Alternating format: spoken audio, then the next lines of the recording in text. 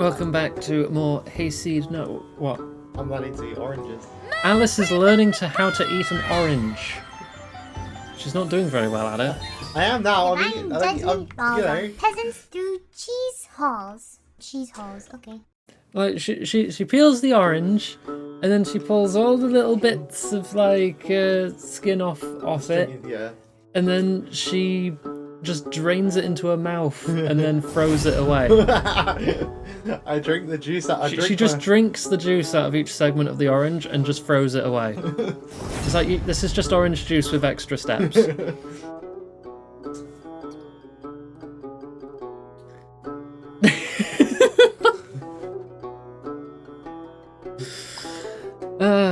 Dearie me.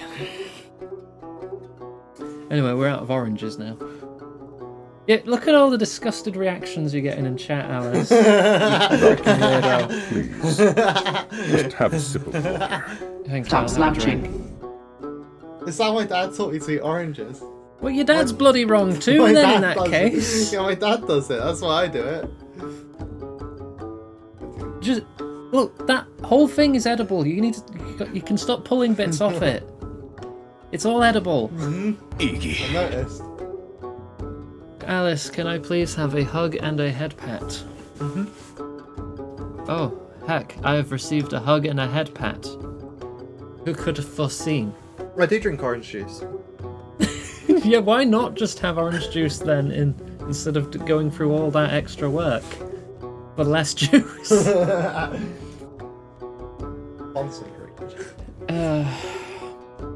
Anyway, welcome to the Hayseed Knight. We're continuing where we left off at the start of chapter 3. So let's just load right back into where we were at. Oh, that's instant. Well, I suppose it is just a few pictures, isn't it? Right, so if I bring up history. Ah yes, the last line from Ada was, "Hold up, what do you mean by public execution?" So that was quite a bombshell to leave off of last time. He meant, of course... Yep. What was that? Nothing! Tell me what happened next. Right, well, Ada and Illigrab... Len? All that talk about food made me hungry. Great sign that you should return to your parents for the day, then. That's, no! We can't stop here. I don't want to go until you finish the story. What if your old bud crumbles to dust tomorrow and I haven't gotten to hear the end of it? Ada turns into a knight, someone messes up his name at some point, and eventually you're born. The end. Don't go! Please! I'm going to write even faster. Stay a little longer. Fine. But I'm not letting you starve.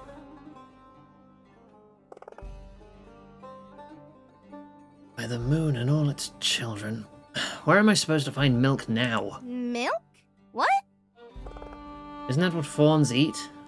What? I'm not a fawn! Sure you are. What are you, 2? 3? I'm 14! See? A kid. Not even sure you're old enough to hear what happens next. How dare you! My age doesn't matter here. I'm a gaze reader. You wouldn't believe the things I've seen inside people's minds. That's fair. I can understand that. See, there's this one goat with a broken horn. No, I don't want to hear it. And then she asked me to foresee if the other girl had managed to pull it out of... I said I believe you! Oh, gods, this is why I hate mortals.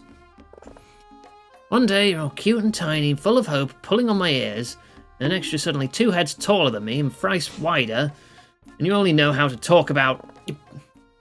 What's that look for? What are you?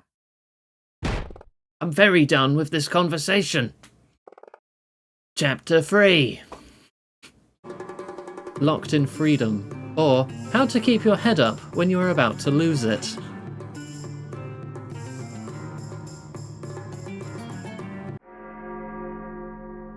Bells tolled over the city, announcing the end of curfew. The start of a new day for the city at large, but the last for a poor, misplaced buck.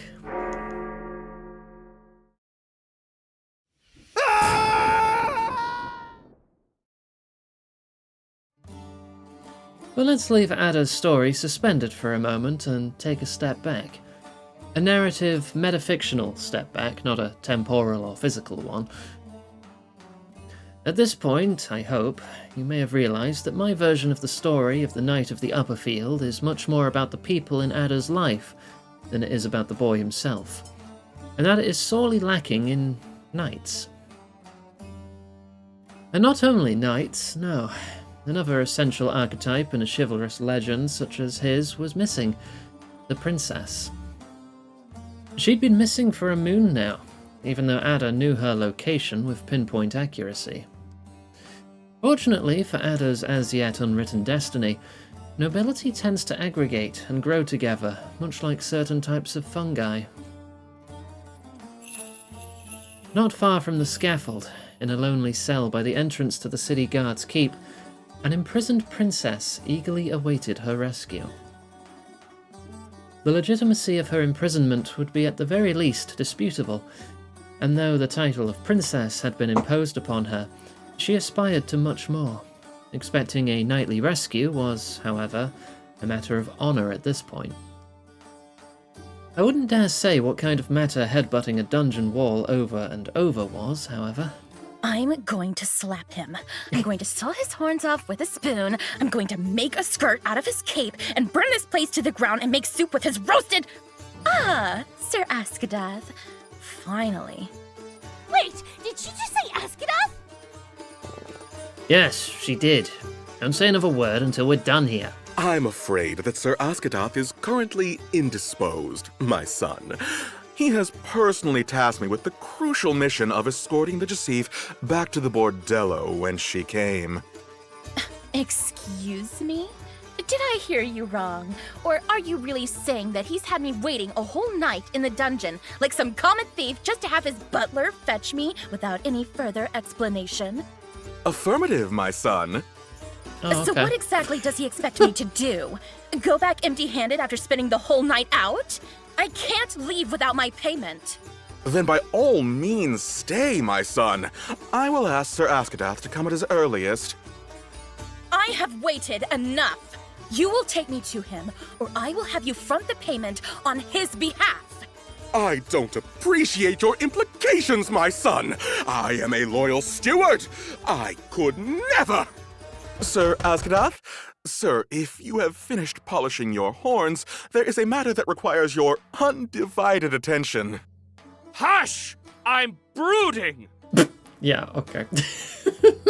I realize how important that must be to you, sir, but if I could have a moment of your time. I said no interruptions, damn it! Excuse you. It takes me out of my dramatic... The door flew open almost immediately. There stood a deer with a jaw and a chest with a volume such that it would seem the gods saved some extra mass for him when all of deerkin was made. His huge horns were so gleamy and well kept that one could mistake them for marble. His arms were the size of melons. This deer-shaped force of nature tried his level best not to look terrified upon seeing the gazelle stomping toward him. Oh, do my eyes deceive me? Could this truly be the sun of my skies, the star of my firmament, the light of my... Don't even bother. Babe, please don't tell me you're truly willing to throw a tantrum over something as insipid as a short interlude in the dungeon. Short? It was dark out when you threw me in jail. 6 hours have passed since you said it would take you a minute. 6 minutes, 6 hours, what does it matter? I'm paying for your company all the same. Is that all I am to you after all? A dispensable whore? Then what would that make you, Sir Askadath? Watch that tongue, woman! You are making me look bad in front of my staff. My opinion of you remains unchanged, sir.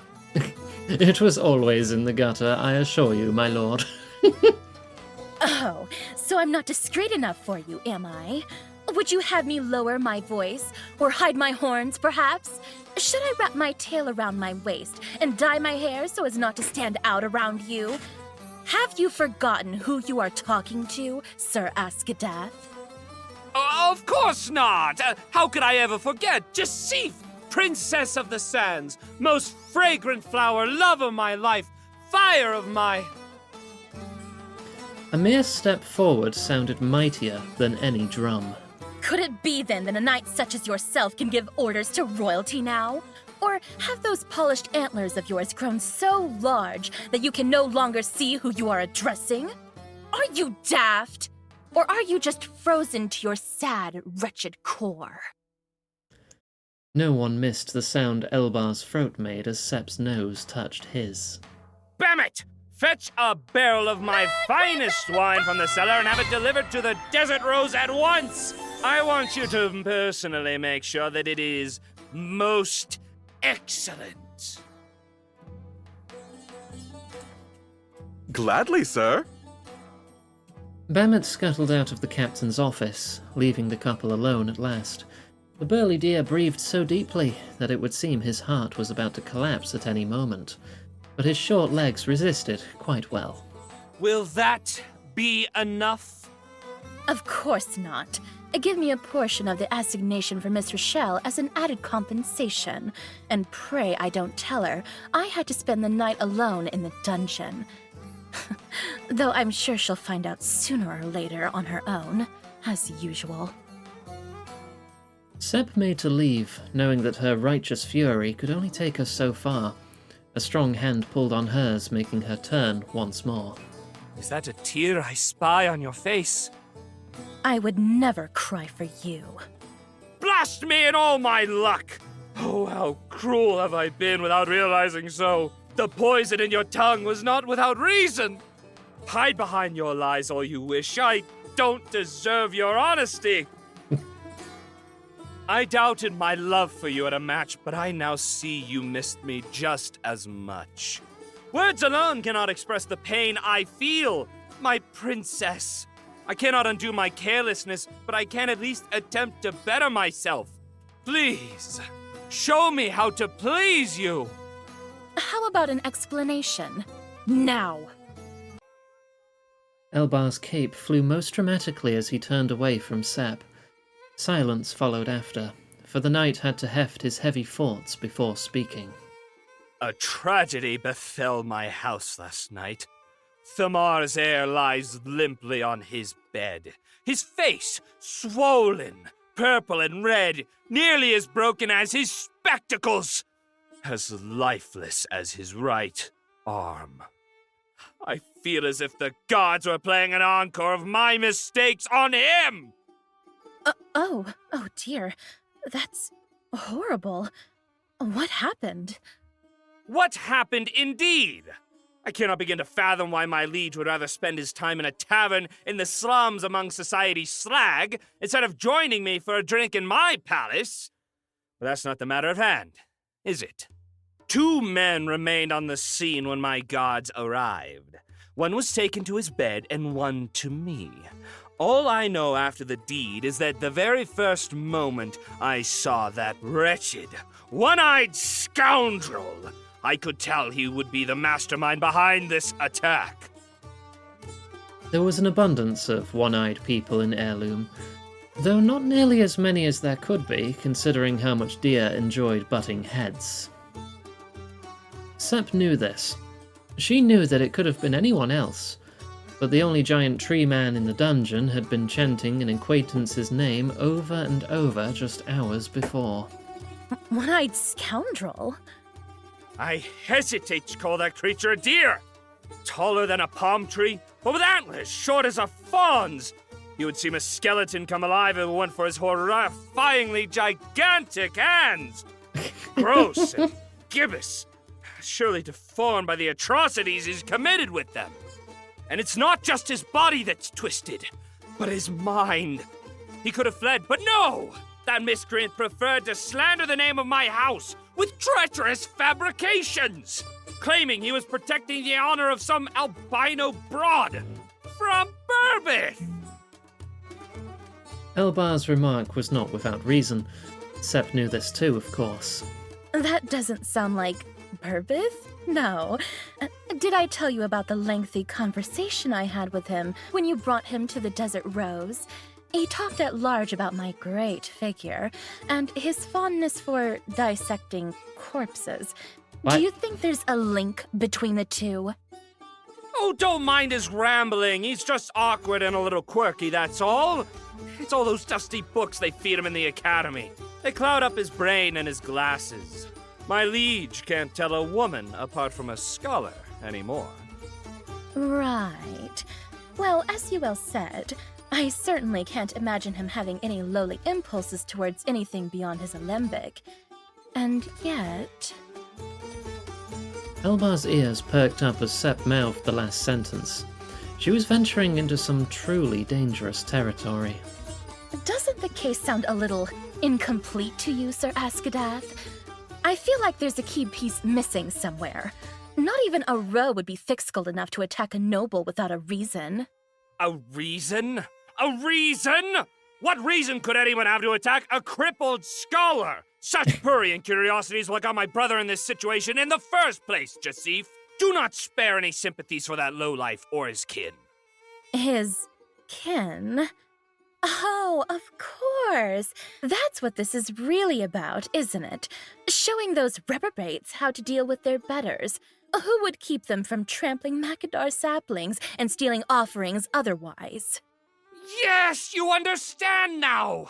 They may look and sound dumb, but their upbringing makes them deceptively cunning. Cunning enough to make you trust them with your biggest secret, only to abandon you when they learn more than they can handle. That's oddly specific, but yes! Don't ever let your magnanimity cloud your judgment, my princess. Those hoodlums barely count as sentient beings. You really have some opinions on Rose, don't you? What? No! Bite that sword, Jasif! I was talking about peasants, not yellow deer. I don't care what they look like on the outside, Barhan or Ekain, or anything in between. All that matters is that they are the same on the inside. They're filthy, stinky insides. Okay. Think of all the diseases they carry. Fleas, plagues, illiteracy. Gods, I feel dirty just thinking about all the farmers that still roam this city at large. This is definitely the kind of guy who would start a sentence with, "I'm not racist, but..." Still. You killed him? I tried to do so myself, yes. But no matter how much I insisted that erasing such vileness from Dakna is my responsibility, Eargrab wouldn't shut up about breaking protocol if I so much as drew my sword. Is he dead or alive then? See for yourself. Hang on a moment while I put my noise filter on, because Alice background noise.mp3. She throws up her hands in protest. I'm making a tiny amount of noise every now. Sorry. It sounds like you're just dropping things on your desk. I'm painting. Okay. Yeah. Even when doing something so quiet, she is so loud. It's because Because what? that when I'm doing that on the table, it click. This way. Okay. Yeah. Elbar pointed towards one of the arrow loops on the wall, leaving the gazelle completely frozen on the spot for a moment. What was the appropriate reply to such an off-putting offer? What kind of horror did he intend to show her? A dormant sense of morbid curiosity won the battle against fear and respect. She advanced toward the window looking over the plaza. And there he was, Adasind, son of Gurfath, standing on the scaffold with a noose on his neck, and his hands tied behind his back. The executioner stood grimly beside him, exchanging words that Sepp couldn't hear no matter how much she strained her ears. In the time it took Sepp to blink and doubt if watching this horrifying scene was actually a good idea, the executioner pulled a lever, opening a trapdoor beneath Ada's feet. The way our protagonist fell was so simple and to the point that there was a certain elegance to it. A magnificence that Sepp could never appreciate, for she took both hands to her face instinctively, afraid she may scream in unison. And so spoke Ada, as the rope finally reached the extent of its length. Ow! Ow! Whoa! That didn't hurt half as much as I thought it would. Alrighty then. Which way to my next life? The whole plaza froze up. No one dared move or say a word. It seemed as if a spell had been cast on the audience. Ada took notice of their expectant gazes, far too apprehensive to be looking at a fresh corpse, and so he turned his face down at the astonishing speed of 1 degree per second. His hooves were resting solidly on the ground. The threadbare noose irritating his ridiculously long neck had merely travelled from his collarbone to the base of his jaw, loosened by his hunched spine along the way. Sepp heaved the longest sigh within her hands, feeling her heart beat once more for the first time in an eternity. The whole world mirrored her, finally set into motion by her reaction. Oh, come on, not again! The crowd laughed and cheered at his reaction, chanting for his release. Did you see that? This is the 3rd time that it happens! The 3rd! That rube is sturdier than a damn Macadar! I never seen anyone survive being hanged thrice! What a clown. He's loving the attention. Is he? Oh, curse that boy and all his lineage! What point is there to a public execution if the prisoner isn't even scared anymore? Tell me, what am I supposed to do with a man that refuses to die and that I'm not allowed to kill? Sepp looked for an answer among the agitated audience, who were now beginning to scream insults at the guards as they approached Ada. A trial, perhaps? So, Elbar is actually my ancestor? What? But that can't be! Adder has to be him! Calm down, kid. By that logic, Burbif could be your ancestor too. Burbif is my ancestor? Look, I know this is kind of important to you bloodsacks, but we don't have time to spare. If my hunch is right, you have nothing to worry about. It's simply a matter of a character mix-up over the years to simplify the story. But what if you're wrong? You can freak out or you can write, Lynn. You underestimate me. I can freak out while I write, and I fully intend to do so until this matter is clarified. Have fun then. Adder! How are you hanging, lad? I'm sorry I couldn't make it in time for the 3rd pass, but here's a little something to make up for it. Oh, great! You brought water. Well, I thought you'd be parched from screaming so much. No worries, though, we're almost done here. Hey, Hulu. Thank you for interrupting the dialogue. I just heard back from the executioner, and he's pretty sure he found the right noose for your neck this time. You know what they say, 4th time's the charm. I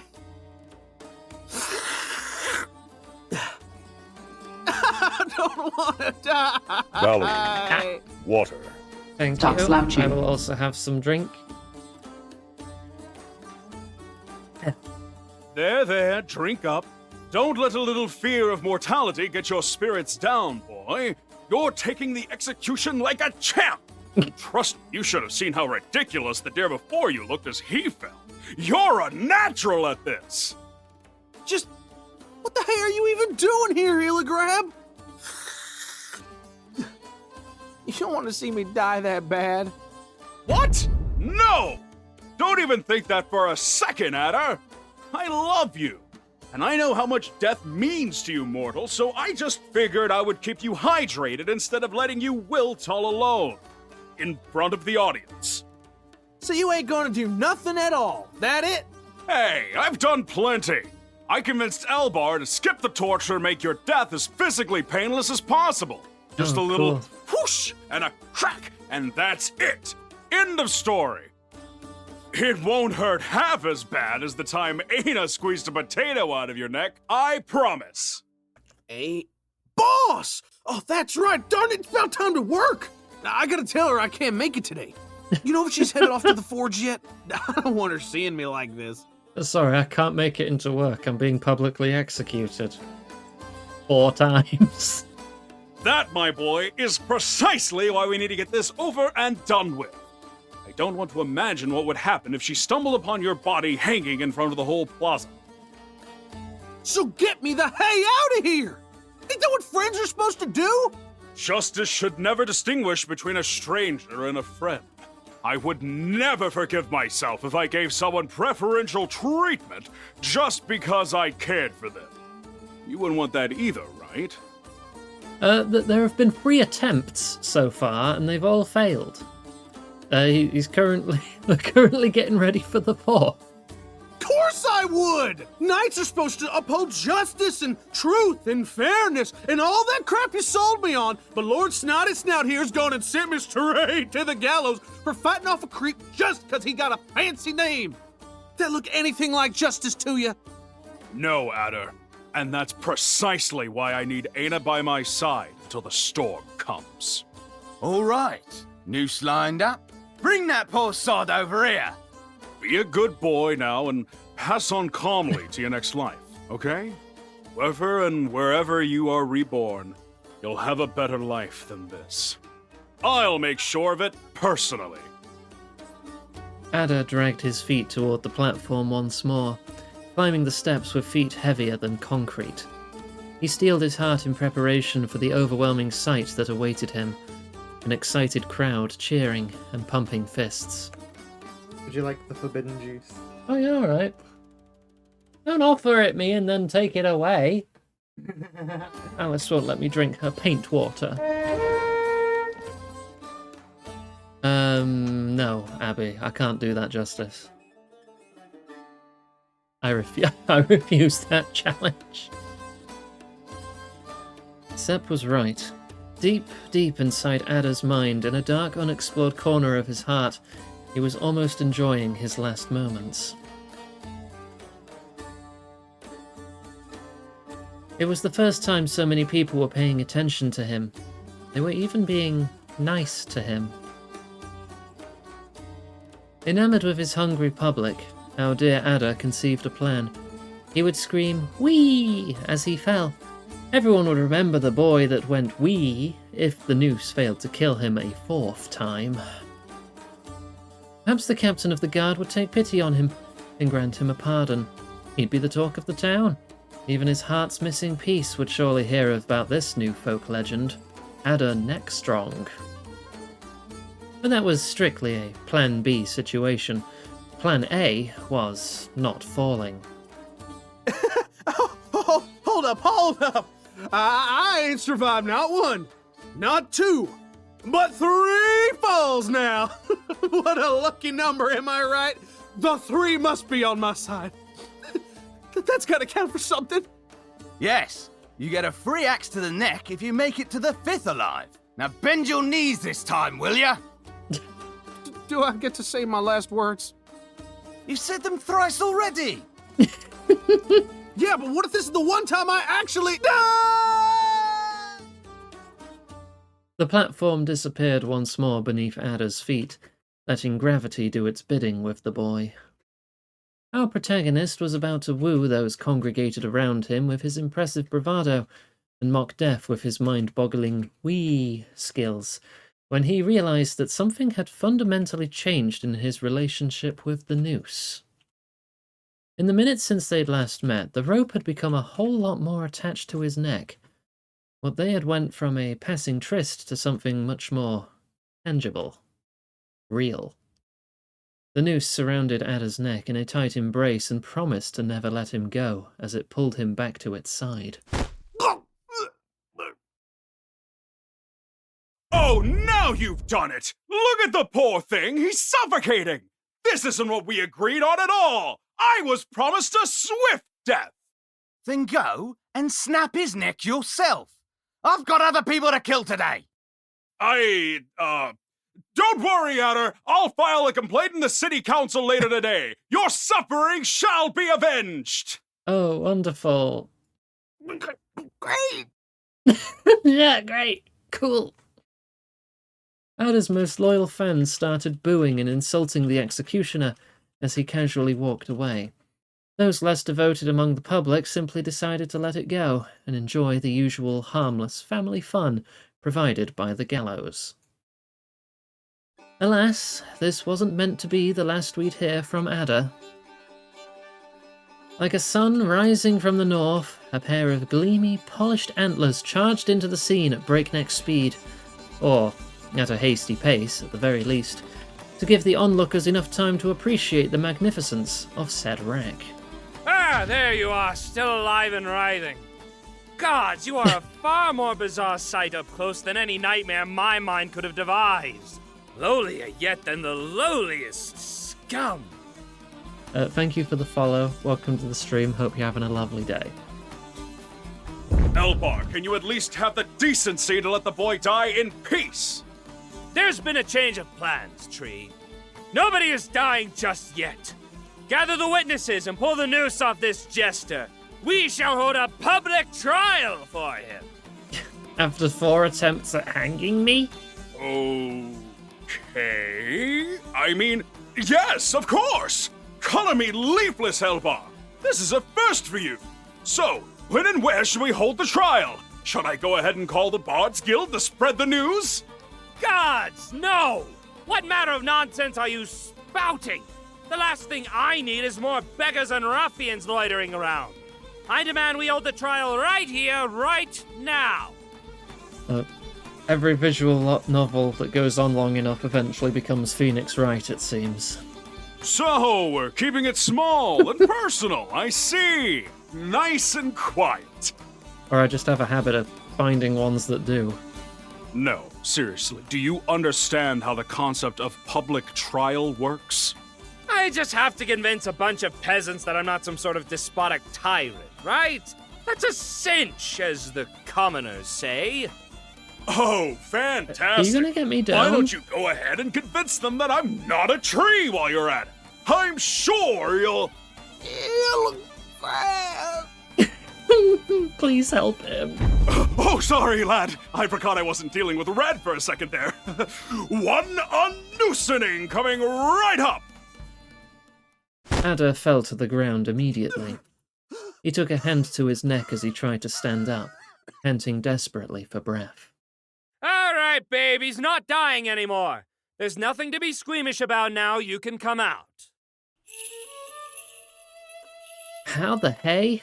Adder thought as his legs tried and failed to separate him from the thin layer of dry mud covering the pavement. Does she always run into me when I'm dragging my face through the ground? His answer arrived in the shape of a sly smile and a discreet look of superiority. Look alive, maggot! You are in the presence of royalty! This is Jasif of Bassacursed, heir to a kingdom forgotten by the ages. Know this, for it is by her magnanimity and her magnanimity alone that you haven't yet drawn your last breath. You give me far too much credit, Sir Askadath. I simply didn't want to live with the death of this poor hayseed on my conscience. Yes, well, it will be on my conscience if he doesn't die today. So don't keep your hopes up. Our newly reborn boy dared look up again, only to find Sep's deep blue eyes pulling him closer like a magnet. What Adder first considered a product of his lonely imagination soon proved to be a very tangible reality. Trembling and bound to the ground under Elbar's heavy hoof as he was, he still couldn't peel his eye off hers. Why is she here? No. How'd she find me? But why is she with him? 1,000 questions piled up in Adder's unoxygenated brain, making him feel like his head was about to explode. So many thoughts, and you can't even spare one miserable "thank you for saving my life"? Really? Where have you left your manners, Adder? Her voice rang in his ears loud and clear, But Elbar remained none the wiser to her sharp words. The realization fell on Ada's mind like a boulder. His thoughts were no longer his alone. I heard you! I heard that just now! So what? I want you dead! I can say that as many times as I want to. I do not need to hide my intentions from you. Do I? Do I, Ear Grab? You should at least pretend you're willing to give him a chance. Gods have mercy! The trial hasn't even started and it's already driving me up a wall. Let's go, Jasif. This ordeal gets more and more infuriating by the minute. Good luck with the trial, handsome. You're going to need it. What was that? Oh, don't get jealous now. I just wanted to give him a little encouragement in his last moments, that's all. It's common courtesy in my line of work. I would think it's far more common courtesy to make an exception with the man who attacked your fiancé's brother. Come on, my patience wears thin! Burbeth is your brother. Okay, and you're engaged. Sep shrugged her shoulders in a nonchalant way as she crossed her hands behind her back, marching with her characteristic strut a couple of steps behind Elbar. Ada could only watch haggardly as they disappeared among the crowd. A knife had been sunk into his heart, shaped like a word. Oh, lad. You sure stumbled into a handful. Don't mind Jasif's little games. She's had a bit of a rough decade. Brother? Did he just say brother? Oh, we're changing the topic? Great choice! I definitely didn't want to talk about her either. Brother indeed. Elbar here and your pal Burbeth are the only recognized sons of the late Lord Thumar of Askadath. May the three protect his estate where his sons will not. Say what? How come nobody told me I was punching Lord Snotty-Snout's brother? Sweet mother of a boiled pea, no wonder he wanted me dead. Pass me the noose. I'm gonna finish the job for him. God damn it, Ada. Leave that noose alone, lad. I don't know what's gotten into you all of a sudden, but digging up your sense of accountability won't solve anything now. Besides, I doubt Elbar resents you half as much as he claims to. Hey, Sashimi. Hope you're well. You might have just done him the greatest favor of his life, after all. What do you mean, favor? Well, Elbar may be older and wear his family name with pride, but he's, suffice to say that Burbeth is the heir to their household by blood right, even though he is widely considered a less than ideal candidate. Lack of horns and all, typical deer business. Once the retainers catch wind of what happened last night, however, well, the banished egomaniac may yet look like a reasonable choice compared to the feeble fawn who can't hold his own in a fight against a malnourished slum dweller. No offense, kid. I'd say I feel bad about Thumar's house, but that's what happens when you're more interested in making fawns than raising them. You take that back this instant! I ain't gonna stand by and hear you spit radish stew about Lord Thumar like it was no big deal. He was nothing like that, you hear me? You clearly didn't know the man. And you did? What a grand concept! To think that you'd get to know a lord better in 2 decades than I could in 104 years. Tell me, Adder, when was the last time you visited his palace in Corbussuit? Never? Oh, I don't suppose you were pen pals then? Ah, of course. How could I forget Thumar's time in Chanthering? You may have just met him at his best. Old, sad, and remorseful, left to wither away in a fort on the other side of the world. But I sure hope you didn't, because that would have some ugly implications for a soldier. Yeah, I'm doing good, Sashimi, thank you. Well, relatively speaking, considering everything going on. But I'm managing, somehow. Ada's somber expression finally put an end to Illigrab's retort. A life mediating in conflicts had turned Illigrab into a peaceful man that treated words with respect. He could measure them precisely and know how much distance they would travel if spoken. He knew that he'd gone a few leagues too far this time. Coming back would be a challenge. Come on, Adder! It's just you and me here! You don't have to hide it anymore. This was all part of yet another one of your little far-fetched plans to become a knight. Am I right? That ain't none of your darn business, Eligrab. Ow. That's okay. You're still mad about the whole throwing you in prison thing, the execution, and I get it. I mean, fair. Right. We still have to make sure that you don't die. I'd better go round up the witnesses. Here, keep the water. Illigrab hurriedly shuffled away from the scene, leaving Adder alone to contemplate his choices. Though alone would hardly be the correct word here. There was someone watching the roe deer 1,000 times more intently than any of the audience gathered around the gallows. Far up, in the battlements of the walls that surrounded the souk, 2 purple gleams stalked his every move. Yeah!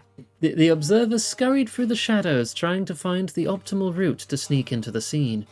It couldn't be done haphazardly. The crowd was an enemy far too terrible. Just imagining that formless mass of eyes sinking into her skin chilled her to the bone. Adder looked like he was hanging on just fine in any case.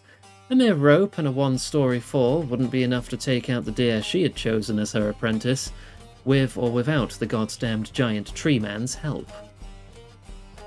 Her eyes shifted toward a lonely guard posted toward the plaza in a long stretch of a rampart. Taking him out in a loud enough manner and throwing his body in the plaza for everyone to see would prove a perfect distraction. How to avoid killing him in the process, though, was the question Adder would have brought to her attention. To be fair, there would be others, such as did he deserve that, or what about his family? But moral dilemmas were hard and her personal censor didn't have to know. Silent feet advanced toward the guard. Our morally ambiguous assailant raised her hammer against her unsuspecting victim, poised to turn the guard's helmet inside out. The hammer struck with a soft thunk, crumpling the steel in such a way that it made it look like tin. Aina took a couple steps back as her thoughts began lurching against each other. It crumpled like tin because it was tin. And there was only a smith in the whole city making a smith in this whole city making a custom order of fake tin armors. With eyes wide as platters, she struck the helmet once again, and again, and again, and again. She battered against him, yet the guard refused to react to this brutal attack like he was supposed to. He didn't fall forward and plunge down into the plaza. He didn't crumble to the ground like a bedsheet. He didn't gasp or scream or bleed to his death. He didn't even have the decency to turn around before speaking. You must be the one called Aina. Basaktet. Ancient Basaktet. Older yet than the one every Barhan once knew. Old and rough, with words that stumbled from ear to ear, unsure if they were to be spoken, for they were directed at someone far too great for them. His words messed the sound of shuffled feet until it was too late.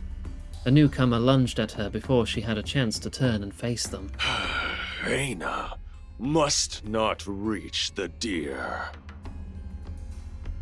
Aina tried to jump back and forth, struggling to wiggle her head out of the powerful arm that had her in a headlock. The nature of her targets had never been a concern as far as she could think back, but her instinct told her it mattered now more than ever. The creature restraining her threw its head back, and soon a high-pitched sound filled the air. To the uninitiated, it would have seemed nothing more fateful than a minstrel blowing a flute, or perhaps a sheet snapping against the wind.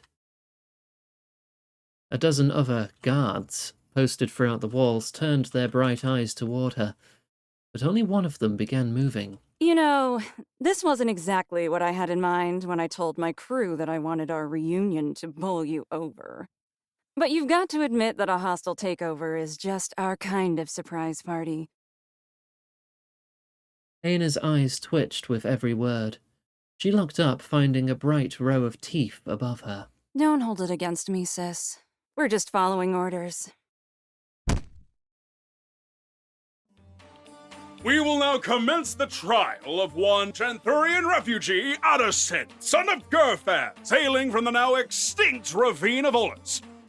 Before we start, I'd like to remind you all to mind the pitchforks, keep your fawns by your side at all times, and please refrain from throwing rocks. How's the silly deer doing? There was an attempt at a public execution which failed 4 times, and now he's having a trial. Addison has been accused by Sir Elbar of Askadath, son of Thumar, of making an attempt on the life of his liege, Lord Burbeth of Askadath, son of Thumar, with whom he shares a father, but not, Mother, half-brother, son of a maid! They don't need to know our goddamn life story! Get to the point already! Ahem! The Imperial Edict of Estates and Privileges dictates that any commoner accused of a crime against a noble house, be it in their own lands or in a foreign province, shall be disposed of as the highest-ranking member of the affected family sees fit.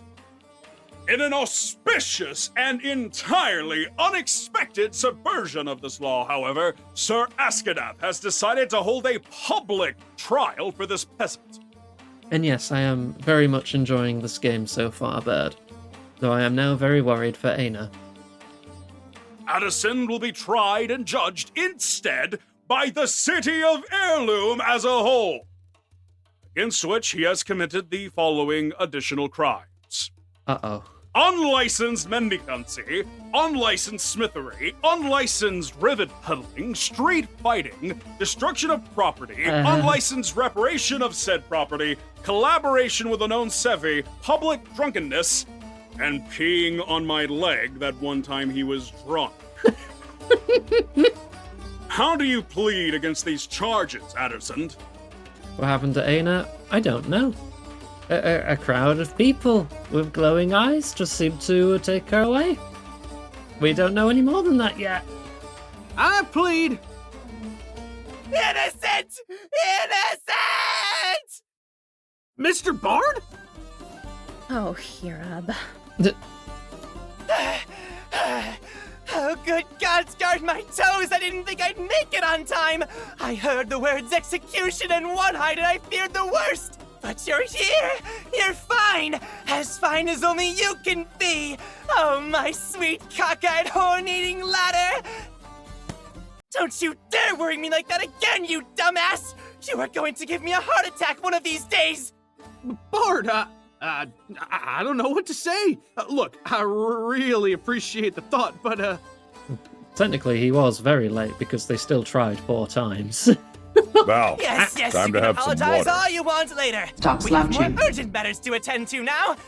Like your sudden bout of frontal nudity. Where did your stupid cape go? One night in jail and you're coming back with tattoos? Haven't I taught you anything at all? Who's that scraggly singing poodoo capering around with a hat stuck to his magnificent horns, Eargrab? Illigrab contemplated his feet wistfully, combing the ground in search of the right words to define 30 years of history buried beneath the pavement. Geoff keenly skipped this preamble. I am no poodoo, my lord. I'm just short, which is sadder. My name is Geoff, son of Egai. Yes, that Egai. And I am Addison's herald, manager, landlord, and lawyer. Lawyer? Kindly ignore anything this lumbering psychopath may say about me, Sir Askadath. Not content with having my father killed unjustly and destroying my life, this backstabber seeketh to get rid of my best friend as well. I'm only letting you stay with Adder if you promise to keep personal grudges and slandering comments to yourself, Geoff. That goes for you too, Sir Askadath. Landlord, yes, they live together. Illigrab wiggled his mustache nervously as he turned his face away. Perfect chance to strike. Geoff didn't waste any time doing vocal warm-ups. He jumped straight into the scene, dragging Ada's oblong head under his armpit like a solid piece of evidence. So what has this hapless backwater haven of peace done to deserve a sentence as ostentatious as attempted magnacide? Was the sight of his hunched neck and his deformed hands such offense on Sir Askadap's eyes that he longed for a quick death? Ada punched Sir Askadath's brother, Lord Burbith of Askadath, in the face. Yeah, that did happen. And it was great and well deserved. I need a second to review the case with the defendant. What were you thinking, you recalcitrant brute? Nothing! I mean, I didn't do it just because I felt like it. That nutcase was obsessed with Dana. He wanted to prove she was a golem or something, so he pulled out a knife and he put it at me, so I ran away. But then he began cutting in his robes, so... He began cutting in his robes, so what? What? Aina is a golem, Adder! Nothing but a puppet made of metal and marble. She moves with magic. She could have eaten that knife if she wanted. She could eat knives for breakfast every day if she wanted, and I'd still stand up for her anyway, because she's the best boss in the world, and nothing else matters here. Shh. I go to bed thinking that you've finally gotten over your onanistic delusions, only to find that you've lost your mind overnight. You can fool yourself, but not me, Adder. I know you were just afraid of letting him show you what her insides look like. I'm gonna show you what your insides look like if you don't shut your yapper this instant, Geoff. You dare threaten me? Me? The deer that took pity on you and fed you and found you a job when you didn't even have a corner to crawl into and die? The deer that loves you like only your mother could? You turn on me over a stupid piece of... Are you done over there? Oh, I'm done with this golem humper, all right? Great! Then let us proceed with Okay. the testimony of the first eyewitness. Sooneril of the Lucky Bastard, if you please. The old woman coyly walked toward the center of the growing circle of attendees. She nodded respectfully towards Illigrab, and then made a small curtsy with her apron. Oh, 3. I saw it, sir. I did see it with my own eyes. I watched that blonde hornless fawn nearly get his snot punched off his face by Adder here, no less. Just when you think you've seen everything in this city. Could you describe your relationship with the defendant, miss? Oh, it's nothing like that, sir. Adder's just a client. One of my favorites, too. So poor, and yet so honest for lying as much as he does. Nothing like that little fiend Geoff. Yes, Adder is such a good boy that not one day had I seen him mad. Not one. Till last night, that is. Goes to show you never know with his ilk. Some Oh. screw must have come loose in that thick skull of his. I'm telling you, sir. It's all that butting heads business they do. Just when I thought you might be on my side for a fraction of a second. Huh? Huh? Did you hear that, peasants? This stag is clearly out of his wits. He's a danger to us all. Elbar, wait until your turn to throw baseless accusations. Sooneril, try to recall, please. Did Ada really explode all of a sudden? Or was there something else affecting his reaction? Well, I didn't want to assume it would be something bad, but they did babble a little before that. Lots of fancy words thrown around. Scared the clients away from my tavern faster than Geoff's music could. But I can't really help you there. It all flew right over my head. I couldn't get half of what he was saying either, but that don't matter here, man. Tell him what happened then. Tell him how he digging and drew a sword at me. Oh, there you go, making up tall tales again. That was no sword, 'twas just a knife. If only that stupid, stubborn Stumpy Horns hadn't... Miss Barkeep's mouth opened and closed slowly as words failed to take form in her mind. Resume your testimony at once, woman. It happened last night, not last week. Sir, I can't believe I'm saying this, but I forgot what the blonde boy did after that. Miss Barkeep's voice became nothing but a whisper as she finished testifying. A senile bartender and a ravenous street shrub gone mad? This trial couldn't get any more pointless if it tried! Are you all convinced now? Am I allowed to put an end to this torment? Hellbar, that's not how trials... Actually, never mind. Sunero was the only eyewitness, Burbeth is still knocked out, and Aina is thankfully... Aina! The beast! That's it! That twat tried to hurt the beast! I told him not to! He should have listened to me! They'll come for us, you'll see! The beast will come! Isafik, save us from them! Isafik. High King Isafik. Created in the First Age, Beast, the Garden of Ahimai. Uniter of the Steppes and Shepherd of all deer is the immortal king that has been ruling over Akafor since its very inception. Oh, so it's like a god king? Of some sort? Neat.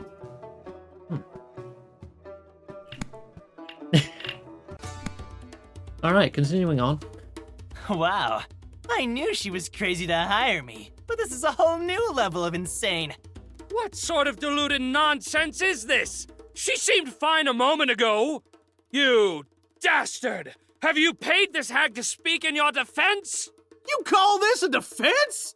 She got far too many cobwebs in the attic if she really thinks Boss is anything but a dyed doe. Y'all gonna get your eyes checked, darn it! Who in the name of the Hatsa is this boss of yours now? The beast!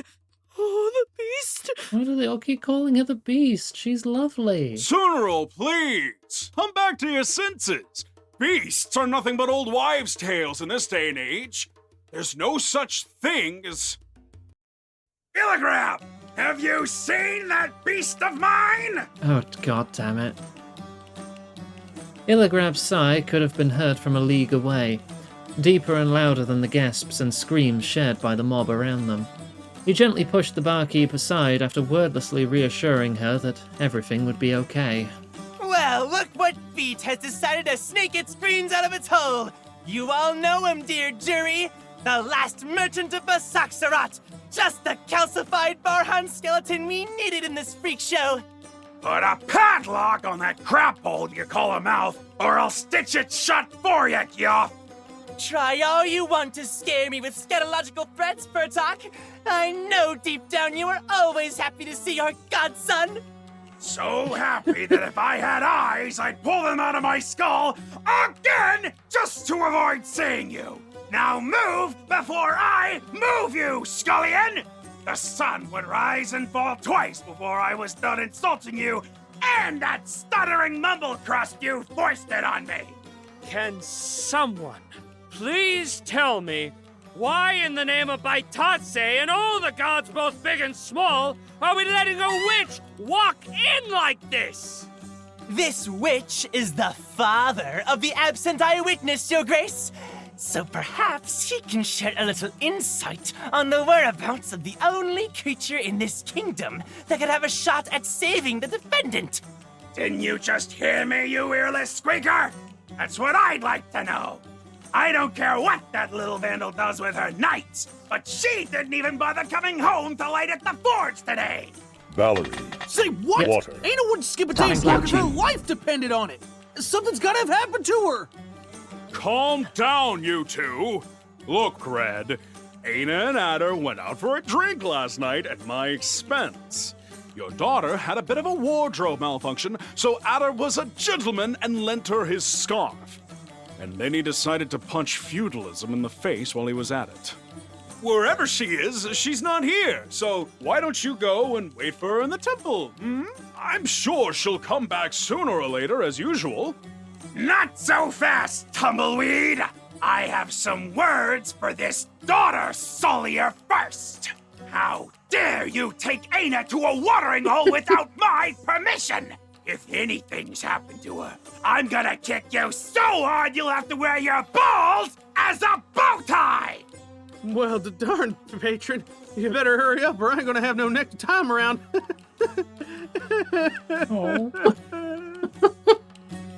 What are you babbling about, you ragabash? drag your sorry tail here and help me look for my daughter at once! My boy Adderdim would gladly accompany you on your deliria. But there's a minor snag in the way. They're trying to hang that ungrateful lump of barely cohesive musculature you call an apprentice. And that's it? You weak-livered milk drinker! What kind of excuse is that? These ruffians try to calcine me once a week, and you won't see me complaining! See, Adder? This is why I like hanging out with Brett. He never takes the whole execution thing personally. So now you want me to look at him, huh? This is what I get for trying to lighten up the mood. Are you all trying to make a fool out of me? Stop disrupting this trial at once! Hulu, please. I will turn off that redeem. Actually, no, I probably should. For visual novels and stuff, because it's just going to be incredibly disruptive. There.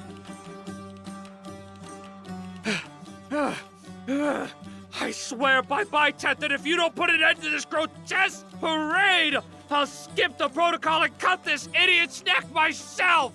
What is he being accused of, anyway? Punching a noble in the face and working for you, mostly. What? Are you listening to yourself? This idiot couldn't hit a Magadar in the ass with a reverb fiddle! Finally, someone with a lick of sense. So you agree there must be a logical explanation for his recent behavior, right? Such as magic, for example. Come on, Pertok. Why don't you tell the audience how you used your spooky, stuffy wizardry to cast a spell on Adder? You really think if I still had the power to make anyone do anything, I'd let these dunces treat me like they do? Oh, come on, old geezer, play along! It's not like they could try to kill you any more than they already do! I'm not saying there wasn't magic. I'm saying I wasn't the one who did it. Merchant raised one of his bony red fingers and pointed it toward the crowd. I'd recognize the stench of a death if 1,000 leagues away! And this place reeks! Don't try to hide yourself now! After a few uncomfortable glances, the makeshift jury segued into two groups. At the end of the new path formed between them stood Elbar, flabbergasted. The captain of the guard needed a few more seconds to realize that this was not about him, and stepped sideways, revealing a red-haired gazelle standing rather conspicuously against the crowd. Stop with your pretense, crone! You can't possibly be talking about her! This is my... Sep?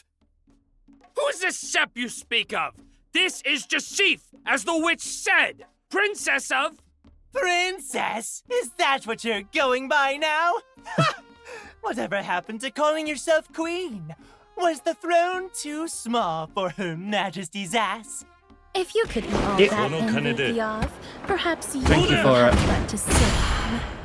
Grub still won't let me out until I teach how to turn gold into cheese. Well, good luck with that.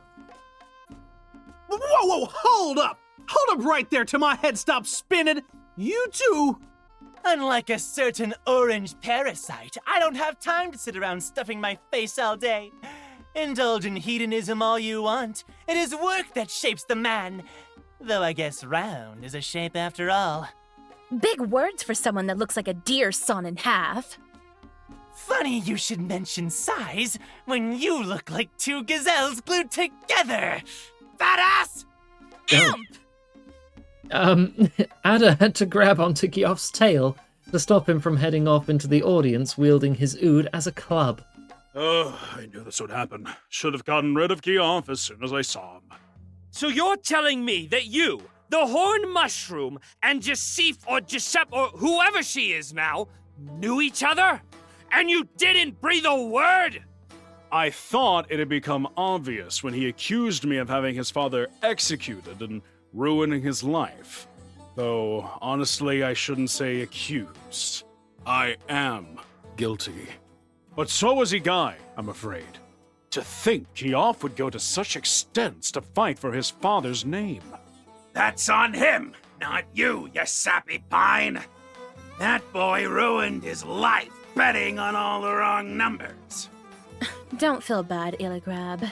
You hanged a murderer as far as anyone else is concerned. This is why I ran away from home, you bunch of traitors. Their heavy words vanished one by one until only silence remained. I was supposed to obtain answers in this trial, damn it, not questions! Why are these people calling you Sep over and over? Are you truly Jasif or not? Of course I am. I was born a Jasif, and as Jasif I live. Though I was known as Omoseptut for a few years, before I was free to take the name I deserved. These two are merely family friends, bent on resisting inertia and clinging to the idea of the child I was. This changes nothing between us, Sir Askadath. My role remains the same. I am Jasif, brought from the brink of oblivion in the sands of Basaksarat to be raised in the Desert Rose, while I wait to build my kingdom anew. That's the story her mother used to tell us anyway. Remember when Thar would call us over to have dinner with the whole family? Oh, those were the days. Enough! Is there anyone in this trial who hasn't seen you in diapers? Me. That'd be me. This buck's just as confused as the rest of y'all here. Yeah, I'm sure this bed swerver's seen her with far less than that. Now, Red, let's not jump to conclusions. Adder is a proper southern dear and my best friend while at that, and the only girl he's ever dared fantasize with is that painted rock you call a daughter. I can vouch for the fact that he has never, ever in his life said anything about spending a night with a gazelle. Geoff pulled Adder down by the noose. And much less this one in particular. Right, Adder? Still water runs deep, you little truant. Oh, come on, patron. Look at me. I mean, listen to yourself. Who'd ever want a deformed buck like this one here? Hands like a shovel, face like a shoe. If you saw me naked, you'd know there's always someone better to do. Oh, dearie me. This is like the most awkward situation I've ever had to deal with. Speaking of better things to do, I'm sorry for interrupting our little dainty family reunion, but this will get long if we don't hurry it up. May I remind you all what we're trying to achieve here? Shut it, Plant! I wish to hear what this old Fogy has to say about those two first. I'll be brief. Brief was the blow the red man delivered upon Adder's stomach. The boy curled over his cane, displaying the burns that ran across his chest and shoulders clearly for all to see. She did this! I'm sorry, I did what? Hit him with a cane? Order you to hit him for me? What are you accusing me of exactly? Don't play dumb with me, daughter of Thar! You know fully well that you have branded my property as your own! Employee. The word is employee when you're talking about a person. Already gone over this, Red. Indentured servitude was abolished 4 centuries ago. Not in my temple! And you're lucky that's the only corner of the city where my edicts remain. If we were still in Basaksarat, I'd have this girl's palms splayed and all the windows in her house shut so she couldn't conjure a single ember again. Conjure? As in spells? Forget the Sanfur! Burn her! Burn them both! Cease these senseless accusations at once! Weren't you the one who wanted to bring magic into this? Here's your magic! This shameless broad has been pawing at my daughter's apprentice for quite a few moons now. She could have been using him for anything she wanted. Red, I hope you realize you're making some very serious accusations. Lethally serious. Do you have any proof to accompany them? You have the word of a Sephi, and that was worth more than 1,000 not back in the day.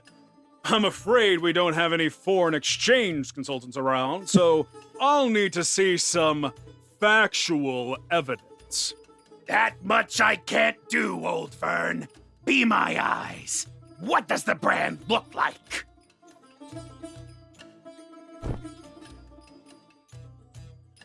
The mob became a single whispery unity congregated around Illigrab.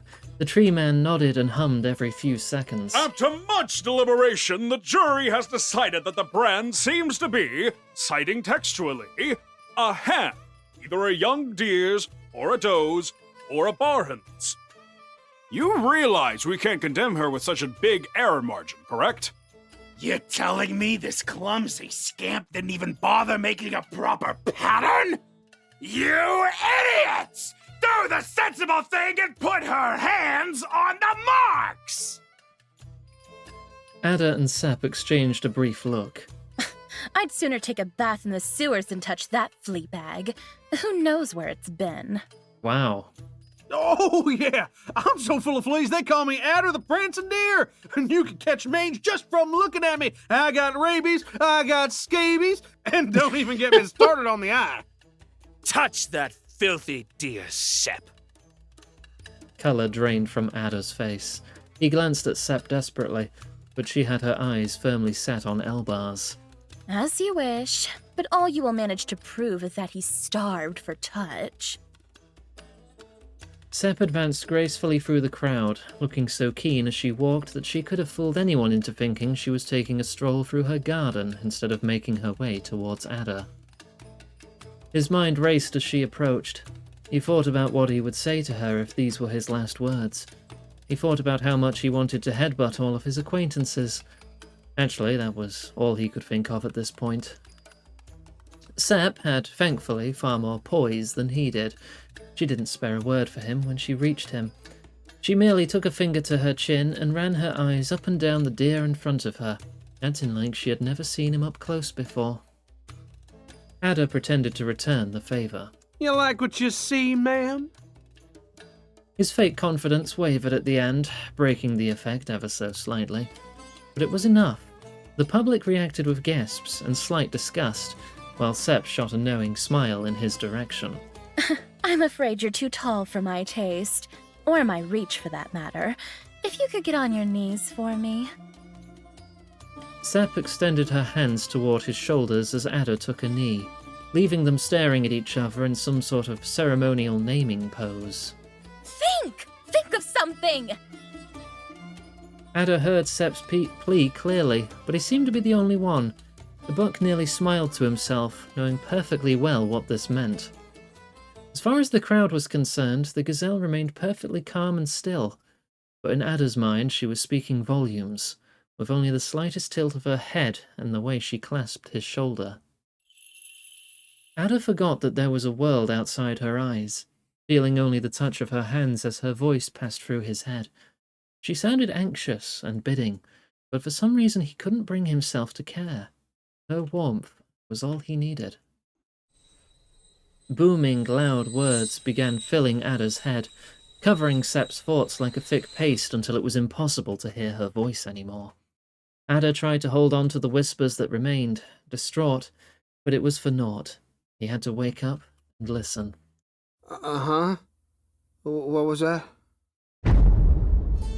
Ada only realized that Sepp had been pinching his shoulder over and over, trying to get him to snap out of it, once he saw Illigrab's doubtful face hovering above his. I said that her hands seem to match, though again, that's hardly conclusive. It would be wrong to assume this young woman dabbles in sorcery just because she's a gazelle. We can't forget, however, that a known Sephi is accusing her of magically influencing Ada in some way. And it would seem that the boy is a little too, affected by her proximity to properly present his testimony. I told you he looked desperate. I will only ask this once, Umaseptut Jasif, daughter of Thar. What is your relationship with the accused? Well, what do I say? You're asking me? No, Ada. All I'm asking you right now is to shut your snout and let the lady talk while you get your own ideas in order. All right. Thinking with my mouth shut. Thinking for real hard. Hold up! Why are you leaving the excuses to me? You're the smart one here. You think of something. Haven't you been paying attention? I was practically raised by these idiots. They'll know I'm lying. You want to tell them the truth then? That is not an option. I feel like we need to make a Yowie Hands counter, because I think that's at 3 or 4 now. Miss Jasif, if you please. Then don't lie. Just make the truth prettier than it should be. That's what I do every time. And how am I supposed to do that when I don't even know what the truth is? This ain't no philosophical question. Just tell me, what are we supposed to be? Nothing! That's a lie. Give me a truth, but better. Well, we are, what are we? What are we? What are we? What are we? What are we? What are we? What are we? So, what are we? I'm a gazelle. You claim to be a deer, but honestly, I'm not all that convinced you aren't actually the personification of a tuber. No, I mean, what are we, as in, what's going on here? You know, you and me and you know? Ada began making gestures that would have looked far more ridiculous than obscene with normal hands, never mind his. You're asking if I would be mad if you were to see someone else. You're trying your darnest to avoid the question. Excuse me. I didn't realize this was an interrogation. No, Adder. I don't care what you do with your free time, as long as you come over when I want you to. Will that be all? Nah, I ain't buying that. Come on. You're really trying to tell me that you wouldn't get jealous if I walked up to a doe and hugged her and kissed her and asked her to marry me? Not even a little bit? No, and to be honest, the possibility hadn't even crossed my mind. Right. Of course. I mean, I get it. Yeah. You ain't gotta worry, because I'm the toothpick to your 7-course meal. Is that some sort of attempt at an analogy? He tried. No, ma'am, I'd never try that again without your permission. I'm just saying, I'm like a used toothpick, here for you and no one else, because I'll gross everyone else out.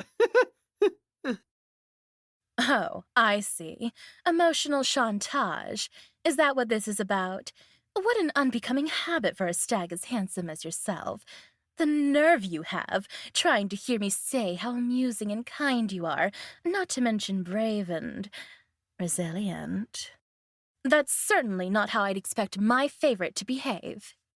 So, I'm your favorite, huh? Hold up. You mean there are others? Oh, don't be silly. There can only be one favorite. No, I refuse. No matter how you insist, I can't just choose one. You are all my favorites. It doesn't work like that, Mom. You have to pick one. Why? Can't I love all my children equally? It's not love, it's law. Illigrip says that it's the parents' duty to choose one child to favor as the heir of their estates to prevent a division of power and infighting among their descendants. She's such a little dork. I need to have a word with Mr. Buntalos about his idea of age-appropriate lessons. The doe's coattails meandered behind her as she made her way through the pergola. Sep followed them closely. He also said that I don't need to worry about any of that because I'm not a doe like you. Is that true, Mom? The trail of ghostly silk came to a sudden halt. The doe turned around to lift the tiny gazelle between her arms. You know what, Sep? You are my only daughter. So that technically makes you my favorite daughter, doesn't it? What does technically mean? Kind of. That means I can technically keep my room? No, dear. You are destined for far greater things. You will have your very own palace when you're older. Much, much bigger than this one. But I don't want to go. I want to stay here with you. I don't need a big room. It can be small. The smallest one. Holy horns! This is your room? For real? I didn't know Barhan fortune tellers lived in places this fancy. I mean, look at that!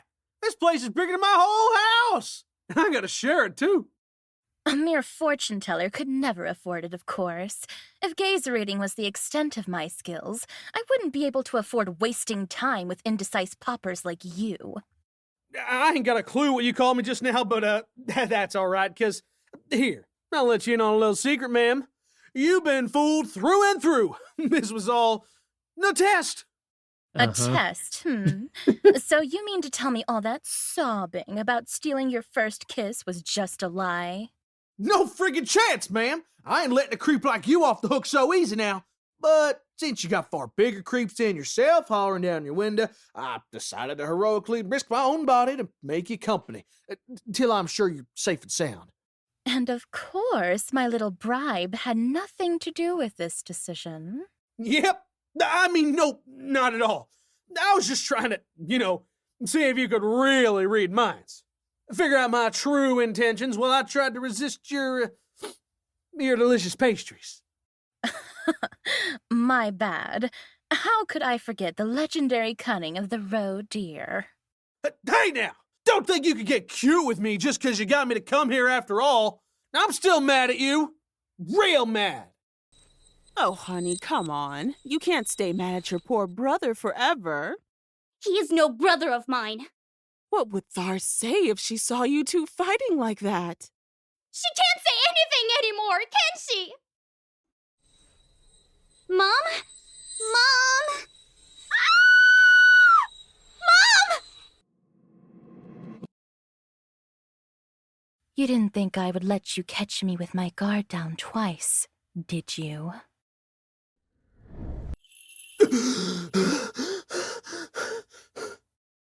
What?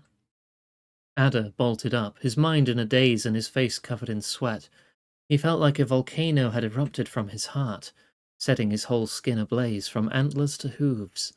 But that wasn't the most distressing part. Something was grabbing his shoulders, something far more powerful than himself, something bright enough to show through his shut eyelid. He had lived through this once before and came out scarred, but his body refused to learn. Once more, the temptation to look at something his mind wouldn't understand overwhelmed him. He didn't find an angry fireball watching over his limp body this time, however, but a familiar pair of cold blue eyes looking down on him. Sep! You were fine just now, but also I was there for a while too, but then there was this dough and a door, and then it got real scary and... You need to find a healthier outlet for those voyeuristic tendencies of yours, Adder. I didn't catch a word of that. Sep shoved her face so close that her horns touched Adder's. If you keep peeping through every crack you find, someone's going to end up poking your eye out, you creep. The strength of her grip intensified for a moment before finally letting go, putting an end to the unnatural flush Adder felt all over his body. Both his skin and his thoughts began cooling down little by little as she walked away. You calling me a creep? You? I hate to break it to you like this, ma'am, but I'm precisely the one that needs a lesson on keeping his hands to himself the most in this. Adder finally took notice of the world around him, an endless mass of fine sand extending in all directions, shining bright against the blue sky above. The dunes of Basaksarat had been a nameless antagonist in the tales that grandiloquent travelling merchants would share as they stopped by Adder's village, but he had never thought he'd see the desert in person. This land wasn't completely barren, though. Columns of alabaster rose from the ground, forming magnificent colonnades just like those that decorated the Temple of Hirab back in Heirloom. And in the centre of it all stood Sep, watching from a throne that sat in the nearest point between derision and amusement. Where are we? No. When are we? You are right here and right now. Don't change the topic. Whoa, hold up! This ain't no memory, is it? I'm thinking. I can hear my thoughts. Congratulations on your newfound powers of introspection. Powers of what? No, Adder, this isn't a memory. This is something far, far more personal than that. I guess you could say that you are standing inside my mind right now. Though, a more correct way to put it would be saying that you are trapped. Oh dear, that sounds bad. Say what? No way you could do that! Of course I can. I can do whatever I want inside my own mind. And as the ancient Bazakted adage prays, an open door is not an invitation. You showed up uninvited, and so I have decided to lock you up like the burglar of secrets you are. Nice try, but I got enough of these inspection powers to tell you're trying to use my tricks on me. I ain't so scared of you. I'm just gonna eat any half-baked magic-y radish stew you cook up, ma'am. See? Your advice is useless if I don't know the whole truth first. You don't know what happened either? I can only speculate as I try to piece together an explanation. My best guess so far is that our little bonding experiment worked much, much better than I anticipated it would. Ada clutched his burns. Bonding sure is a fancy way to call what you did to me. The fact that you remember enough to be bitter proves that I did indeed manage to find a relatively harmless way to circumvent the curse. I've made a historical breakthrough, and you should be thanking me for my efforts. I got no idea what you're on about. Oh yeah, thanks for the tattoos and all the nights I spent hollering down your window without an answer. What did you fix my mind for if you were just planning to act like you didn't know me? You like seeing me hurt like that? Yes, making you grovel is definitely always a plus. But I'm not so cruel as to plan something like that in advance. It was more of a spontaneous decision, a change of heart, if you will. I realized that I quite enjoy tormenting cowards. Oh, wow. So is all this just going on while we're still on trial? Are we just, like, stuck in each other's brains? Like, what's the flow of time like here? Are we just stood there derping out, staring at each other, or does time work differently in the Mind Palace? I ain't no coward, I was just scared. You can't blame me for running away. You set me on fire! Did you spend a whole moon ablaze? Ada looked up at the gazelle looming over him. He realized that he was trying to win a conversation on a topic he didn't even want to recall. The weight of his anger turned to hurt under the pressure of her stare. Where are you going? I'm gonna go find the exit and get so you don't gotta see my ugly mug ever again. You do realize that the part about being locked up wasn't a lie, correct? This is my core, my retreat, the place where I go when it looks like the sky is about to fall on me. No one should be able to reach this deep within someone else's mind, and especially not you. I found my way out of deeper pits, no worries. Only thing I care about is getting out of here before it's too late. Late? Really? You think you're going to be late inside a thought? Oh, that's precious. Please explain to me how someone as clumsy as you managed to slip past my defenses, because I seriously can't understand it. All I'm hearing is blah, blah, blah. Adder's dumb, and I already knew that. Time is not an objective reality in the same way a rock or your ignorance would be. An hour can go by in a moment when you're having fun, but that same hour can be a torturous eternity for someone in pain. Time lives inside your mind. A good gaze reader knows how to look inwards as much as outwards and use time in their favor. As long as I can keep my thoughts focused enough, time will remain effectively stopped for me and for you, little stowaway. We could potentially have a whole eternity to spend together, provided I don't die of ennui first. Then again, I'm sure you'll figure out a way to keep me entertained. We have a lot to catch up on. I am very confused on your motivations, Sep. A cup of wine manifested into Sep's hand. She took a sip, grimaced, and poured the rest on the ground, where it vanished immediately. Then she tried to conjure another. So, what'll happen to us outside? You know, in the real world? We'll die one way or another, and no one will shut up about it. A Barhan witch and a one-eyed horn-eater. No, forbidden lovers die in each other's arms as their plot is revealed. Yes, that sounds great. It's very romantic. They'll write songs about us. Sep looked up from her fourth attempt at remembering the taste of a cup of wine. You look awfully somber for someone who is about to spend an eternity with the most beautiful girl on Dakna and have fame to outlive him for years to come. Isn't this like a dream come true for you, Sir Addersund? No! And even if it was, it wouldn't be right like this. You're about to die for something you ain't done, and my first reaction was whining because you don't like me instead of trying to do something about it. You sure you want to spend an eternity with a buck like me? Of course not. All I wanted was to keep you out of my thoughts for the rest of my life. But seeing as how you have made your way into my mind quite literally, I'm afraid I don't have much of a choice. Willful resignation is a skill of its own. No, ma'am! No one's settling down for Adderson just because they don't think they deserve bitter. There's got to be a way to get out of here and make it out alive. I'll get back to the trial and show them I did what I did because I'm dumb as a bag of rocks and you ain't got nothing to do with it, and... How stubborn can you get, Adder? Am I not explaining myself properly, or is it that you don't want to understand?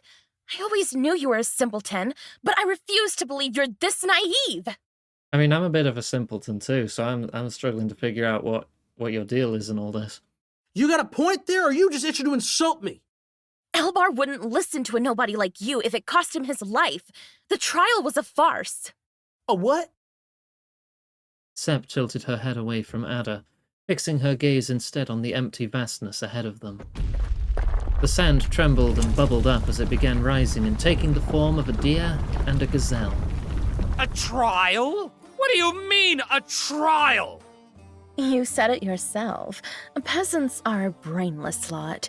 We both know that you have more than enough reasons to want that deer dead, but the mob... I'm afraid they will need a little convincing on who to root for when his head rolls. And why should I care about the townsfolk's opinion? My guards have more spears than they have pitchforks. Do you really want to give them reasons to make a martyr out of a street shrub? You should be basking in the glory of avenging your brother, but instead they're cheering for him. I get the impression no one seems to appreciate your efforts, Sir Askadath. They really don't, do they?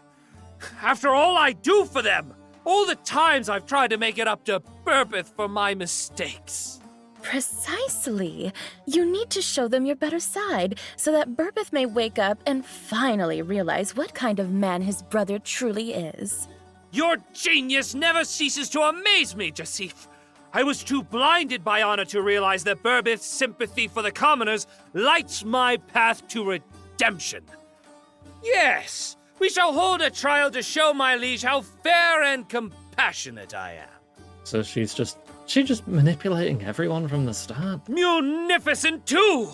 I shall dispense a few coins among the crowd before the trial to remind the citizens of my... Askadath's generosity. Their loyalty shall not waver when it's time to cast the verdict, and then I'll present the body to my brother as a gift. Mwah! Perfect! Just perfect! Grim didn't even begin to describe Ada's expression as the memory dissipated into dust. I only encouraged your optimism because I found it amusing, Adder, but I'm telling you now, it's hopeless. The balance was tipped from the start. So what do you want me to do then? Sit on my hands while he sharpens his sword? I won't be happy spending an eternity knowing you're about to get burnt to a crisp for trying to help me.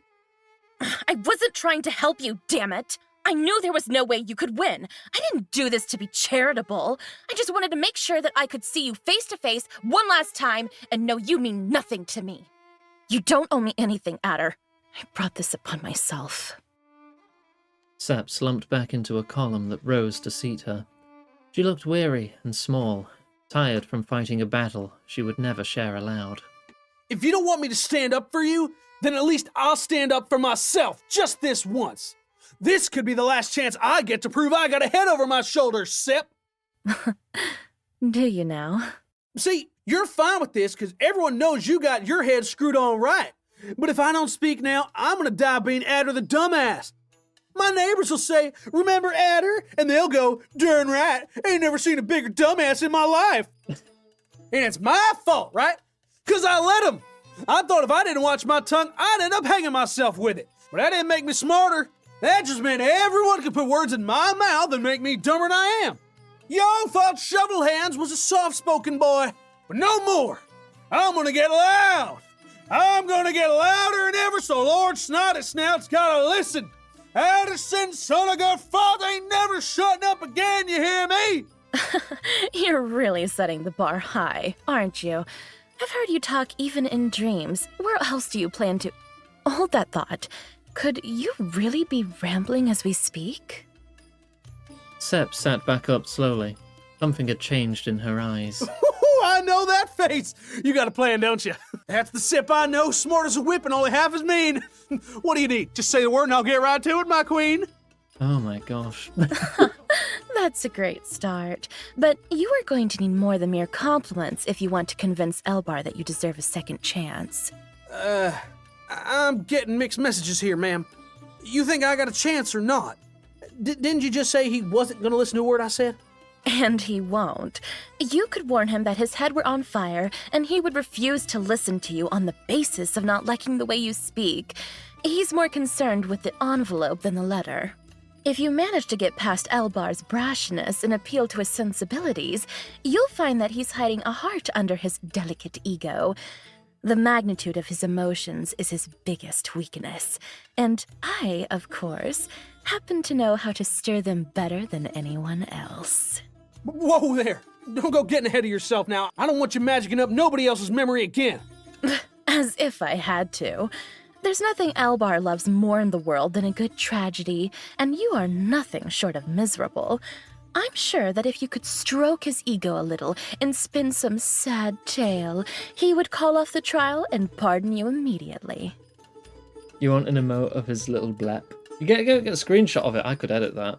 Sob story's all you need? Call me a weeper, wailer, adder then. I've done far worse than cry a little, save my butt. I ain't even gonna break a sweat. Could have it as a Discord emote for us if you like. But that still begs the question, ma'am. Where'd that leave you if it works? Sep blinked, clearly taken aback by the sincerity of the question.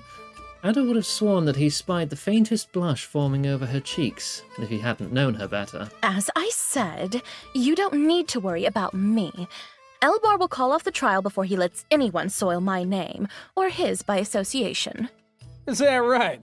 He sure looks the type who don't need help soiling his anything.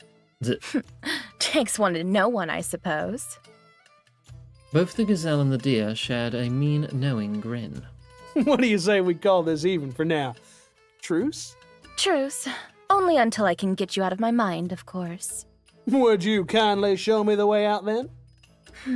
Could I even? I have an idea of how to get you out of here, but it's kind of a drag, and it's going to take us both quite a lot of mental preparation. I'm getting exhausted just from thinking about it. Sep crossed her legs in a very calculated fashion. Ada couldn't do maths, however. What are you willing to do in exchange for my help? Oh, darn it. You got me right where you want it, don't you? I've been playing hard to get, but I'm afraid a buck can only fight back for so long. Oh, what the hey? Come on up, you goof off. I'll carry you there. Sep headed off in a seemingly random direction, not bothering to look at him twice. Hey, Sep, I'm not that dumb. I was just messing with you. We could still... Sep, wait up! Don't give me the cold shoulder now! I've missed you too! Sep! I have no idea how any character feels about the other, truly. Abstract petition. I need you to follow the trail left by a particularly disruptive feeling. One that has been keeping me up every night since you ran away. Ada almost opened his mouth to intervene with his version of the story, but he managed to remind himself he wasn't standing on solid enough grounds to argue. At first, I thought it was fear. I was afraid that you would summon the guards and tell everyone what happened. I was convinced that my time had come, and I prepared myself to embrace death. But days passed, and no one came knocking on my door. You really thought I was planning to tell on you like that? I am scared as all get out. A prairie buck could deal with this gal being a mind-reading horn hottie, not a gosh darn friggin' fireball! But that don't mean you stop being you. I'd never let nothing happen to you. So I saw, now and then, and once my fear vanished, I decided to stop worrying about you and return to normality. I managed somehow. Everything was going better than ever for me, and yet the restlessness just kept growing. Ever since that night, I keep recalling parts of my life that I thought long forgotten. I can't take a single step without second-guessing myself. I fear I'm turning soft, weak. I don't know. After what felt like hours walking, their journey came to an apparent end. A pristine marble wall blocked any further advance. It stood tall and proud, looking far more impregnable and solid from afar than any wall Ada had seen in the real world. It seemed endless and eternal. On closer examination, however, the glamour built from lies and self-importance disappeared. This imposing defense was actually full of breaches and crumbling apart. I lack the words to describe the change you've stirred within me, Adder, but that hardly matters anymore. All I know is that you have managed to slip past my defenses, and that means it's only a matter of time until someone does it on purpose. We've not got out, Gwen. Ada is currently inside Sep's head. So we're, like, communicating basically at the speed of thought, while the trial is still going on in the real world. I need you to take advantage of my vulnerabilities to find the way back out, and then lead me to it, so I can close it. No one shall get so close to my heart again. Let me get this straight. The only way out of your mind's making you a worse person, somehow? I suppose that is one way to put it, yes. Good people don't exactly thrive in the upper crust. That's why I'm closer than ever to power. And you... well, the news suits you just fine. I don't know, Your Majesty. I get the feeling you're being just the usual amount of ugly to this buck. You sure anything's changed at all? Don't mistake cooperation for forgiveness, Adder. You deserve my help, not my kindness. I am still terribly mad at you. Look, I know I messed up, and I messed up a bunch, but you ain't the only one with reason to be angry. You ain't got a clue what it's like to hide a charred chest and a secret like that from all your friends for a moon. I'm just saying, ma'am, if you think you get to be madder and adder, you're... Time decelerated to a near halt, as if the accidental pun left Ada's mind, escaped his mouth, and reached Sep's ears. Her lips began trembling, followed by her cheeks. A flush of red covered her nose, and for a second, it looked like she would lose their impromptu challenge. As I was saying, your intrusion may yet prove to be a net positive on my life. Show me how to steal my heart, and I will gladly return the favor once we go back to the real world. But why would you go and leave something so important in these shovel hands? You sure you want me seeing all those memories? I mean, you know yourself really well, right? Can't you just go in there and use them inspection powers to point me to the exit? Introspection, Adder. And no, self-deception is much stronger than self-help. I'm self-aware enough to know that any attempt at self-analysis would only leave me crawling back into a cycle of self-loathing and make me lose control of both this place and myself. You forgot any self in there? Sep's glare made it quite obvious that this was not the time for quips. I can surmise where my issues lay and point you in their direction once you know what you're looking for, Adder. That's the extent of what I can do without the guidance of another gaze reader, and you're the closest I've seen to one in a decade. Besides, I firmly believe that in the time we've spent together, you have grown to understand me better than anyone else. Not that there was much in the way of competition to begin with. I mean, I'm just going to go out there and say I don't feel I understand her at all. Ada was, despite all evidence pointing to the contrary, a rather simple boy with simple tastes and simple goals. Psychological journeys to the center of the mind were not exactly his field of expertise. So I just gotta take a walk in the slums of your thoughts to find a hole in a wall I can fit through, and then we'll go cry together in front of Elbar so you can get back to your life and I can get back to mine, and we can stay out of each other's hair forever like you wanted. That it? Yes, but it won't be nearly as simple as you're making it sound. Defenses come in layers, each stronger than the last. I don't remember all the feelings I have locked away behind them, but you will. You will walk away carrying my pain with you. Alright, let me open up the Discord real quick. Ada blep. Oh, but you rotated it, so now his eye patch is on the wrong eye. I was gonna wait until he was facing the other way and doing a blep. Or like scrubbing some footage to find him doing the blep while facing the other way so his eye was clearer. Yeah, but you've rotated it and you've made it wrong now, so I don't like it. You need to start treating your powers with the deference they deserve, Adder. A gaze reader can become an impotent witness to a person's worst nightmare, or worse yet, a participant in their darkest hour. Just wait for him to blep facing the other direction, it'll happen again. That's a mighty fine reason to be careful, no doubt. But it don't sound all that convincing when you tried to mess with my head the minute you saw me walking down the street. This and that are two completely different things. I needed to see if you were the deer who helped me. It was important. So abusing my power's all fine and good long as I can make up a convincing excuse. Gotcha, Teach? That's not... Ugh! You can't truly be this obtuse. You're just saying words I can't understand because you know I'm right. Stop being a pest and make yourself useful for once, will you? Search around and see what you can find. I have other matters to attend to. Inside your own head? No, inside yours, duh. Be gone already. All right, I'm going. Hold up. Where am I supposed to go exactly? I can't just walk up to a guard and say, "Good evening, sir. Would you kindly point me to the nearest The guard manifested out of the sand, fully dressed and looking even meaner than the real ones. What do you mean you fixed it? No, you've just rotated it again. Now you can't even see his eye at that resolution. Like I said, wait for him to blep while facing the other way so you can clearly see his eye and it'll make a better remote, Panda. Good evening, Or sir? just let me do it later. Ada didn't even get to formulate his question. A low rumble preceded an earthquake, turning the sands below his feet into a bubbling mess. Ada ran and jumped from roof to roof as a whole district began growing under his feet. A familiar one at that.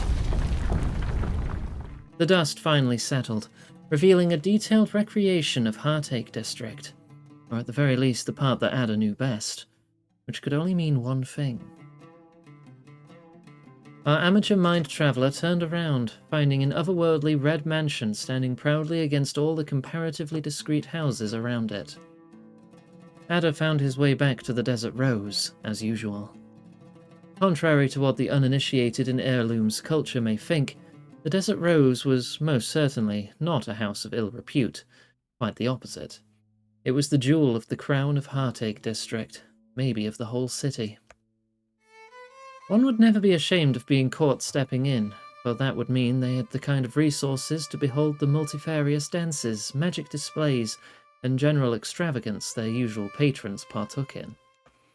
Fewer yet would even dream of ever carrying enough coin in their pockets to afford a sojourn in this multifaceted cultural centre.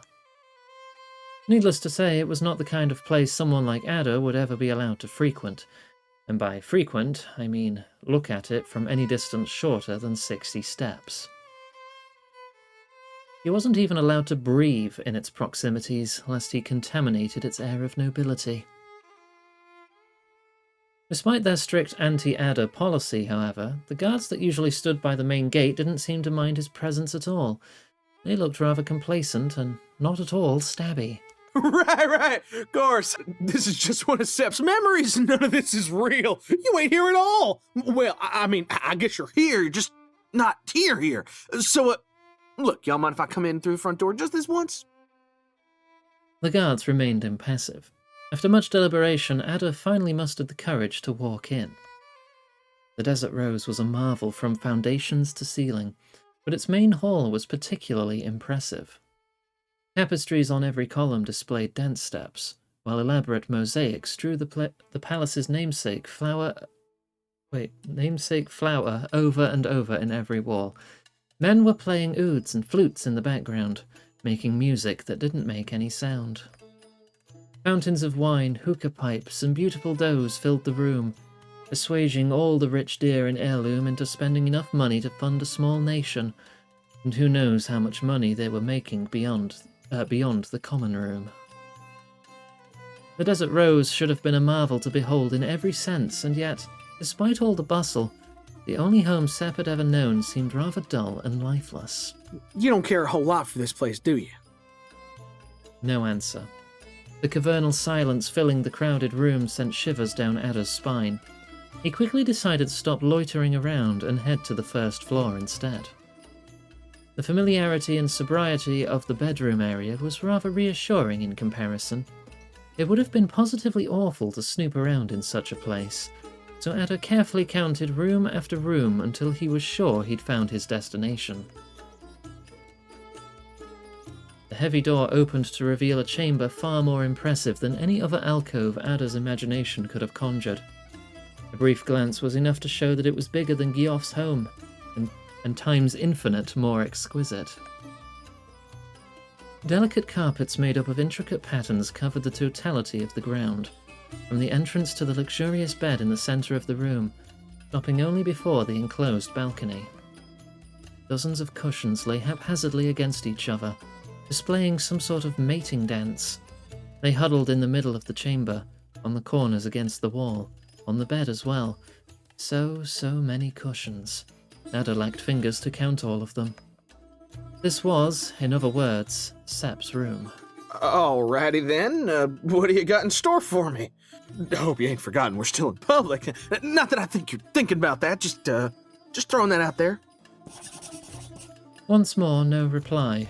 The only sound other than Ada's voice was the one produced by a ghostly projection of Sepp using an inked pine needle to fill the pages of a worn-out book. Ada took a few steps around this image of Sepp, enjoying his newfound mobility as he studied her factions. Fractions, she's doing maths homework. Now, excited may be a bit too much to describe her, and impatient would be too harsh. She looked extremely disappointed. Oh, what's that silly little frown for, dear? Were you expecting the dessert cart instead?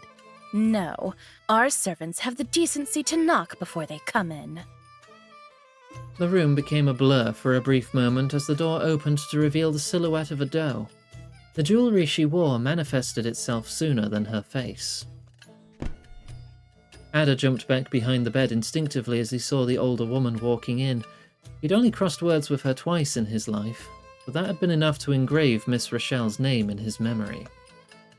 A woman with a face that seemed to be perpetually locked in a smile, but it wasn't just a shallow smile, no.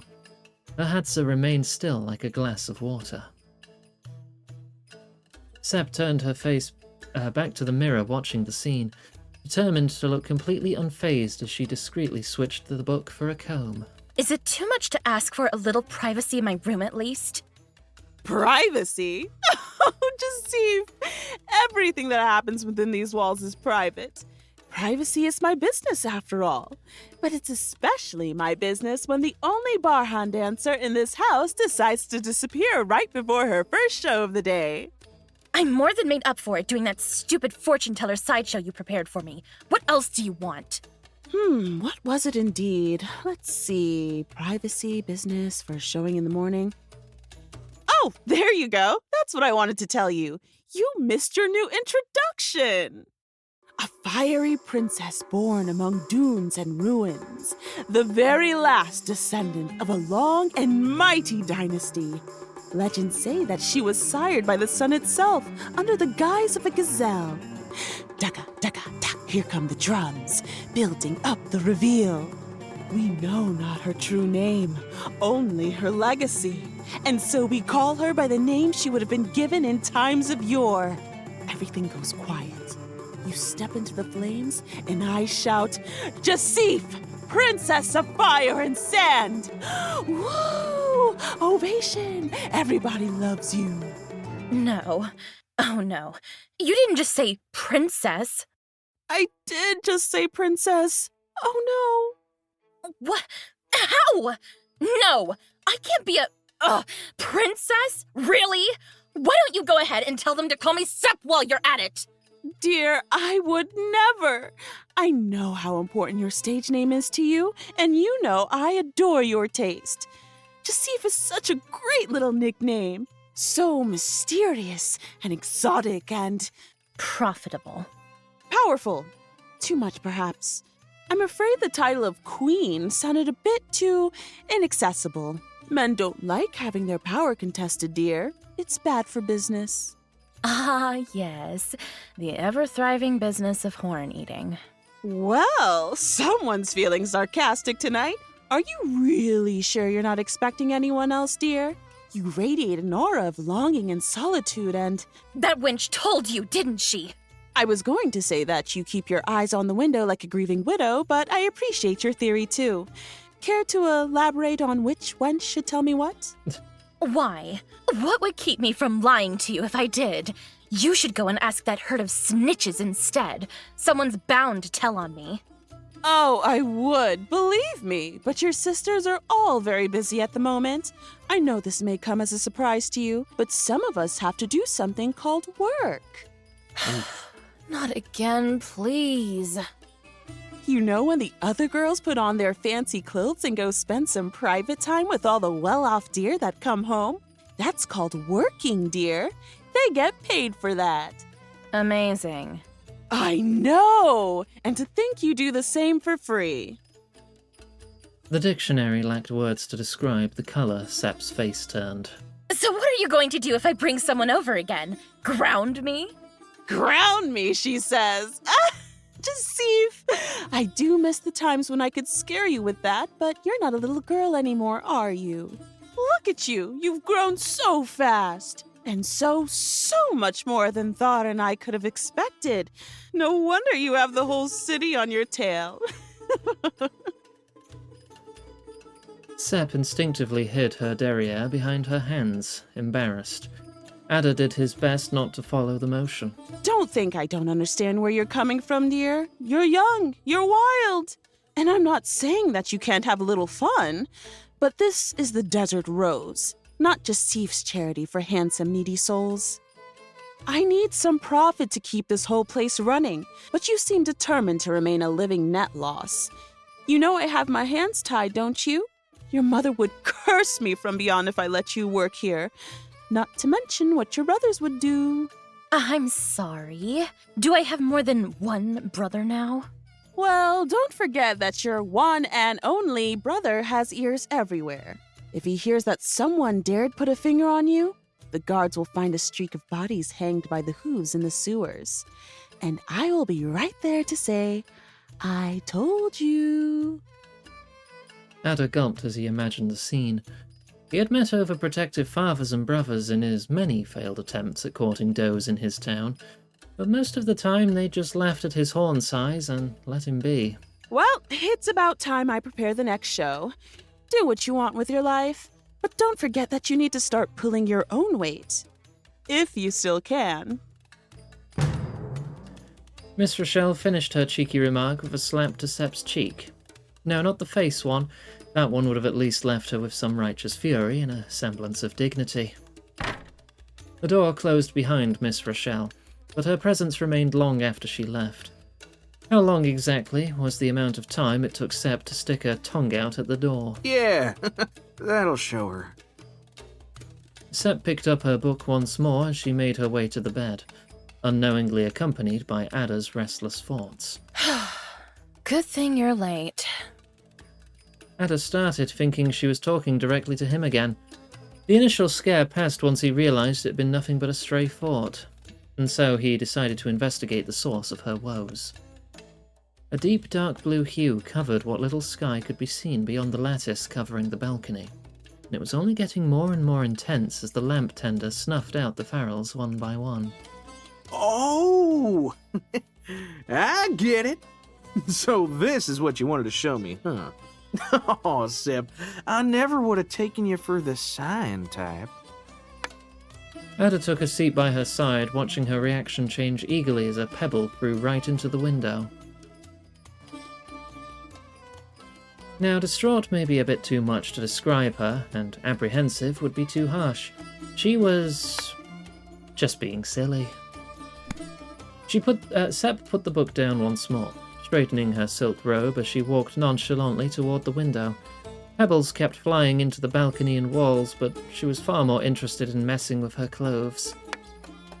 Her visitor's insistence amused her ever so slightly, but she wouldn't usually let that show. Oh, come on, Sip. Don't keep a buck waiting while you're here contemplating. Her nightcloth was a bit too tidy for her taste. Perhaps if the collar hung looser. You look darn perfect as always, ma'am. Open the godforsaken window this instant! Oh. There you go, Panda. Now he's facing the right way, so it'll look better as an emote. Say what?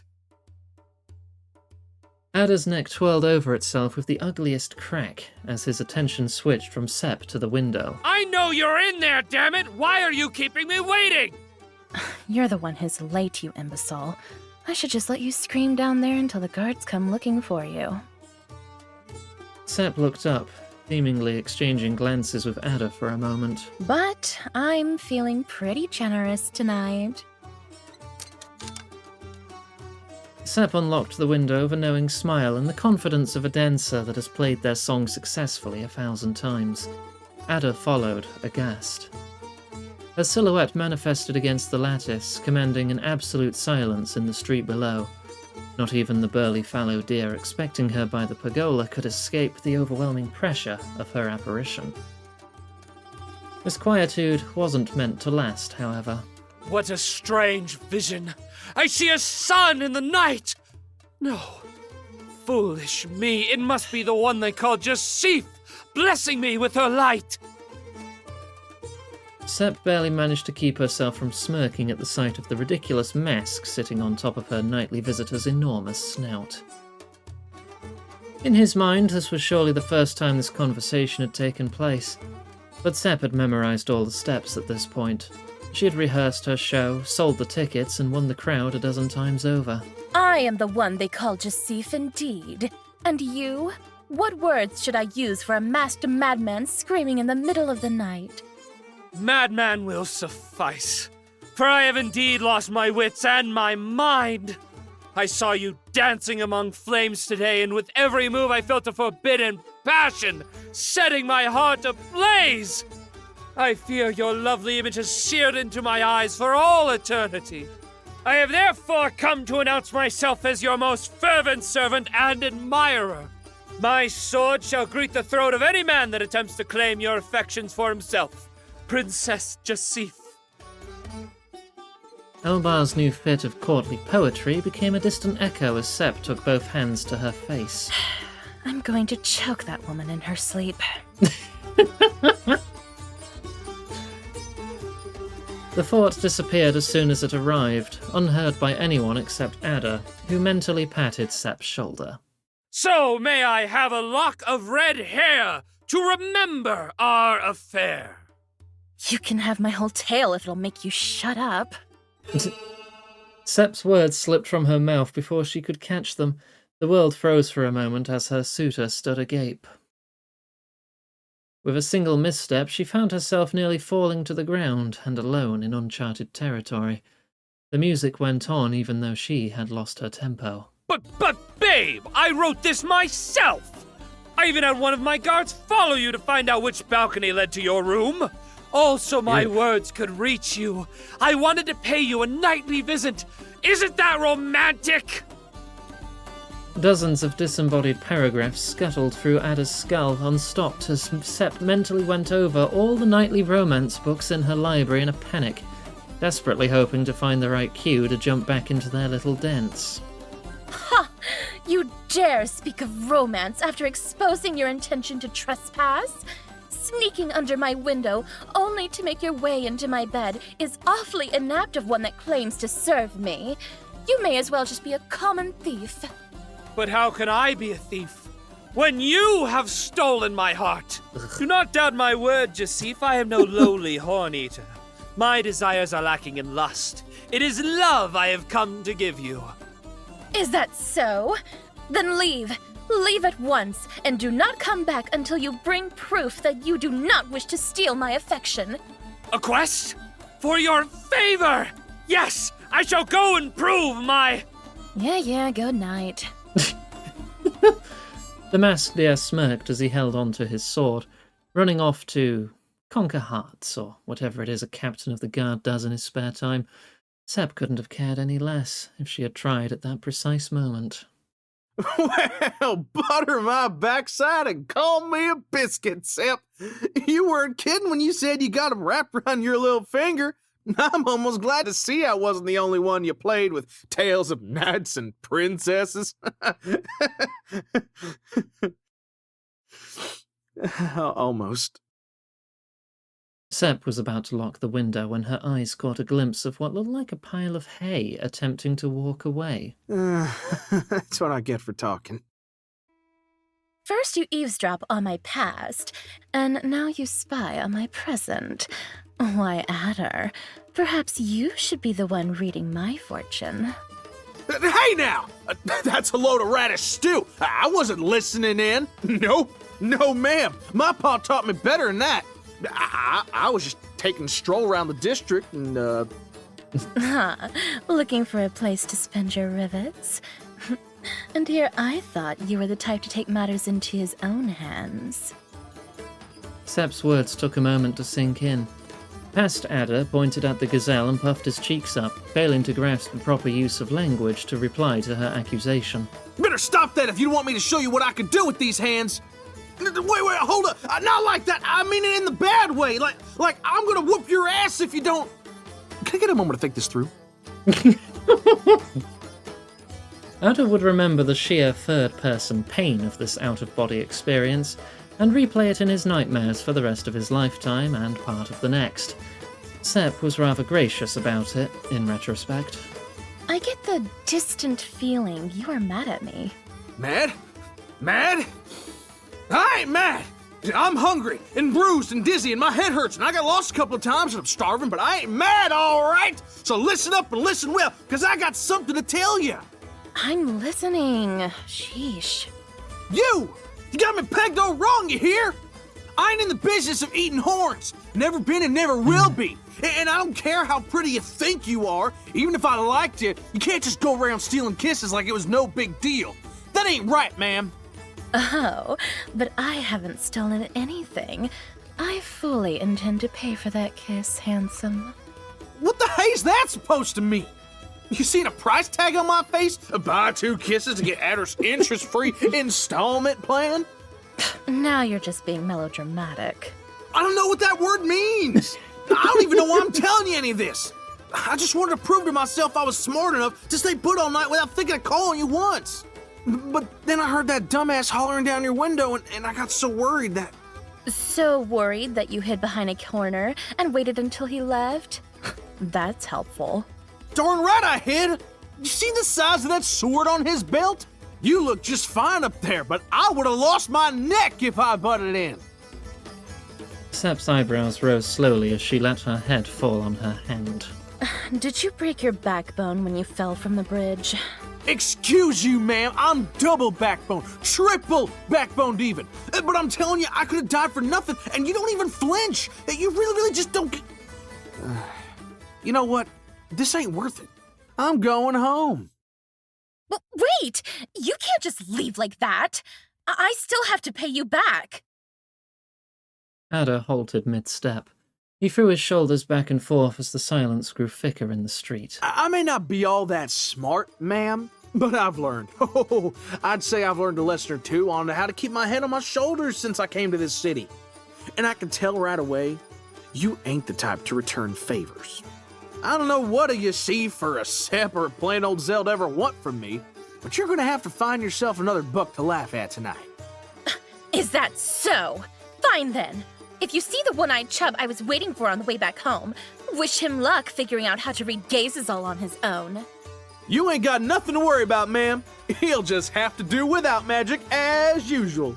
I hope he can do without food, too, because I'm going to throw away the desserts I ordered for him. That's a... No. Yeah? For real? No, it's a bluff. You're bluffing. Am I? Both adders watched intently as Sep unlocked the window and extended an arm slowly through it. She opened her whole hand save for 2 fingers, letting a tiny square pastry dangle outside the The mashrabia? Another word I have never encountered before. But it was not any pastry. Oh no. Ada nearly drowned on his saliva as he stared at the beautiful puff pastry filled with fig marmalade, covered with a generous layer of nuts slathered in honey and topped with a beautiful plump date cut to resemble a flower with an almond in its centre. It was probably worth more than Ada's total lifelong earnings. It was the kind of pastry kingdoms fell and were built for. It was a honeyed dental cavity waiting to happen.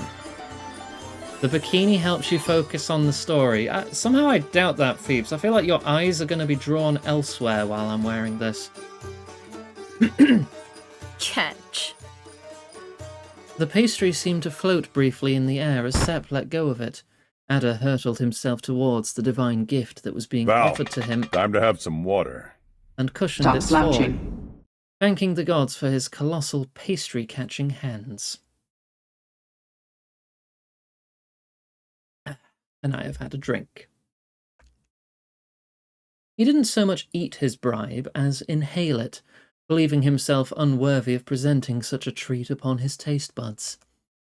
The discovery of this new order in the scale of flavour could have been classified as a religious experience for a boy that had been feeding exclusively on tiny stale potatoes for a year, and mostly oats before that. I think I'm falling in love, man. Just don't fall on your face again on the way up. There was surely more banter to be appreciated as the newly bought bug dashed almost vertically up a column. It was, after all, the beginning of a relationship based upon pastries, quick wits, and uninhibiting wine. But Ada couldn't hear a word through his wailing. Sip! Sip, can you hear me? Oh, please, Sip, just one! Just let me eat one of those, I beg you! What kind of messed up torture is this? What in the name of the Hadza are you doing? The smugly complacent image of past Sepp had been replaced by a smugly annoyed present Sepp. Feeling sorry for myself? I thought it's what you were trying to... For the last time, I wasn't trying anything! I already told you what to do. You just need to use your powers to sort through my emotions and find the relevant memories. Did you intend to sit here and watch the whole season go by until you stumbled upon something important? What? No, not at all. Come on, Sip. I ain't that dumb. That's just what it looks like from the outside. Yep. But, I'm open to ideas if you got them. A volcano about to erupt would have looked far more benevolent than Sepp at that moment. Please tell me what to do, ma'am. This is too weird for me.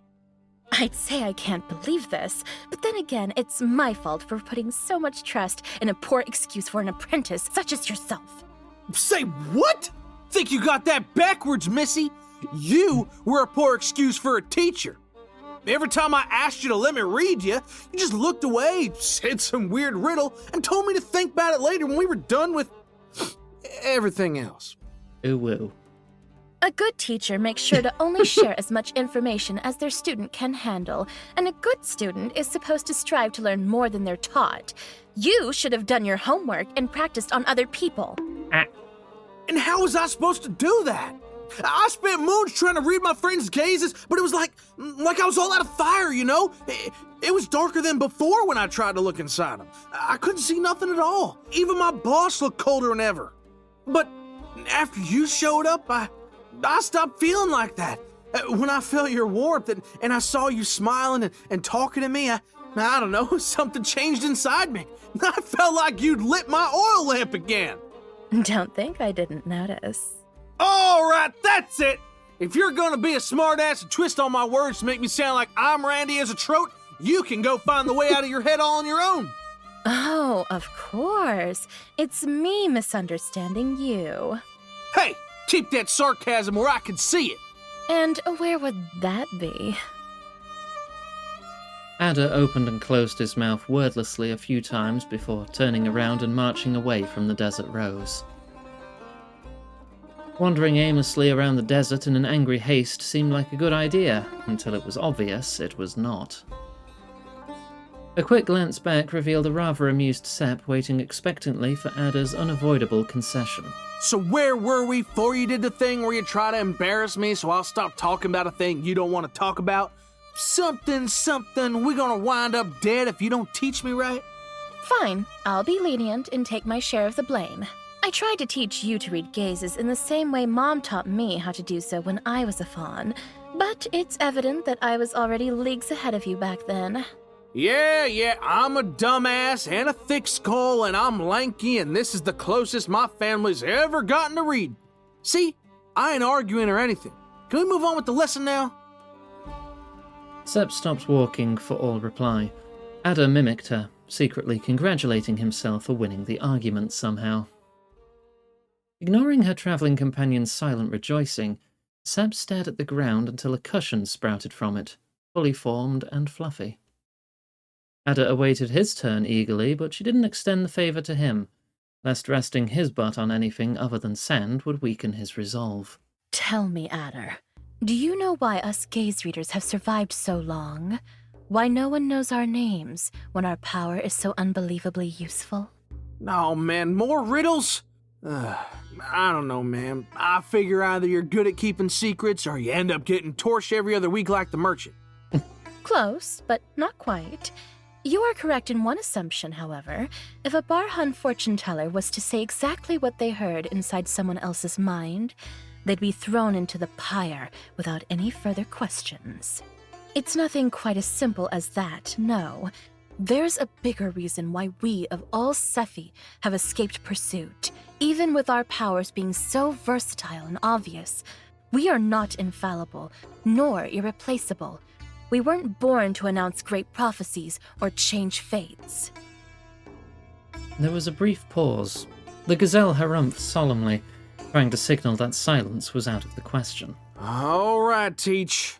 What do we do with the stuff we find out if we can't say it, or change it, or do nothing about it? Our job consists of weaving histories, Adder. We take the broken bits and pieces that make up a past and tie them together to form a present. We learn and advise, for understanding the past is the closest anyone can get to predicting the future. These are our fortunes. So we're alive because we're a bunch of scammers making up tall tales.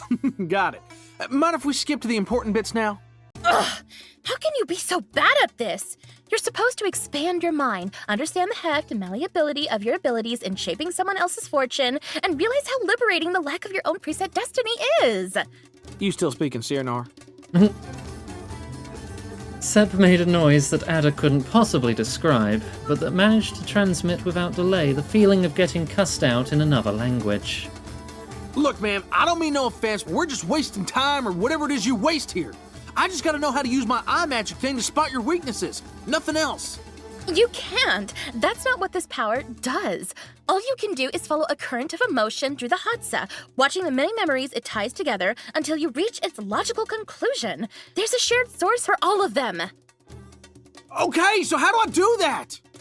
I don't know, but it's not that hard, damn it. Think of the emotion you want to capture and then follow it. Spin the threads, sail the current, pull the carrots out, or whatever it is that you farmers do.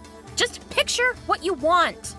I think the meta-forces just don't cut it for me. Maybe it's because I'm dense, but I've always been the kind of buck that learns better watching someone else do things first. Riddle me this. What do you imagine when you're trying to find your way through this stuff? She looked completely taken aback at the question. Her eyes shifted nervously from place to place until she realized that there was literally nothing else to look at in the desert but the boy in front of her. It's a diary, okay? I know what you're going to say. Talking to myself is weird. Well, screw that. I've spent most of my life alone. Besides, I've been writing since I was a child. Do you know how hard it is to give up that kind of... You don't have a clue what a diary is, do you? Ada shook his head awkwardly. He felt almost bad seeing how pointlessly flustered she had gotten. After a few moments of contemplation, Sepp turned her face down, set toward her lap. She opened her hands with her palms turned up, watching them intently as dust began to gather in the shape of a rather unassuming, worn-out book. It was the same one he'd seen in her room. A diary is like a friend in a book. It's a place where you write down all of your memories. So when I'm feeling nostalgic, be it in the real world or here, I just open my diary, think of what kind of memory I want to see, look for an entry, and... Sounds easy, that should do. Ada snatched the book from Sep's hands, casually turning it and flipping the pages as he tried to figure out how to use the book. Hey! Return my diary to me at once! It's private! Come on, Sep. You know me. Literacy's the name of a soup where I come from. I just want to take a quick look at this diary thing and see if I can find anything to... There's nothing for you in there! Give it back! I said, give it back! Sep tugged at the book with a strength that she couldn't have possibly had in the real world. Ada instinctively pulled back, afraid that either the book or Sep would get hurt if he let go. They both grappled with the book, pushing it back and forth until it finally slipped away from Ada's clumsy hands, floating momentaneously open over the two. Ada dashed toward the book, throwing himself to the ground to catch it. Sep didn't wait for the fall, using Ada's hands as a trampoline to jump and grab the book before it plummeted. Don't you dare touch my things ever again. She clutched the book against her chest, far angrier and more embarrassed yet than she meant to let on. Ada was blowing on the surprisingly painful step marks she left when he noticed something falling from the sky. A little piece of paper. It landed carefully on Ada's hands of all places, as if inviting him to look at it. Sep, wait, you forgot a... The ground before Ada began trembling as a small dust storm gathered around the page. Walls began rising from the ground as a new room emerged, forcing them both to move back toward each other. What page was that? What did you... Honey, please, let me in. Ah! Go away! No! Oh, Sep, I'm so sorry I scared you. I'm not mad, see? You didn't make me mad. I just got a tad upset because I was trying to have an important conversation with Dad while you kept tugging at my sleeve and I lost my temper. I didn't mean to yell at you like that. I'm sorry, dear. I really am. It's not your fault this is happening. The gazelle fawn stepped away from the door, letting the doe walk in at last. That's okay. We all make mistakes, as long as you understand. Sep took Var's hand and patted it softly, like an old woman would. Where did you learn that? Tree Dad says it. He talks funny. Illigrab is not your dad, sweetheart. You're not my mom, too. But that's okay. I like you more than my old mom. She never said sorry to me. I'll make you a present for being a good mom. The tiny gazelle turned away from Var and began scampering around the room, looking for the perfect cushion to plop down on. She produced a piece of charcoal from the sleeves of her dress and a crumpled piece of paper and began doodling on it. Or at least that's what Var thought at first. She soon realized that the lines Sep was drawing on the paper were far more elaborate than mere scribbles. Did Illigrab teach you how to write too? No, Big Bro teached me. He says I have to do his homework to pay for the room or he'll kick me out. But he doesn't know that I like it. Shh. Var didn't have time to react to this revelation, as the piece of sooty paper was shoved straight into her snout. For you, it says I like Mom a lot, so you don't forget and get angry again. Var stared at the piece of paper, flummoxed, then at Sep, who was looking back at her expectantly in turn. And then she gave Sep the strongest hug she'd ever given anyone. It was perhaps the first hug the fawn had ever known. Var let go of her all of a sudden, prompting a quizzical look from her child. I have just the perfect gift for you. Wait right here. The image of a happy mother dashing out of the room dissolved into heavy clouds of dust. The gazelle that remained after the sand dissipated looked entirely too meek and gaunt to be the Sep Ada knew. I'm sorry. I didn't mean to do that. Ada bent down, picked up the piece of paper, and handed it back to Sep. She pushed the whole diary into his hands instead. Keep that stupid thing. It's obvious that you can make my diary work just as well as I can. No way, I can't even read it. How am I supposed to...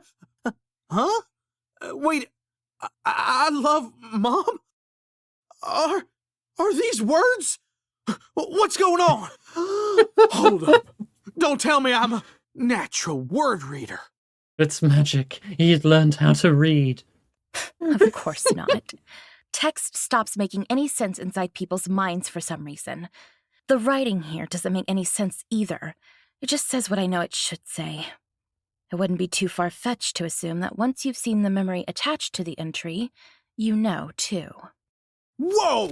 Oh, you're right! This ain't the only page with words. Let me see. I can read the ones I saw before, and... Hey! I think I know this one-eyed chub you're talking about here. Fantastic. Have fun stripping me of the last readout of privacy I had left in my life. Hey, Sep, look at me. I won't do nothing like that, okay? I promise I'll only read what I need to find a way out and give it back as soon as I'm done. There's no need. It's not the real one.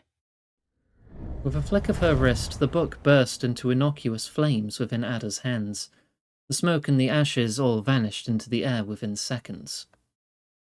Sep looked at Ada's hand, focused, and made a new one appear exactly where the previous one was. Nothing is real here. Sep vanished without another word, and soon the rest of the world followed after. The diary remained unaffected by the darkness that extended in all directions, however, as if inviting Ada to get lost in its contents. Something told him that the moment he turned a page, there would be no turning back. Wait, I gotta save! Crap. I gotta save the game. I'm ready. You're about to take a deep dive into the darkest corners of Sep's mind where she doesn't dare step. You'll have to venture forward, trusting your instinct and her occasional advice to advance through the maze. It's impossible to tell what you may witness from here on. As an added precaution, however, you have a Show Content Warnings button at your disposal. It will display a screen listing any relevant content warnings for the memory once you click on it, so you can know what to expect should you prefer it. Okay. Haven't I seen these? Revisit them to find new paths. Oh, okay. And there's 31 of these to go through. Alright. The fort's in the upper left. If anyone other than me is reading this, please burst into flames and kill them. I'll enable them. Dear Diary, Mom says you are mine now, and she said you are a friend in a book, and I can tell you things when she is busy, and I can't tell her you are like Yoff and tailed but not dumb. Okay. Honey, please, let me in. So I can skip to a choice here, because we have seen this bit. Hey, Sep, so, I've been thinking real hard about that thing I said about being responsible and whatnot, so I think I'm ready to take this step. I feel like I may have missed a piece by hitting that skip button, because this did not happen here. So now I am a bit concerned that I've missed something. Ma'am, will you be my wife? Sep nearly spit her whole drink on Ada's face. What? What? Are you seriously asking me to marry you? Look, I know it's sudden and it's weird and my parents will never look at me the same, but it's the right thing to do. And I don't want my fawns growing up without a father. Fawns? Whatever gave you the idea that I'm expecting? You know. Or maybe you don't know. Please tell me someone told you about this. Hold up. Maybe gazelles just don't make fawns like we do. See, when a deer and a doe love each other very much...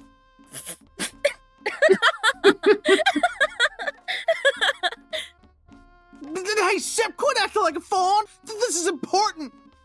Come on, does it look like I'm telling a joke here? Imagine Ral's face. The thread of thought Ada was following dissipated into something untraversable. This current wouldn't take him any further. Okay. Dear Diary, Mom telled me today that she's a doe and I'm a gazelle, but we're family and I said I know, but she said the rest don't know, so they're dumb and I agree. Technically.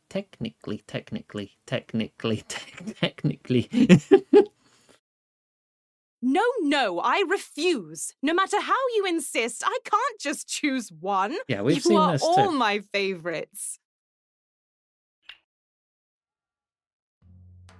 The day started with a promising invitation, and the massive nuisance that attending it would suppose for Sep. This was it, her first foray into the family business, heeding the whims of some dear other than Miss Rochelle, being paraded around town like a prize, feeling everyone stare on her and her patron. No, wait, she enjoyed that much. It was the questionable poetry what was killing her. Ah, Jessif! How have I longed to talk to you face to face like this. There's no greater distance than time, milady, when your company I lack. For if you were to travel beside me... 1,000 leagues would seem a yard. Fancy that. You look fantastic for being nearly 200 years old, if it's true you write your own words, Sir Askadath. Ha! Discredited by a throwaway quote spoken in haste. Had I known I was in the presence of a fellow thespian connoisseur, I'd have found something more discreet to recite than a traveling troupe classic, like well-willed words. Don't worry, I wouldn't know what's cliched and what's not. I'm not allowed to attend any performance outside the Desert Rose. Miss Rochelle insists that public theaters are not fit for royalty, and that I should be content with reading books instead. That is absolute utter nonsense! Theater is an art! Had I been born under different circumstances, I would be touring the kingdom with my company! Not as a mere mummer, mind you, but as the most goddamn renowned actor in all of Akathor! Alas, my endless list of nobiliary obligations takes far too much time from my schedule as it is, but not enough to ever skip a play, big or small. I shall let that stewardess of yours know that she's an uncultured beast, if you do not do so first. Oh, damn it, Kusi. Please don't. As much as I'd enjoy seeing you insult her, that'd be far too reckless of me. I shouldn't risk losing the only home I've known over a few laughs. What do you mean, Jessif? Is the Desert Rose not your property? The last bastion, the remains of your kingdom? It's a long story. One filled with murder, treachery, and usurpations. Go on. I should indeed be the owner of the Desert Rose by family right, but Mom, Mother, never named a legitimate successor.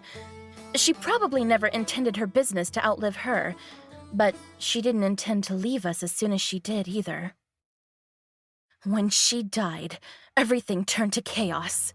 Some fled, thinking that we would tear each other's throats over the deed of ownership. Some left, trying to clear her murderer's name. I stayed, too young and too scared to know what would become of me. Someone had to take the reins of my house eventually. Miss Rochelle, my mother's oldest apprentice. She promised that she would only manage the Desert Rose while I was too young to do so myself. But now I realize that a gazelle will never be old enough in a doe's eyes. My chance to rule and my chance to escape both disappeared a decade ago, and so I came to a tragic conclusion. I'd rather see my mother's legacy stolen than destroyed, and I'm afraid that I was part of the deal as well. Your words feel as swords sunk deep into my heart, and yet their painful steel shines with the promise of change in your luck. I see now that meeting you was far more than coincidence, Jessif. It was fate! Yes! What else could it be? We are both exiles kept away from our legacy. our reputations torn asunder by mistakes we made in our childhoods. You are not allowed to leave your palace, whereas I am not allowed to return to mine. But this shall not stand. If your evil stepmother has taken over your kingdom, I will find a way to restore it. And if your rightful mandate cannot be returned, I will found a new kingdom for you to rule. Elbar turned towards the tower that led to the royal pathway. Sepp instinctively took a step back. Come now, don't lag behind! There is much to be discussed, my princess.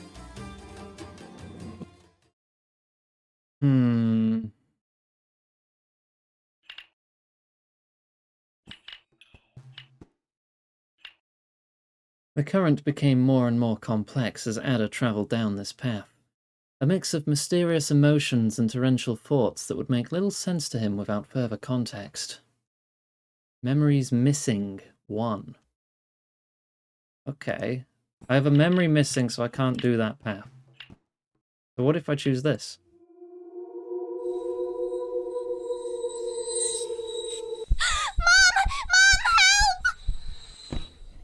The fawn jumped out of her bed, ignoring the sheets she was dragging behind her and the danger she posed on the carpets and vases that decorated her bedroom. Sepp valiantly ventured into the dark corridors, where a child's nightmares always lured near. But she didn't fear them, no. All she needed to do was reach for her mother's door. She'd be safe there.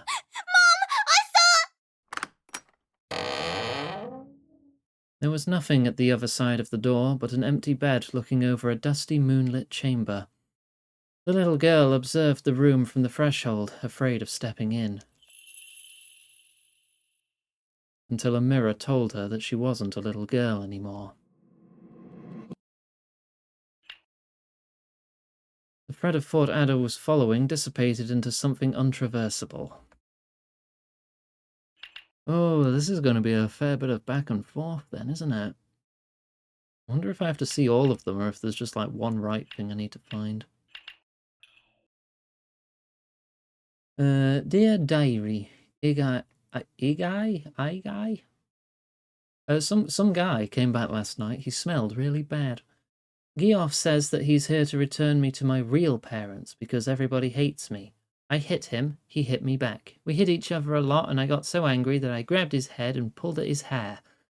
Then I felt really strange inside, like my eyes were really sore. I don't know what I did, but Geoff was crying. He wouldn't let me see, but it must have hurt a lot. Mum came when she heard, but Igai was with her and he got really mad. He screamed at me and Mum, asking who I was and calling Mum names. I don't know what's happening. They left me all alone up here. I can still hear them screaming in Mum's room. I'm scared. Mom? Mom! Gua? Dissipated. Oh. Can't do that. Several pages. Why is everyone screaming at me? I can't choose. I should have left. I hope Geoff gets stabbed in his sleep. I hope he dies as he crawls back. Nightmares won't stop. I hate deer. I hate deer. Oh, honey, come on. You can't stay mad at your poor brother forever. He is no brother of mine.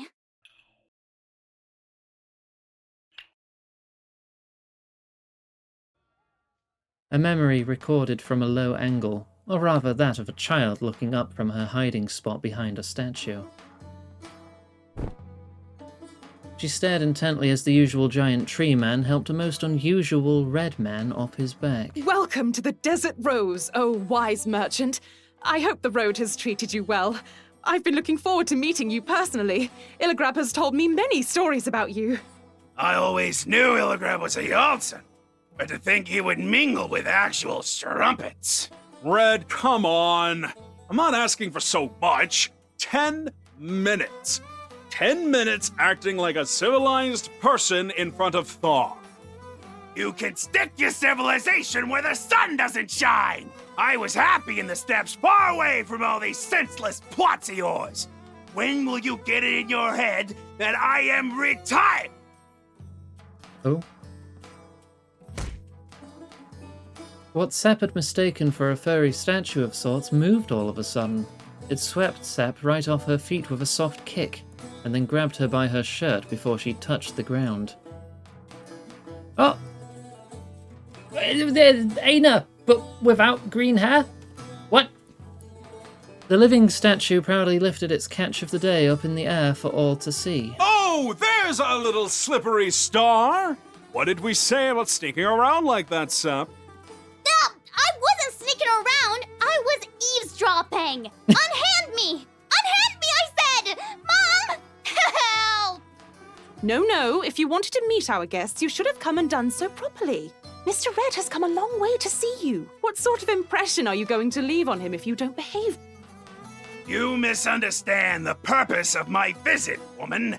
I haven't come here to see her. I have come here to be seen. Following an unspoken order, the golem carried... No, she's not a golem. The golem carried Sepp a few steps closer to the merchant's face so she could take a good look at him. A moment of expectation ensued. All the attendants stood in solemn quietude as the young gazelle stared at her senior. What are you? Is your name really Red? Is it 'cause you're red? You look really old. Where are your eyes? And your horns? What happened to your teeth? Your breath stinks. Are you done yet? Yeah. What's any of it to you, you mannerless scamp? Said mannerless scamp startled so badly that she managed to slip away from the living statue's grasp. She immediately ran to hide behind her mother, nothing short of terrified. Shh, it's all right. I apologize, Mr. Red. She can be a little overwhelming when she gets excited. Kids these days. In my day, we called that spoil. And the cure was a good smack on the head with a long side of a cane. Isn't that right, Aina? Aina?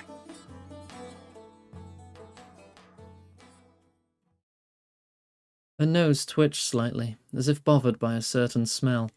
The faintest trace of emotion began forming on her mien as her snout wrinkled and her eyebrows rose. The look Aina had on her face when her eyes found Sepp again was awfully casual. It wasn't all that different from the expression any mortal would wear upon remembering they had forgotten to hang out their laundry for the last several centuries. The merchant's cane flew right into Aina's chest before whatever thought had passed through her mind could take form, putting a sudden stop to both her approach and her expression. Commiserations for abducting the right child. We're done here. Hello, Astra. Thank you very much for the raid. Welcome on in. I hope you're all having a lovely day, and I hope you had a good stream. Feel free to tell me all about it, and thank you for the follows. I'm Iggy Maid. Any all pronouns fine with me. I'm a big gay lizard maid. Wait, raided by a small goblin. How do I feel? I feel good, because I like small goblins. Let's give you a shout out. Let's have the shout out break, because Twitch changed their API for clips, so anything that was clipped in the last month just doesn't work. Hooray! Thanks, Twitch. Yeah, so that's not going to work. You could try again at random, or Astra could possibly give us an older clip that might work. But yeah, I found out it's on Twitch's end, that. But yeah, definitely go follow this lovely goblin. Yeah, no, that one's not working either. Unfortunate. Right, well, for anyone new here, we have a little raid trailer so you can get acquainted with mine and Greb's content, Greb being my co-host who streams closer to the weekend. Enjoy.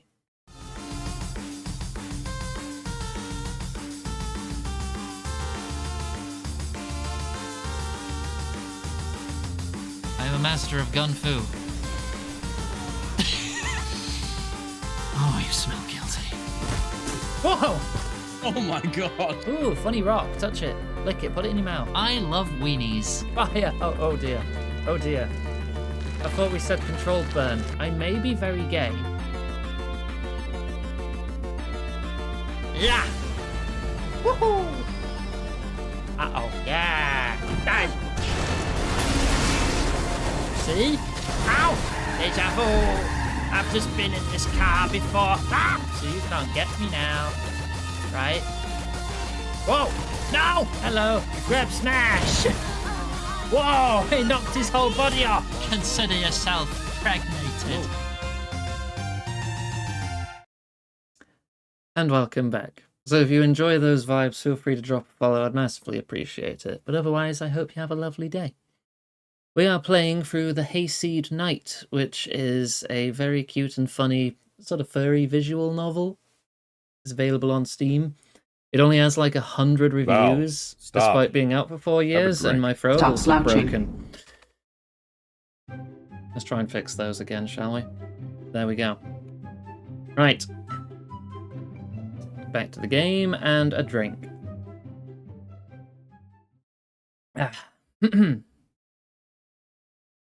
Right. I don't mean sort of in that respect, Gwen.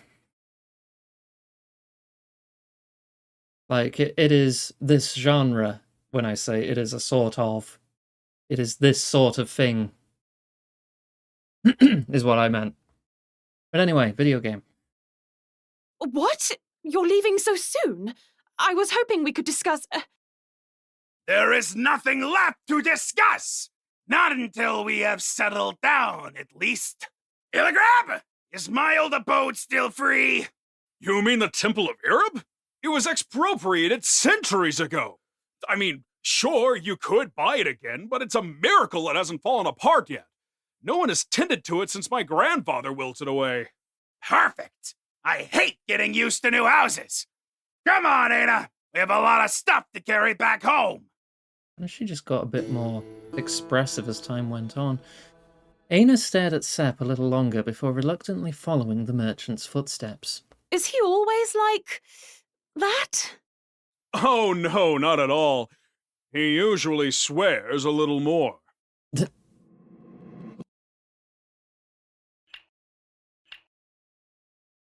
This memory includes the following content warnings for fantasy racism and discussion of racism as trauma. You have been warned. Oh, yeah, okay, no, another coin for the jar. God damn it. I swear, I'm not an Argonian. Not even close. I like made stuff before Elder Scrolls was really getting its feet bound. I'm getting back in uniform. A lonely child wandered the dark and narrow alleys of Heirloom for the first time in her life. The rainy season had left a misty fog that covered her escape. A welcome assistance, as her hooves kept slipping on the wet mud, leaving a clear trail to follow. But then again, who would ever look for her? She was alone. That's why she had left. Searching for something, someone, anyone who would understand. At last, she found 2 gazelles gathered under a balcony, warming their hands with a half-extinguished fire hidden under some bricks. Sepp took a deep breath, and then a step. Tesakurmat! You know, that still puts more coins in the Argonian jar. I hear it all the time. Excuse me? Oh, did I pronounce it wrong? I'm so sorry. I haven't practiced my Basacted in years. Here regards you. May we share the fire as siblings? You are welcome to sit down, if that is what you're asking. Hey, Wolf Dad. I'm doing alright. I'm a little tired, but I'm enjoying this game. How are you? Sepp nodded, flustered, and then made a space for herself on the ground between them. The 2 gazelles exchanged uncomfortable glances. So, what brings you here, little one? Did you get lost on your way back from an errand? No, I just felt like doing this. I wanted to see what the city was like at night. Ah, so this is your first time outside after curfew. No wonder you're so nervous. Worry not, you have come to the right people.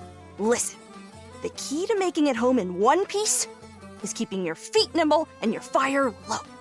Avoid the moonlight as much as you can. Deer can see better than us in the dark. come on. That's just hearsay. Yeah, but Tad, it is.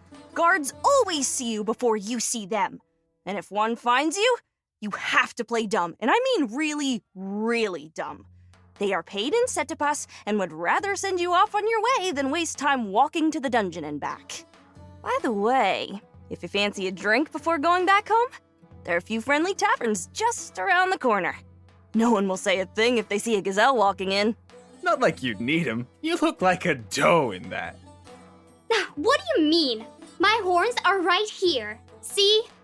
Don't mind him. He's just jealous because his masters are a cheap lot. Those are some really good hand-me-downs, though. What house do you work for? I don't work for anyone. Well, I mean, I kind of work in the Desert Rose, but not really. Val doesn't pay me yet because she says I'm still training and I have a lot to learn, and... The older gazelles looked at each other, horrified. We have to do something, right? This is like 10 different kinds of illegal. Wait, we shouldn't just jump to conclusions. Hey, kid, can you tell us what you're training for exactly? I'm supposed to be training to become a dancer, but actually, what I'm really training for is becoming the next Jasif. I will restore or honor to what it once was. The next... Oh, my son! You should have said so sooner! To think that the Jasif would spend our precious time scampering through dark alleys and huddling around a doused fire with us mere servants. Don't encourage her, you Iskap! You are the only Iskap here! Bow your head and apologize, Nuth! Don't you feel ashamed for teaching our son how to sneak like a street shrub on our first night outside, instead of showing her the proper path for a monarch? The proper path? You mean I shouldn't be here? I'm not sure I like where this is Of going. course not! See that footbridge above us, my son? It's called the Royal Pathway, and it's a road reserved only for those of noble birth. And tell me, Jasif, who could be worthier of walking the skies than the daughter of the sun herself? Wait, kid! Don't listen to him, he's just... Yeah, how come no one ever told me about this? What am I doing wasting my time on the ground when I could be watching the city from up there? Right? Come with me then. I'll show you to the entrance. Hello, Illigrab. You two seriously have nothing better to do tonight than to make fun of a kid? You know, I usually turn a blind eye on petty things such as barhand escapades after curfew, but incitement is a far more serious crime. Guards! Sir Puntalos, please! It was him and him alone. I was trying to stop him, I swear! You can play the blame game all you want in the dungeon. Take them both. What are you doing, Illigrab? Let them go! They're my friends! No, they're not. I heard the whole thing, Sep. They were just laughing at you. Wait, were you following me? How did you know I ran away from home? Who told you? That's not the matter at hand here. You are not allowed to go into the Royal Pathway under any circumstances ever again! Have I made myself clear? No! It's not fair, damn it! Mom always said that I would grow up to become the next Jasif! You called me Jasif too when you left! Well, it's there in the title! The Royal Pathway! I deserve to be up there! Mom wouldn't want it that. Look, Sep. Thar was a lovely woman. I wouldn't hesitate to call her one of the best people I ever met. But she was a doe. Her kindness tinted her views so much that it obfuscated reality. This world looks nothing like she thought it did. At least not for you and I. But that's not fair! Don't you get it? They should be listening to me. I am Jasif! If the world doesn't look like it should, I have to make it change! I'm not doing it for me! I'm doing it for them! Why can't anyone understand that? Illigrab patted her head as softly as he could. There is someone who could.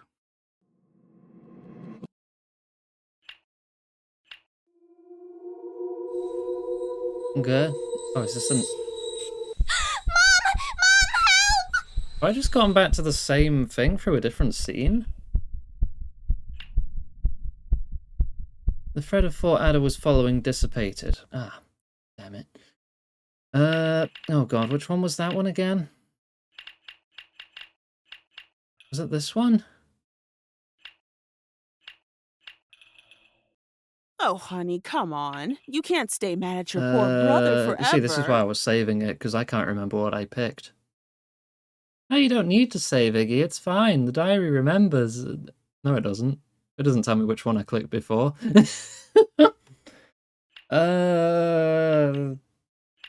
Eh? No, I'm missing a memory for that one. Okay, so Oh, honey, come Skip. on. You can't stay mad at your poor...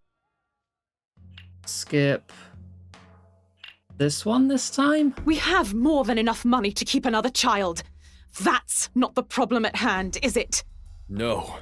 The problem is that you've lost your damn mind! Where are her parents, Thar?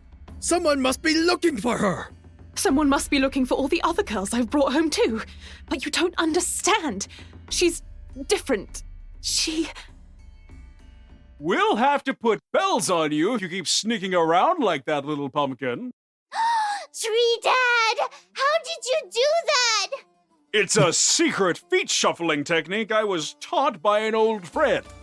You ungulates are so used to clopping your hooves that a shifty walk goes completely over your heads. What's an angulate? How about I tell you over some tea and pastries? Zart and Yagai turned to look at the tree, smiling nicely toward them.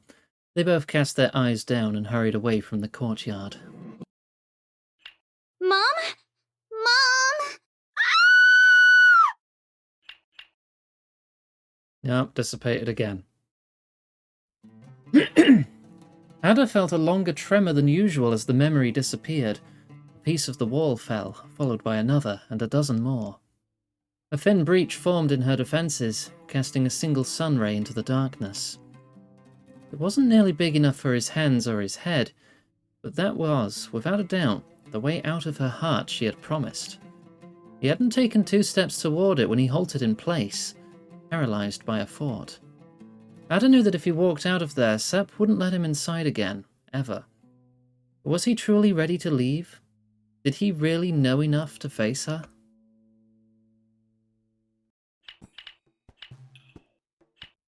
I feel like I've barely seen anything. I don't know if this is going to affect anything or if it's just going to be extra lore and background. I will stay. Perhaps he feared giving Sepp an incomplete answer. Perhaps he just wanted to take advantage of her trust. Be it as it may, Ada turned away from the breach and opened the diary once more. At least he would know where to go if he finally wished to leave. I feel like I'm missing, like, 2/3 of this. Alright, let's start from the top in ones that are red. Angela. Illigrab.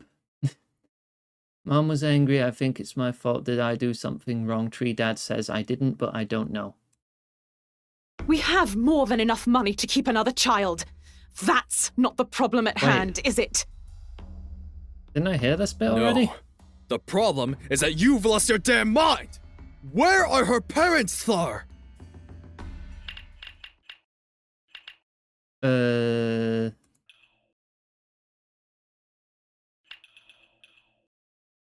These bits that I unlocked through choosing choices? Yeah, they are.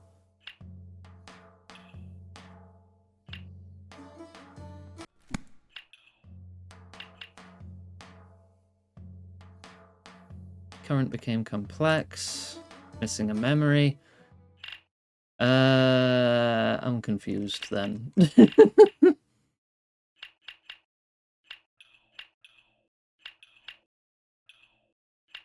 Those are all the childhood memories. Never mind, I hate gazelles too. They are brainless and I hate them. Illigrab had to come get me and I got scolded because none of those bastards understand who they are talking to. I have to go see the merchant. He'll make me strong. More fantasy racism. No, this is the same... This is the same bit, yeah. That's the same bit again.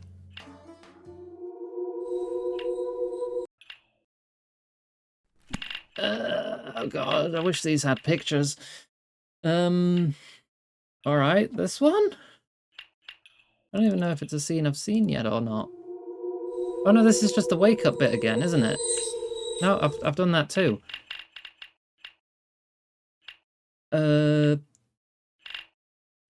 Alright, how about I just make a separate save there and we just leave? Because I'm confused. Alright, piece of the wall fell. Get back to that choice. Let's leave. Ada took a moment to reflect on the entries he'd read. That wasn't enough. Nothing would be. He headed toward the cracked wall and examined it for a while. Didn't look like anything less than an earthquake would make it tumble down. And what was the closest thing to an earthquake Ada had at hand?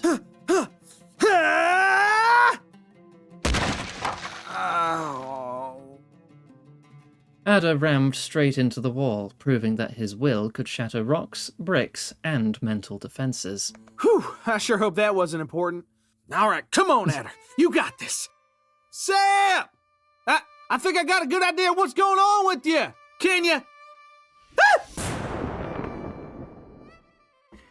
Enlighten me.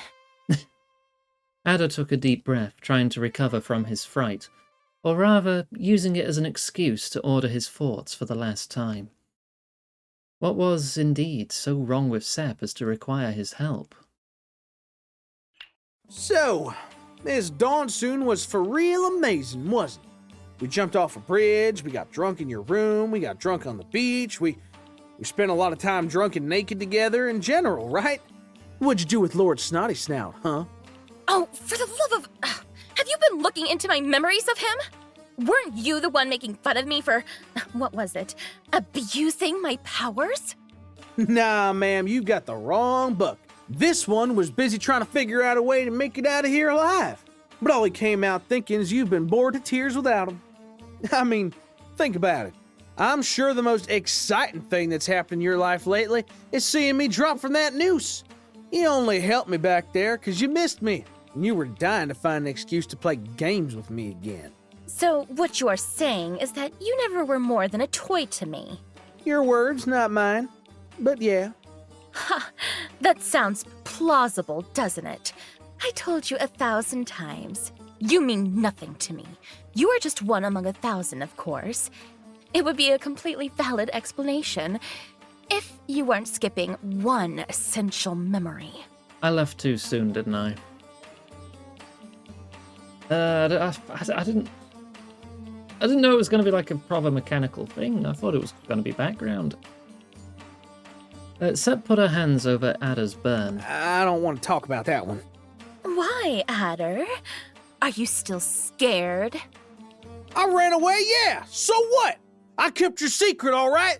Even after you hurt me. Even after you ditched me and made like I didn't exist. I still won't let anyone come after you. Ain't that good enough? No, it's not. But then again, nothing ever is. You're right, Adder. It's been fun. We should play together more often. Sure thing, ma'am. If I still got a head after this, you can go and ask your new knight if he's fine with me dropping by for a visit. That never stopped you before, did it?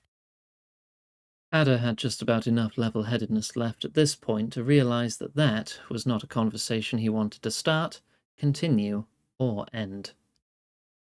He chose to ignore it, like so many of Sep's feelings before that, like so many more of his own. He would put that feeling away in its own neat little box, never to be opened again. At least not for as long as he remained in this world, stuck to her. Come on, Sep. Let's just focus on finding a way out, all right?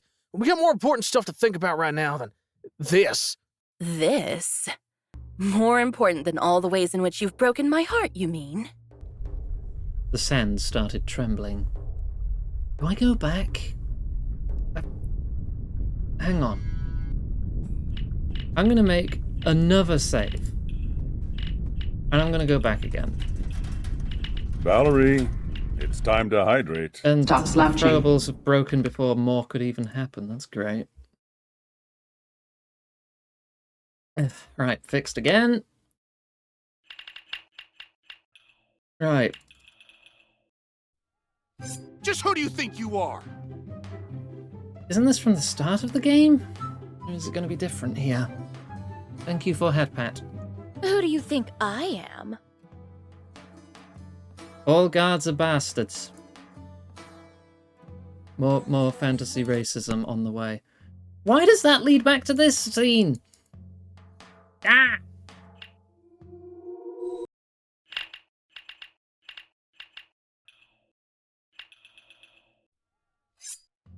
Did he mean that? I'm this is so something dead. else. I'm so This is so out of order and dead. confusing to me. It's all right. I lived a good life. Now I can say bye with a smile.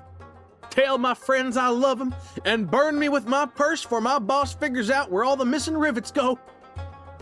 For the last time, Adder, the wine was not poisoned.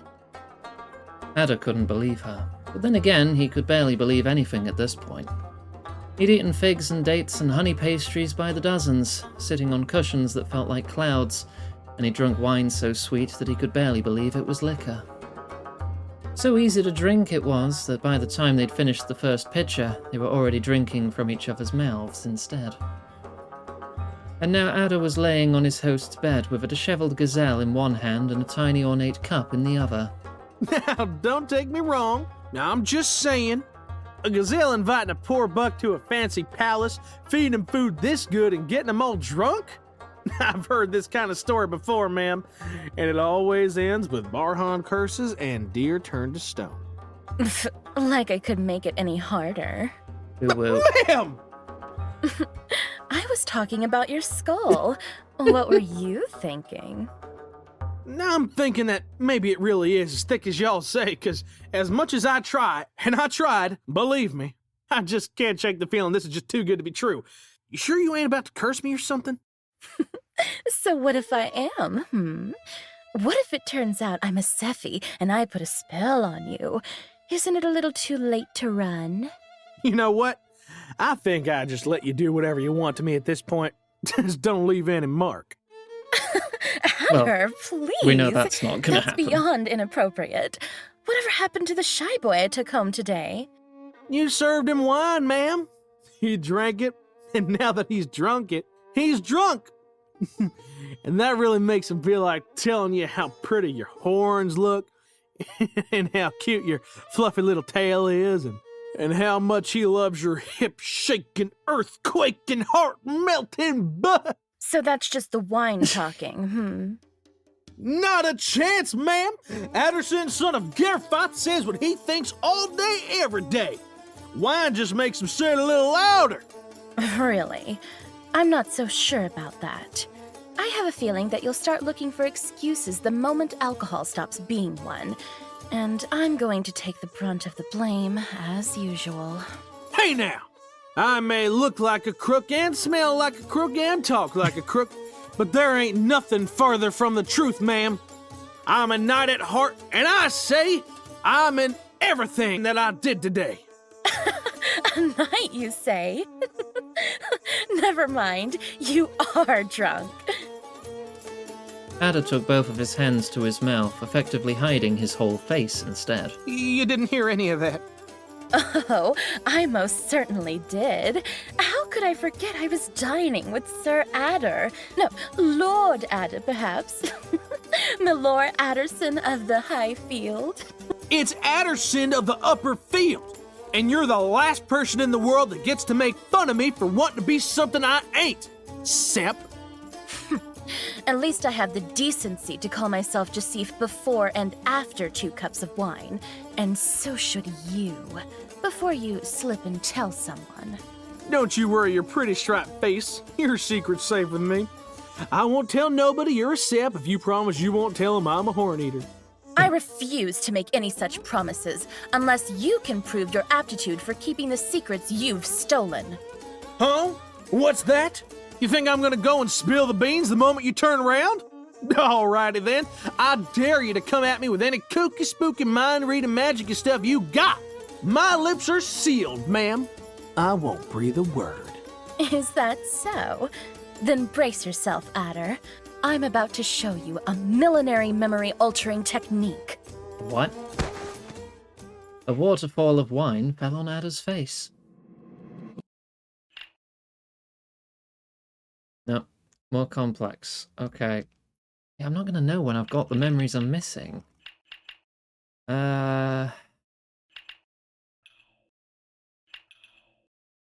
Use of alcohol. It doesn't give you the warnings when Focus on your you... breathing. In, out. Good. Don't stop. Keep your eyes on me. Oh, it didn't give me the Like warning for the that. last scene, because that was all about drinking Relax. wine. Now tell me, Adder, what am I thinking? You thinking this sounds 10 kinds of wrong? What is a horn eater? Let me find it for you. There it is. Slang used to refer to a male deer who shows interest in another male deer, especially one with big horns, or a male or female gazelle since they're both horned.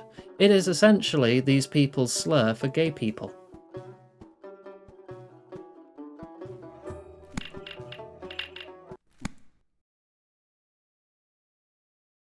If you unlocked a new path, it'll tell you where to find it in the upper left. Upper left of the diary? Upper left of the scene itself? Because I don't see anything in the upper left right now. Ugh, no! That's what you are thinking, damn it! Why isn't this working now? You read my gaze without even trying just a few hours ago. Doing it on purpose shouldn't pose a challenge after all the tips I have given you. What's your problem? The sound of a pebble crashing against the balcony drained all the colour from Sep's face. Elbar had finished his quest. Look, ma'am, this was a lovely night. The pastries were out of this world. You're a for real nice gal, but it don't look like I'm cut out for this whole wacky, magic-y, mind-reading stuff. So I think I'm gonna go and get for you. Try to yank my head hornless. That wouldn't have been normally a problem. Sep did what she could, after all, and if a pauper like him didn't want to accept her generosity, that was his problem. However, she faced a small logistics problem. There was only one discreet way to enter or exit Sep's room. The window, of course. The same window which was being attacked with pebbles at that very moment. Needless to say, she couldn't let him go. Wait! There's something I need to tell you before you leave. Honestly, I've been meaning to ask about it since we first met, but I didn't quite know how to word the subject nicely. Say, Adder, do you have some kind of aversion to baths? Say what? Of course I take baths. I ain't no smelly buck. It's just that I've been running all day and I work at a forge and you've been making me real nervous with this eye magic stuff and... Ah, I see. Well, don't mind me then. I'm sure that Ashen Sweat is a popular perfume among slum dwellers. I get it. Sheesh. I ain't gonna make me self-conscious about it. So you agree that you need to wash yourself, right?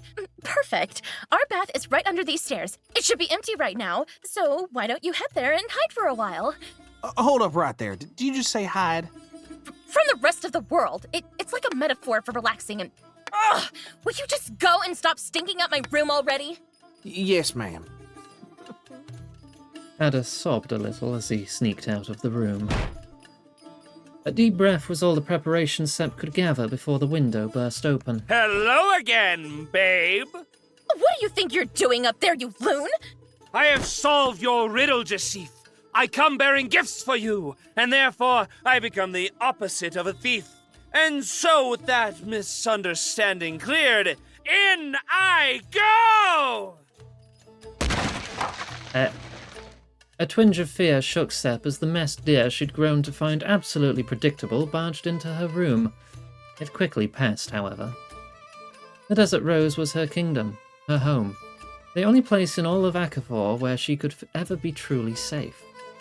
If any guards appeared, it would be because Miss Rochelle called them on her behalf. If anyone so much as looked at her wrong, they would be quickly disposed of, as long as Miss Rochelle approved of it. No, there was no need for that. The intruder somehow looked even sillier, yet up close. Horns aside, he wasn't much taller than the gazelle, making him look squat in spite of his otherwise mighty and wealthy appearance. Sep smiled to herself. Perhaps she'd been looking at the situation wrong. I must admit that I am rather impressed by your guile, my masked madman. Had I known you would return to me so quickly, I would have prepared my room for the occasion. At least you could have opened a window in my absence. It smells like a volcano in here. Damn, I thought the Princess of Sand and Fire was your stage name, not your living conditions. Oh, yes. That's just the smell of ash. Forge ash. Its purifying properties are astounding, but it's a bit of an acquired taste. Well, whatever it is extremely vexing. We will have to do something about that next time. For now, however, I didn't know what kind of present you would appreciate most, Your Majesty. So I took the liberty of bringing those that I do enjoy. Elbar removed the fabric covering his hand, only to reveal a silver plate full of pastries and a wine pitcher. We shall partake on a most lovely dinner to celebrate our first encounter. That's actually a fantastic idea. And yet I worry this marvelous evening may still lack the right appetizer. Perhaps a few verses would open my appetite. Oh, Deceive, how astute of you! Feigning disinterest and serenades deceive the feeble suitor from the truly devoted. You have pretended enough. Heed, so the words of your poet. Brighter than all the stars in the sky, warmer yet than the desert is dry. My. I thought I had been hearing voices for a while now. Sep closed her eyes with a small, victorious smile as the door to her room burst open. Who's there? This is not what it looks like. I can explain. I am... Sir Elbar of Askadath. Now there's a man who doesn't need an introduction. We are most honored by your presence. Yeah, that mask ain't fooling anyone for half a second. How did you find me? What magic have you employed to see through my disguise, old crone? Oh, please. Any business owner would do well to recognize the captain of the guard in any state of clothing. But that's not the matter at hand, is it? Of course not. We're here to talk about Princess Deceive. Sep had questions, complaints, and just about enough criteria left not to say a word when Miss Rochelle was talking in her behalf. You have exquisite taste. Deceive is such a little gem, so sadly overlooked by a dear like us just for those Barhan horns of hers. But oh joy! Having you here means that her talents have finally been recognized by a worthy patron. Because you do intend to patronize her, correct? Why, yes, of course! I would never dream of wasting the time and talents of an artist like her without compensation. Oh, this is such a magnificent moment. Please, come this way. We'll make the necessary arrangements over some tea. Disregarding their difference in status, Miss Rochelle quickly pushed and dragged Elbar out of Sep's room. Whatever happened to a streak of bodies in the sewers? Dear. Oh, dear. Taled could never get his hands on this one. Miss Rochelle slammed the door shut, sucking all the noise out of the room for a second. Finally, a moment of peace. For Sep, at least.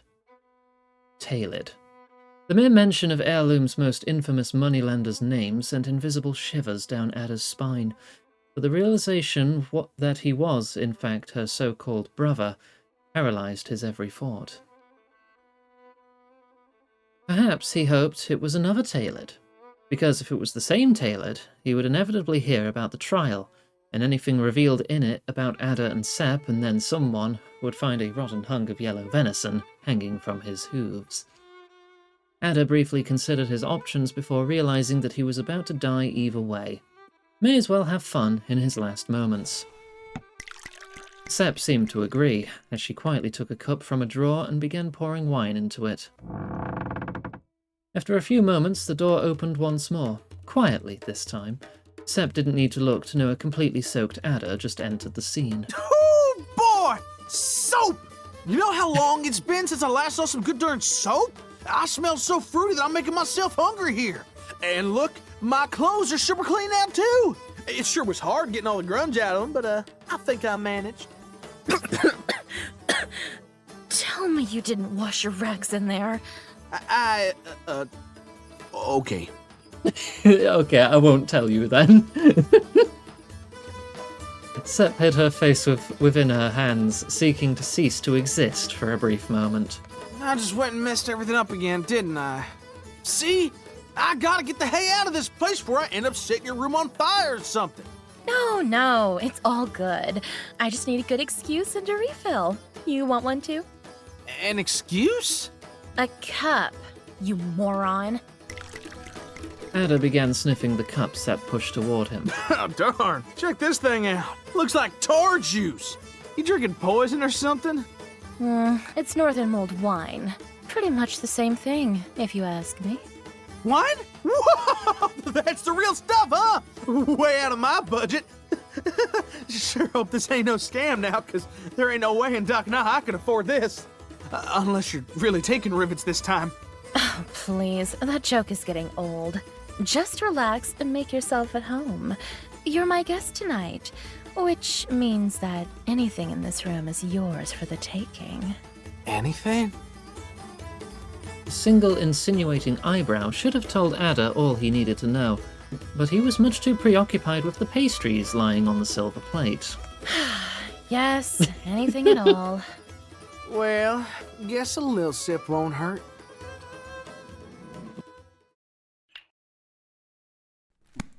And then... Oh, no, this is still a different scene. Knock, knock went the locked door, but it was completely ignored for the gazelle resting at the other side.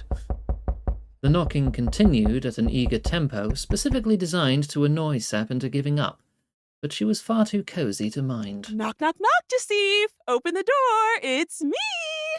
There is no... Deceive before the sun rises. Should I call you Omaseptut then? I'd rather you didn't call me at all. Oh, come on, dear. Don't be such a bore. Today's a special occasion. I've cleared out my schedule just for you so you can tell me all about your new patron. Give me a moment. Sepp rolled toward the edge of her bed with a speed that wouldn't have been out of place in a snail race. She managed to gather enough momentum to just barely defeat gravity and get up. Getting dressed was important, of course, but if she was to survive a lecture so early in the morning, she needed to have a hearty glass of juice. Fermented grape juice, to be precise. As she poured her favourite tonic, an oversized pair of arms surrounded her waist, pulling her into a warm embrace. Good morning, sleepyhead. Good... what? The illusion of comfort was broken all too soon. What do you think you're doing? Giving you a nice good morning hug? Here! I mean here! What are you doing in my room so late? Or so early? Or... why are you naked? Do I have to explain that part? Oh, look, I would have get a lot sooner, but you looked at me all teary-eyed when I was leaving, and then you asked me to stay, and you looked so sweet when you pulled on my hand. I just couldn't say no to that face, and... Shut up! I did what? What's taking you so long, Deceive? Who's that talking over there? Is that your ma? No! That is none of your business, Raoul! Don't start with that ugly business talk again. I thought you'd be in a talkative mood today of all days. Don't think I didn't see all that wine. Yes! Did you hear that? I was drunk. I was tired. I drank more than I thought I did, and that's why I asked you to stay. That's it. Don't get any weird ideas. Me? Nah. I wouldn't get my hopes up or anything. Good! Now get out of here before she... Hold up! Let me put something on first! Oh, dear. You should have mentioned you were already celebrating. That's okay. Don't rush on my account. We'll talk later. Both Ada and Sepp remained frozen for a few more seconds as they heard her walk away. Well, she seems nice. Get out! Ada jumped out of the window half naked. Somewhat more naked than he was when he arrived, at least. It was only then that Sepp noticed a shaggy piece of blue and white fabric lying on her bed. Hey! Come back here this instant! You... Whew! I just left and she's missing me already. A current has opened up somewhere. Something about Elbar's promise. Eh? A tall bridge rose from the sands, filled with guards to the brim. This memory started on a poignant note, or rather, a pointy one. One more step and I'll skewer you like a... Wait, boy, don't... The guards became a mere distant blur as Ada jumped the railings and plunged down into the street below, carrying a gazelle with him. One awning broken, 2 awnings broken, fabric and rope whipped against them as they fell at full speed. Sep closed her eyes, incapable of watching the scene anymore. A million thoughts rushed through her head as they fell, and they were all about how this was not the time nor the way she wanted to go. No! The fall came to a sudden, cushy end. For her, at least. Are we not dead? Ada could only bend his neck to check, as the rest of his body was being crushed by hers. We ain't? Oh, 3! We're alive! We should be dead! But we ain't! Woo! Reinvigorated by the news, Ada grabbed Sep once more and jumped to his feet, forgetting her weight altogether. They spun round and round, the world turning into a blur as they laughed and pranced like idiots. A dozen spins later, they fell back on the ground, exhausted and far too dizzy to take another step. They found a brief respite in each other's arms, gasping for air after their manic celebration left them breathless. Sep tried counting to 10, focusing on her hooves and taking deep breaths, but nothing was getting rid of that exhilarating sensation. It was like all her baggage had flown away as they fell, and now she felt so very alive. Oh, gods. Why do I want to do that again? What was that thing you said the other day? You sure hit your head hard? Just what are you made of, Adder? I'd swear that normal deer aren't supposed to ram straight through walls, or read gazes, or survive falls like this. Who cares? All you gotta know is that Adder could do anything and more. You hear that, guards? You should have kept an eye on the one-eyed buck. Ha ha ha! And here I thought you had lost your backbone. Don't know about my backbone, but I nearly broke my tailbone because of you again. Give me back my cape, you thief. Again? Woo-woo? Take it off me, then. Sep stretched her arms out and then laid back on the pavement. Bed eyes was a vastly insufficient term for the look she gave him as he tentatively moved a hand towards the fabric covering her shirt. What's wrong, Adder? Can't you untie a little knot? Hey now! Don't go laughing at me because I'm so mad at you right now. Like, whoa, so mad. Can't stop thinking about all the things you've done to me. Really? You don't sound very mad to me. Oh, yeah? Yeah? You don't know just how mad you made me, Missy. I'm so mad, so mad. I could just, so help me, I could just... Ada pressed his face against Sep's, getting so close that their noses touched. So mad you could just leave me hanging? So mad I could just go and do something for real dumb right now. I mean, can it be dumber than jumping off a 5-story tall bridge? That depends on where you stand on asking the gazelle way out of your league to let you kiss her again after swearing you ain't a horn-eater like 100,000 times and getting kicked out of her room in the morning, ma'am. Her position on the debate was grabbing his face softly and drawing him closer. There was nothing fancy about the kiss. It was, in fact, objectively bad, and even worse to watch from outside. Ada's previous experience in romance, or rather his lack of, had been underscored by the previous night, but it was made all the more obvious for the lack of wine to mitigate their quality standards. This may be the smartest thing you've done in the time I've known you. Cut me some slack here. You've only known me for like 2 days. A year and 2 days. See, now I'm gonna kiss again just so you can't make fun of me. He was wrong. She would make fun of him for that kiss, and many of the kisses afterwards, for they were honestly worse for his involvement. After all, history has never known any such thing as a deer born good at kissing. But that could be fixed easily.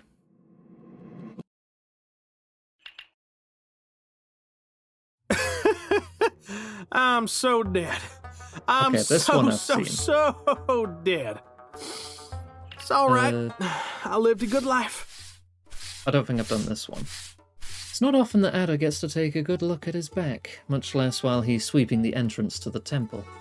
It would seem, however, that this memory started with someone staring intently from a distance. 2 people, actually. Nice rack you have there, broom boy! Oh, shucks! You really think so? Oh yes, it's quite impressive. For dough! Say what? You want to get down here and say that to my face? Keep your head and walk away. Huh? Seb, what you doing here? Saving your neck, obviously. What do you think you're doing? Elbar won't lower himself to your level, but don't doubt for a second that he will send his guards after you if you provoke him. I'm the one provoking him? Didn't you just hear what he said? Oh, please. Can't you see? He's only insulting your looks because he doesn't have anything more meaningful to say about you. He thinks you're so weak that you will crumble hearing a shallow insult. Prove him wrong. Don't give him the satisfaction of seeing you flustered. Manipulation. You know what? That's a for real good call. Yeah. This one of them mind-reading lessons of yours? No, that's just how life is. If you don't want to have your cute little horns thrown in the dungeon, you do well to keep your feelings in check around those that hold more power than you. And just so you know, I like them short anyway.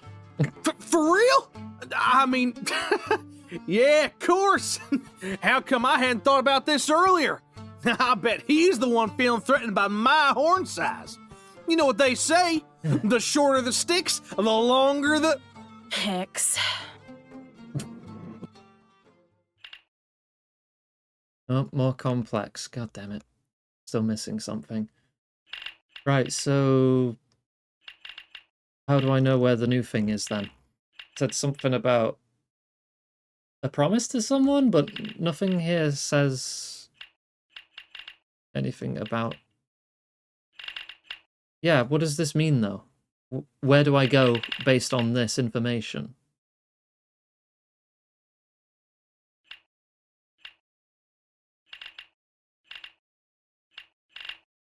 Because I don't know.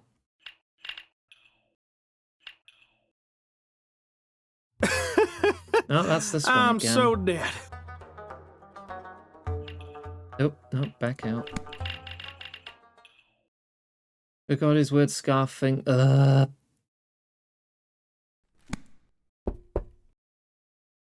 Completely ignored.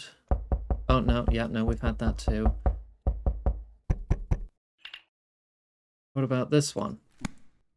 Seb, you see, darling queen, I don't want to hurry your grace, but I think that's the sun coming up your window. You sure you don't want to go grab some scissors? Ugh, will you just shut up for a minute and let me concentrate? I'm almost done figuring out the knot.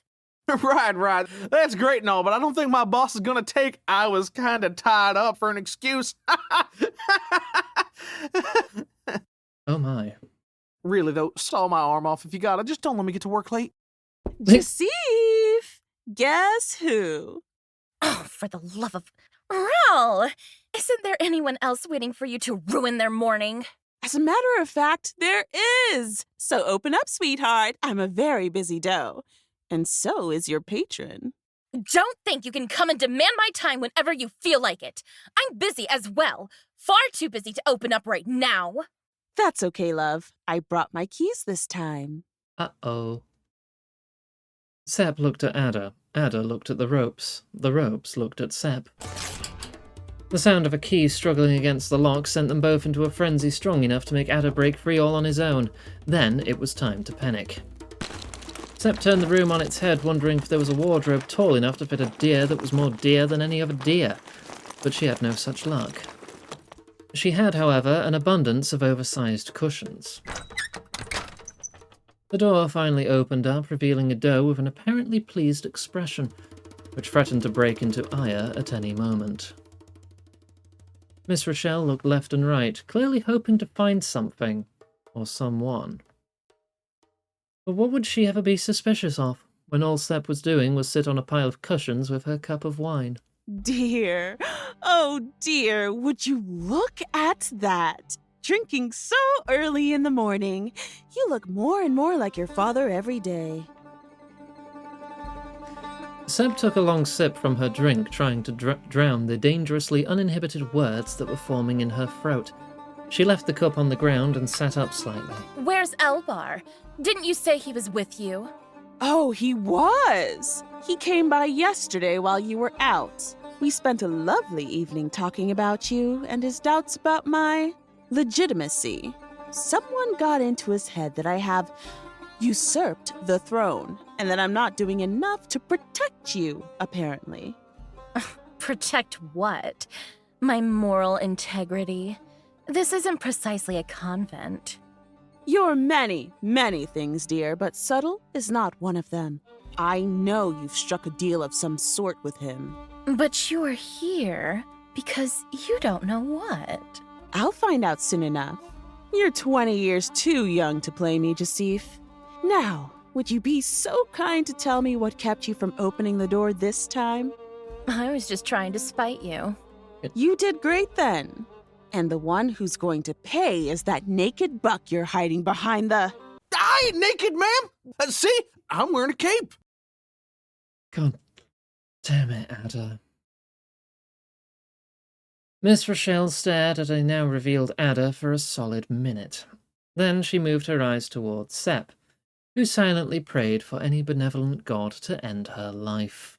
Can't say I've ever understood your taste in men, Jasif, but this one definitely bears the palm. Where did you find him? In a circus? Did the wandering horn-eaters come to town? Hey! I ain't... No. Ada didn't finish that sentence, for all the evidence pointed to the contrary. That's okay, sweetie. Better dear have fallen victim to Jasif's charms. Better looking at the very least. The doe walked towards Ada with a huge smile on her face. Ada walked back slowly. Smiles like those have never been good news in his life. Oh dear, what's that face for? Did she tell you something bad about me too? No, ma'am! Never seen her do anything but sing your praises. Sing your praises, he says. How charming. Let me guess. You're one of those naive country fawns that get corrupted by the glamour of the city and then never dare go back home. Just think what your parents would say if they saw you here. For a moment, Miss Rochelle's eyelids drooped a little. For a moment, her words sounded a little bit too honest. Well, dear, if that's the case, you're far too good to die because of someone like her. That's why I'll be nice and give you a chance to turn your life back around. You have 5 seconds to run before I call the guards. 1. Will you be all right? Sep just pointed at the window, her face still covered with one hand. 2. On the count of 3, Ada disappeared. Well, he seemed like a nice enough sort. I bet you would have broken his heart one way or another. Wait a second, I don't get it. Why was Ada tied? He fell and got all tangled up while they were knitting. Oh, Adder, that kind of stuff happens to me a lot too, you know? I certainly hope not. They were just knitting all night. Nothing else. I'm gonna push him off a cliff or I'm gonna jump off a cliff. Quietude. Just complete, utter silence. Heavy. Very heavy. About as thick as a sheet covering the entirety of Sep's room. Silence from the girl meticulously moving a flattened bead of glass over every squiggly line of letters in a book. Silence from the boy sitting by her side on the bed, hands intertwined over his caved-in stomach as he stared at the ceiling. His little drumming or his occasional whistling vanished in all the encompassing silence. I'm sorry, I thought you'd like that. I didn't. Sep licked her thumb before turning the page. It felt like the slowest page turn in history. Did I make you mad? Not at all. I appreciate your initiative. Ada's gaze travelled to the other end of the room, repelled by the tone of her words. He barely dared look at her ears. You look mad. I have been known to look mad on occasion. Having two people that could read minds together in a single room, avoiding each other's gaze, was foreboding, to say the least. Well, as long as you ain't mad. The sound of the book being sternly closed echoed all over the room. I thought you'd be smart enough to figure out how I feel, if only barely. So you are mad! Of course I'm mad! How could I not be? You've been taking too many liberties lately, but this is the last straw. How dare you go behind my back like that after all I've done for you? Oh, the nerve you have! On my nerves is where you're getting. I already apologized. What else do you want me to do? You call that an apology? You haven't even started to grovel. Say what? You really think I'm gonna bow my head and kiss your hooves? I done begged plenty in my life, but even I got some pride, ma'am. Adderson, son of Gerfather of the Upper Field, is a whole lot of things, but he ain't no ass kisser. And what exactly is Adderson of the Upper Field if not an ass kisser taking advantage of my generosity? I have little use for anything else. Adder extended a finger, posed to reply, but he immediately curled it back again as he pressed his lips together, realizing his own urgent lack of a worthwhile retort. You know what? Fine. Guess I can't keep my true identity a secret forever. The seriousness of his expression managed to throw Sepp off ever so slightly. You want to know who I am? Well, listen up and listen well. I'm a knight-to-be. Royal blood runs in my veins because I was abandoned in a farm in the middle of nowhere by my real parents. Only after coming of age did I find out I was, in fact, a hero destined to save all of Akazor, nay, all of Duck-Nah from ruin. And get the girl while at it. Adder struck a pose as he finished talking. He huffed through his nose and then discreetly turned his head to see Sepp's reaction. You're lucky I have a soft spot for your lies, Adder. I'm going to give you extra credit for having such a knightly name. Now, tell me a better one. Say what? Ma'am, coming up with stories like these ain't nothing to sneeze at. I'll just tell you another tomorrow. Bold of you to assume you will have a tomorrow with me. Sepp opened the window and folded her arms, looking rather serious. I've been a gracious host so far, but my time is precious and short, and you have far overextended your stay beyond what's acceptable. If you're not going to do what I say, then I don't have anything else to say to you. You have taken me for granted long enough, Adder. Well, nothing to do about it then. Darn my luck. Guess you won't get to hear about all my mighty made-up master plans to become a knight and get you to fall for me. Curses. They were so funny, too. Like that one time I disguised myself as 10 stags trying to fight me and ended up getting knocked out by my boss. Or that time I hid inside a barrel and convinced a guard I was a talking barrel of ale. And don't even get me started on the neck thing. Sepp hesitated for a moment as she watched him climb down. Fine. Let's make this a game, then. Come back tomorrow with another story of yours. If you manage to make me laugh at least once, I will let you stay by my side one more day. If you don't, I will make you pay the extent of my services in full. Can I pay in rivets this time? Sepp slammed the window shut.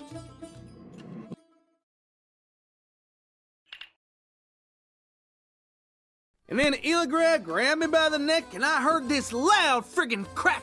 And suddenly, I could do this. We are getting a lot of new scenes here, so this is working. Adder twisted the upper half of his neck and then tilted it some impressive 60 degrees to the side. Stop!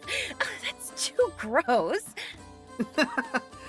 So anyway, Megan's been going a little better since that happened. Adder took a date and popped it into his mouth, chewing loudly. You know, every time you tell me about your life, I try to think about it, but I just can't imagine what being so hungry that you have to beg must feel like. I mean, I understand the concept, of course. I just can't wrap my head around the idea of not having food. Funny you'd mention that.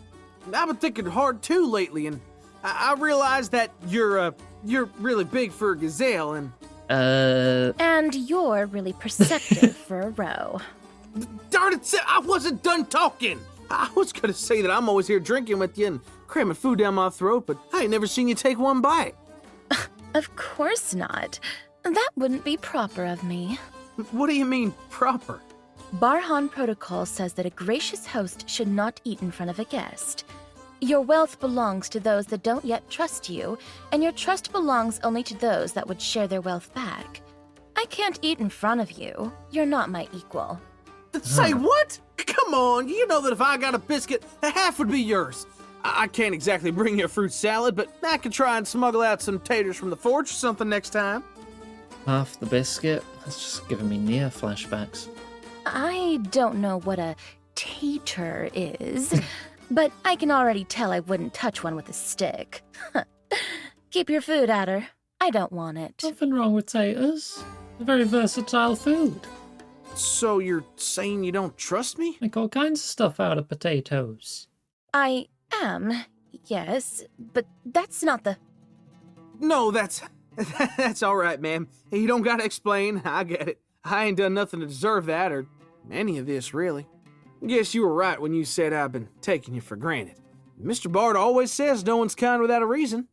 And you've been so awfully nice to me, I forgot to ask yours.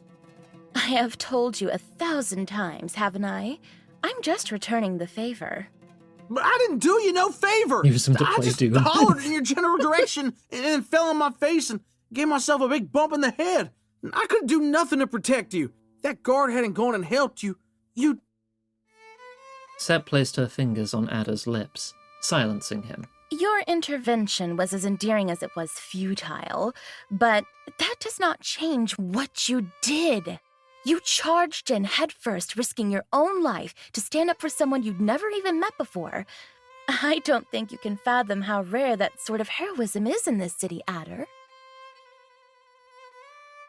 Seb's index finger floated briefly on the air before landing on Adder's nose. You're right in one thing, however. I'm not as selfless as you are.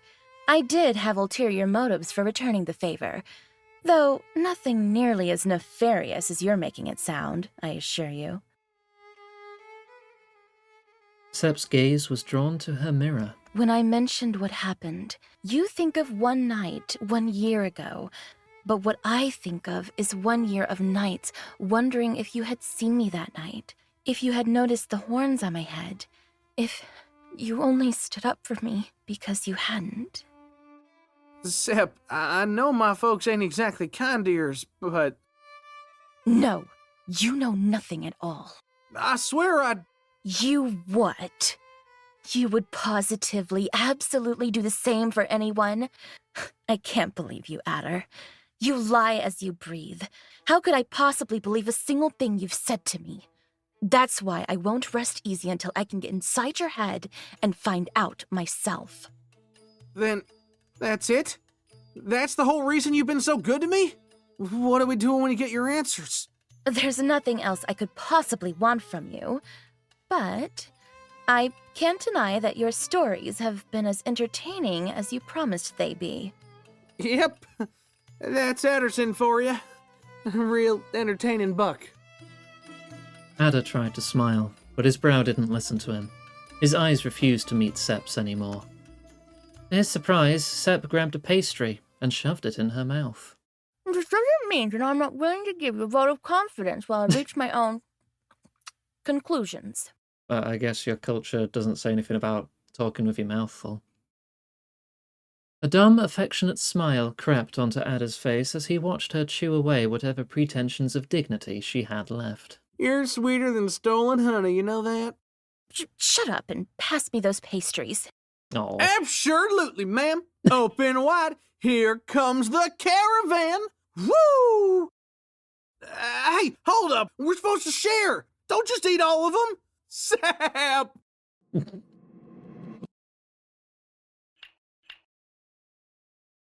Bread dissipated. Okay. We're at 19 of 31 now. So what else we got? Wanted to be left alone. We drank a lot. Something tied us together. Were you trying to get killed? Where do I even start with all this? We drank a lot? Is that whining? I'm so dead. Oh god, well which one was it? I'm so dead. Is it this one? Sorry. No, I've had this one.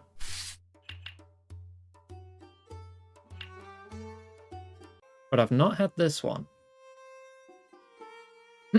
Wine, candle lights, and the distant music travelling from the main hall to the upper floor.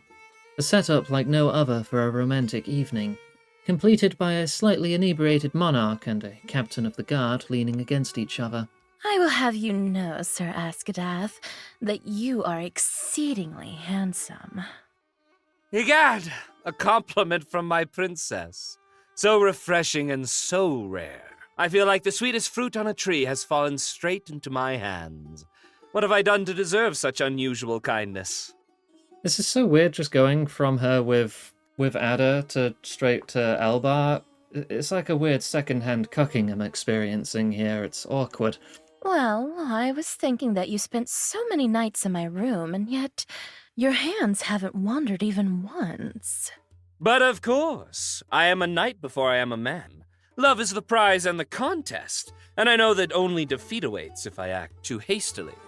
I feel that it's been quite long and proper now, however, and I'm afraid my heart is not quite as strong as a trained chevalier's. I warn you, Jasif, I am known far and wide for my passion. My vigor knows no match in all of Akathor. How curious. I have heard similar things about myself. Shall we try and see who's truly the best between us? Do you truly dare? Very well, my dear. We shall burn together in the fiery pits of love. The ground will tremble with the potency of our embrace. God damn it, Abby. But not today. Elbar steepled his fingers. I have a previous engagement. Next time, however, I will bring you the loveliest flowers and the fanciest incense, and we will have a night that will surpass your wildest maiden dreams.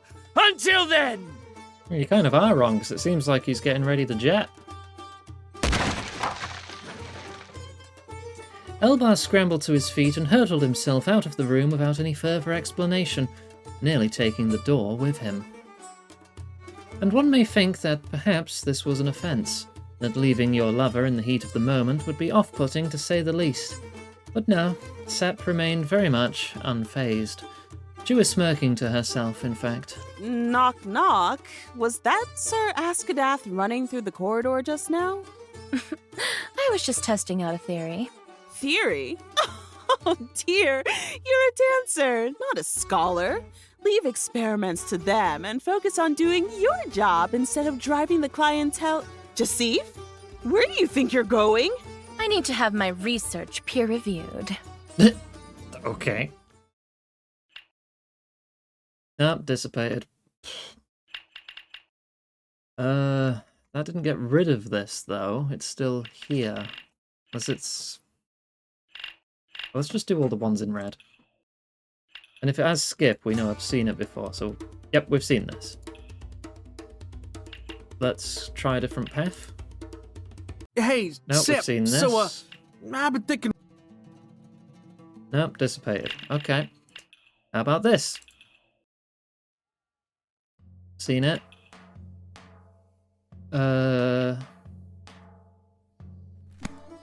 Seen Sip, it? you see, darling queen, I don't want to hurry your grace, but so I tell him Not seen it. halfway from nowhere. Okay, gotcha. But in what direction?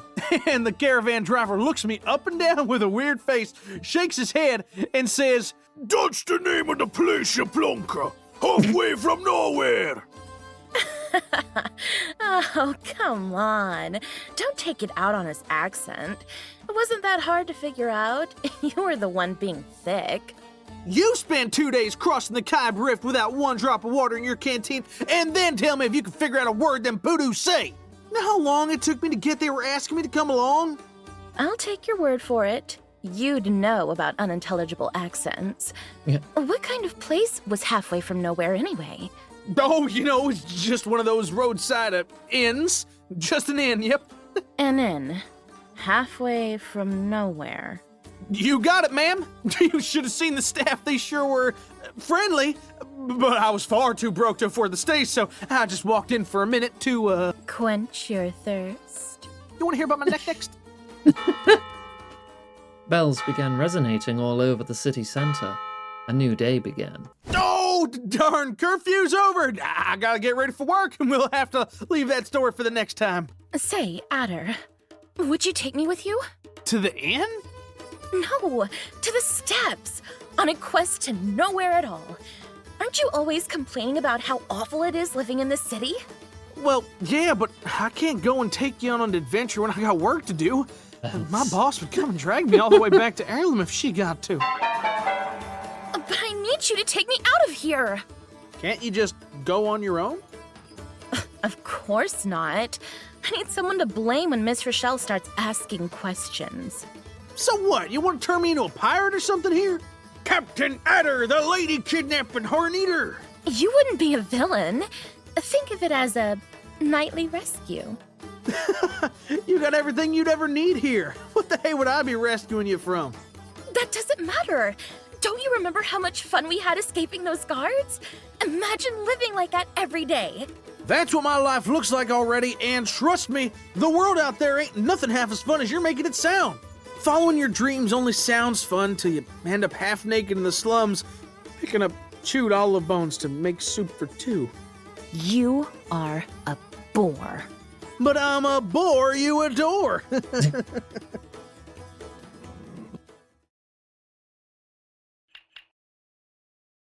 Current became more complex, missing 2 memories for that one. Alright, what have we got here? One we've seen. You see, darling queen, I don't want to hurry your grace, but I think that's the Wait, sun. so if we So do I that- tell him halfway. Wait, did I pick the same thing again? Hang on. Oh, damn it. Right. Skip. Wait, why did the skipping it take me back this time instead of giving me a new... Oh, it is removing them. There's only 3 now. I'm very confused. I can't keep a lot of things in my memory. Let's just keep moving on. Seen this. You sure you're This is all new. right? I told you, the wine went to my head, nothing else. I'm fine now. For real? I don't mind spending another night making you company if you need it. Just ditch the ropes this time. Don't even joke about that. I can't imagine what Rel would do to you if she found you here. Well, that'd be the case if she found Adder. But if she found Sir Adder Cinda the Upper Field, loyal servant of Yasif. Welcome to the Desert Rose, my lord. Go. Stay.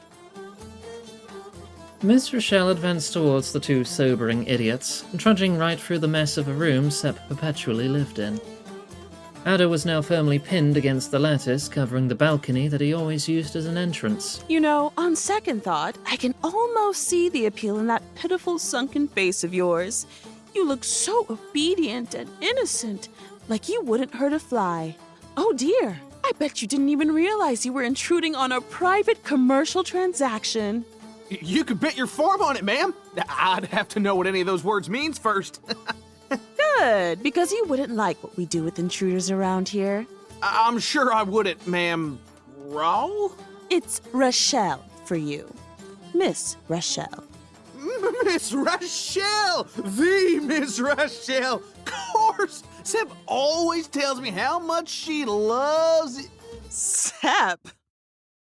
Stop talking, please. Well, I'll be Seb. Oh, that's a name I didn't expect to hear again. Seb. How cute. Oh no, sorry. I shouldn't laugh. This is far more serious than I thought. I'm afraid that just kicking you out of a window won't cut it anymore. Say, Seb, who should I tell first? Elbar or Talid? Oh, I saw that face you made just now. You've met Talid, haven't you, Adder? You've heard the things he does to the people he doesn't like, right? It's settled then. Wait, please, anything but that. Don't tell Talid, Rel. I beg you. This isn't Adder's fault. It's mine. I keep asking him to come back. I just manipulated him into thinking that I needed him, just like the rest. But he won't come by ever again. I swear by Hirub. Oh, honey, what a selfless declaration. I'm moved by your love. I truly am. But your tears and your words aren't valuable enough to buy my silence. Hurry up. The negotiations are about to close. I'll tell you everything I know about Elbar, all the plans I've made with him. I'll do anything you ask of me, but please, let Adder go unharmed. Now that's more like it. Ooh, I can just tell you've been keeping something really juicy to yourself. Oh, you're still here? I ain't leaving till my queen tells me to. Oh, how adorable. You found yourself a Hayseed Knight. Oh, they said Too the bad thing. it's useless. I'm the highest authority here, love, not her. That's why I can do this and she can't. Guards! Oh dear. No, can't go any further there. Okay, we've seen this one. Have I done this? You sure Yes. you're all right? Dissipated.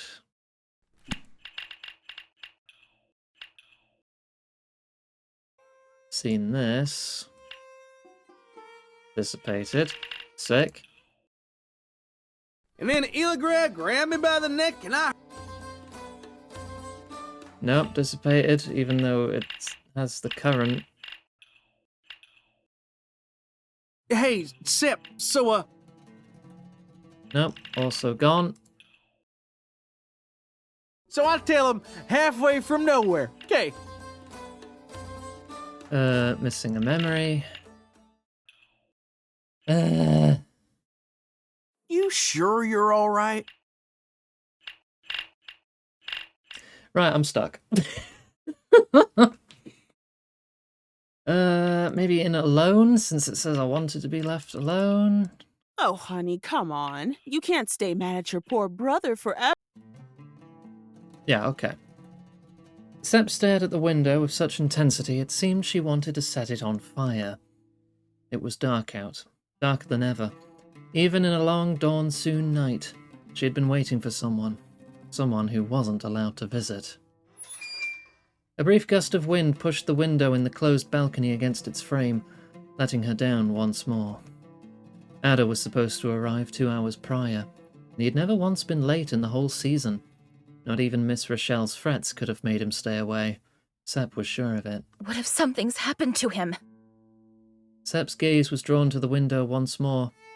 She had seen Ada slip through it dozens of times now. She'd never tried any such feat herself. Even though she lived on a first floor, the ground below looked like an abyss for someone afraid of falling.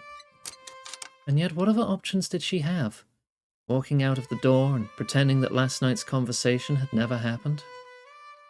Mustering courage from the depths of her heart she had kept locked away for years, Sep headed to the balcony and glared at the woodwork covering it. She shoved the window open and took a deep breath, using all of her willpower to stick one tentative leg out of the balcony. I must strongly discourage you from resting your hooves on the frame, my son. The lattice may not be able to withstand your weight, and I am standing underneath. The scare almost made Sep tip forward and fall toward the street. He quickly recoiled and ended up in the balcony instead. Who's there?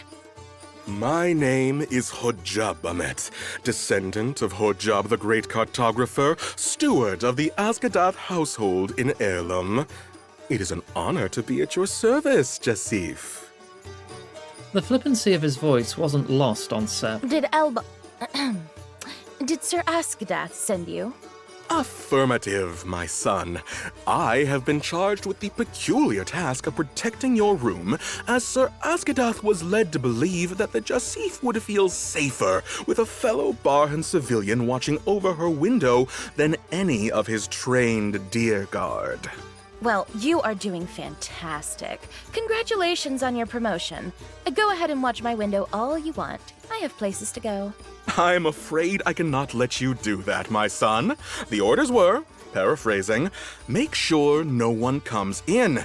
And I believe it's strongly implied I should make sure that you remain inside your room while I carry out the task. Are you open to discussing semantics? Negative, my son. Sir Askadath discourages the pursuit of intellectual matters for the duration of my shift. How about a little break then? You could come up here and relax a little if you'd like. Share some wine, perhaps? Negative, my son. I am not allowed to consume alcohol for the duration of my shift.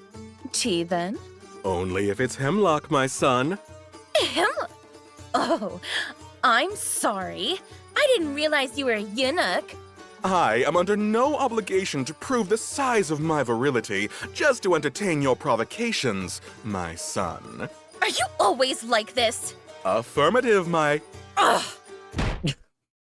Seb slammed the window shut. She would have to walk out of the front door with a high head and quiet steps. Where do you think you're going, honey? I'm going to take a stroll. Oh, no.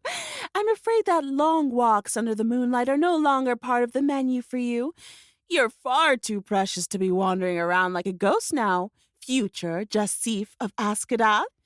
That's why I decided to put you in a casual encounters diet so you can fit in the wedding dress. Jasif of Askadat? Then Sep and Elbar! Focus, Lynn. I'm not going to see anyone. I just need to leave for 5 minutes. Then I'm sure you can bring the escort Sir Askadat has dispensed for your security. I hear he's a great conversationalist. Blech. You knew about... Wait. You told Elbar, didn't you? You filthy liar. You promised you wouldn't tell on us. I said I wouldn't tell Talid. I wouldn't want to see that wretched little fawn drawn and quartered because of your strange taste in men. But I wouldn't dare extend the same treatment to Elbar.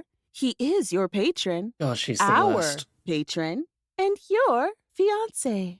Oh, don't make that face, sweetheart. I only told him that some miserable buck tried to sneak into your room a couple of nights ago. Nothing else. He'll be fine. And so will you. You can find yourself a new friend as soon as you finish paying your dowry. Of all the miserable things that you've done, this is... Haven't I made myself clear? You are grounded, Sep. Go to your room. Well, Geoff's just an asshole. Rochelle is completely controlling and just horrible all around. The door was closed and locked from the outside, but even if it hadn't, Sep had no will to fight back. A dozen cushions heard her scream of frustration and impotence as she realized for the first time, for all these years, that she didn't even own a key to her own room. The scream continued as she finally understood that she would soon be forced out of the only place she'd ever known as home, both her only haven and the origin of all her fears. Her voice broke into sobs as she realized the effect her absence would have.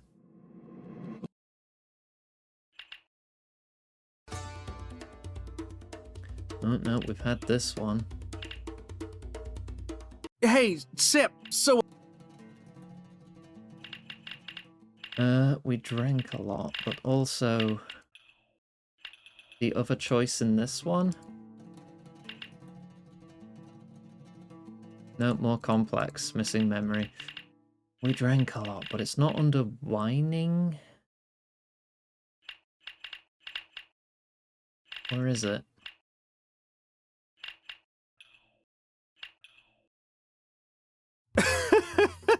I'm so dead. I'm so... Oh, this is new. Okay, well, there was a content warning for ableism on this one. Seb came to little by little, feeling tremendously disoriented with every passing second. Her eyes felt red and dry. Her nose was stuffed, and judging by the warm fur brushing her face, she was surely being embraced by someone. Someone with hands made for hugging. Seb shifted awkwardly in place, trying to find a way to turn around that wouldn't involve goring someone with her horns. The first thing she saw was Ada's face, sadly turned away from hers. The second, the sea, vast and mighty, blending into the darkness far beyond. And the third, the palace, commanding respect on all that saw it. She had to do a little bit of mental backtracking to remember that she had taken a nap while Ada waited for her inebriation to pass. Cried herself to sleep, most likely. Her sudden bout of embarrassment went thankfully unnoticed by her companion, who merely seemed happy to exist and have her in his arms. Beautiful, ain't it? The sea, The palace? Or me? All three? But especially you, no doubt. Liar. I wish you'd look at me the way you're looking at the Alcazar. Hey, can you blame me? I mean, it's a real darn killer for a building. Look at those curves. I'd be struck dead if I wasn't watching it with the prettiest gal in all of Heirloom. Shame on you, trying to flatter your way out of this conversation. You don't intend to share your obsession with the palace, do you? Nah, nah. No way, ma'am. I'd never hear the end of it if I told you. Blame me all you want. It's clear to me that you're just so afraid of telling the truth that you'd rather keep lying forever. Skeptical one-eyed squint and a frown followed this provocation. Adder jutted his jaw out as he let his chin rest on Sep's head, asserting whatever resemblance of dominance a boy like him could have. You didn't hear this from me, but, rumor has it that a prairie buck from down yonder the steppes ran to the city a few seasons back. He sold all his clothes along the way, and the new ones cost him an eye, but here he was at last. The ones who know him said, they said to me, he got the silliest dream they'd ever heard. They said he wanted to become a knight of all things. And maybe you don't know, because he didn't know it either back then, but farmhands don't become knights. They become good-for-nothing, stuck in a city where no one takes them seriously, watching the place where important things happen, and knowing they'll never get to set a hoof inside. A poignant tale, no doubt. Though, knowing you, it can hardly be the whole truth. You can tell? I mean, it's a truth. Closer to the real thing than the story about the talking barrel of ale, that's for sure. But the one true truth's that I got far too little on my plate to worry about dreams and far too much to spend time open. This dumbass I'm telling you about has been gone for a while now. I see. Well, do let me know if you ever find him.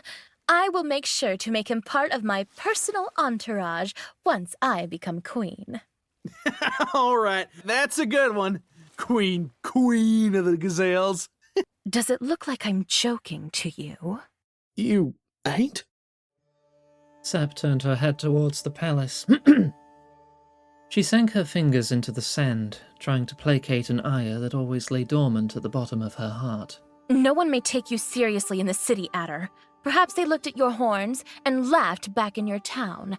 But not a day has gone by since I was born where someone hasn't looked down on me for mine. Not even when Mom was there to defend me. Do you know what it's like to live a life without anyone to call your equal? To know that all I can realistically aspire to is becoming some horn-eater's mistress for as long as I'm beautiful? Just to die alone because no sane gazelle would take a doe wannabe for a wife? Is it really so dumb to dream of a life where I have the power to set the score straight? I'm sorry, Yusif. I didn't know. Of course you didn't know. You're a lame one-eyed excuse for a gaze reader and a liar. And I didn't expect any better. He was good enough, at the very least, to recognize when someone was lashing out at him for a lack of a better way to express their feelings. I know it don't mean much, but if you're so worried about the future, I still mean what I said that time. I could take you if you want. And we could save up some cash, and get a field somewhere, and I mean, I can't imagine thinking you don't look pretty for a single day in my life, so... And become almost septuate wife of Adder, the roe resigned to marrying a gazelle? Spend the rest of my life raising your fawns while I pretend I don't notice the way farmers look down on me? I'll pass. Thank you. Besides, I know that eager gleam in your eye, Adder. I've known many deer like you before. You just want me because you haven't known anyone else's touch. It won't last forever. That much I can foresee. He's always been missing an eye. We've not seen the scene where it happens. All right, what if, and this is just an if, what if all those stories I told you night after night were a little bit true? What if I only wanted to be a knight to get the kind of power that'll let me protect the people I love? That'd mean I get you a little bit then, right? And if I get you, well, maybe it's because I like you more than just your body and the way you make me feel. Maybe I end up falling for those little bits of warmth I see behind your cold blue eyes. You can be quite the poet when you want to. And I can be quite the knight when I got to. Just let me prove it to you, my queen. Sep's face turned red as a tomato. Her lip trembled slightly as she made an effort to keep her composure.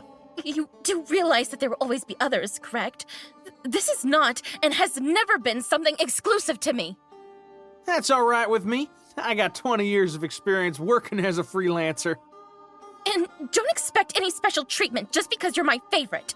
I would lay with a Macadar if that took me a step closer to the throne. That just means you'll be keeping the bed real warm for me. Are you really okay with this? I don't think you'll believe me if I tell you you're one of the nicest people I've met in this whole city, and it still sounds like an improvement over my whole life, so let me just say this instead. I love you, Sep. Please let me stay with you. Idiot! Don't think I can't tell you're trying to attack now that I'm drunk. Who, me? Adderson, son of Gerfod of the Upper Field, taking advantage of a poor, defenseless lady to confess his love. You offend me, ma'am. I'm wounded. Wounded, I say. A knight should never announce his love expecting a reply. But I ain't even a squire, so you can go ahead and admit that you want me at least. I want you to shut up. There's only one way to make me do that. A handful of sand in his mouth wasn't precisely the idea Ada had in mind, but it worked just as well.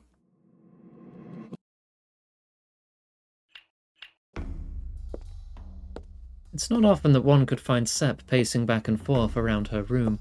She was usually quite more laid back, meaning she'd only lift a finger if she absolutely had to once she was done dancing for the day. But tonight she just couldn't stay still. There was someone waiting for her. It was her only chance. She absolutely had to meet him.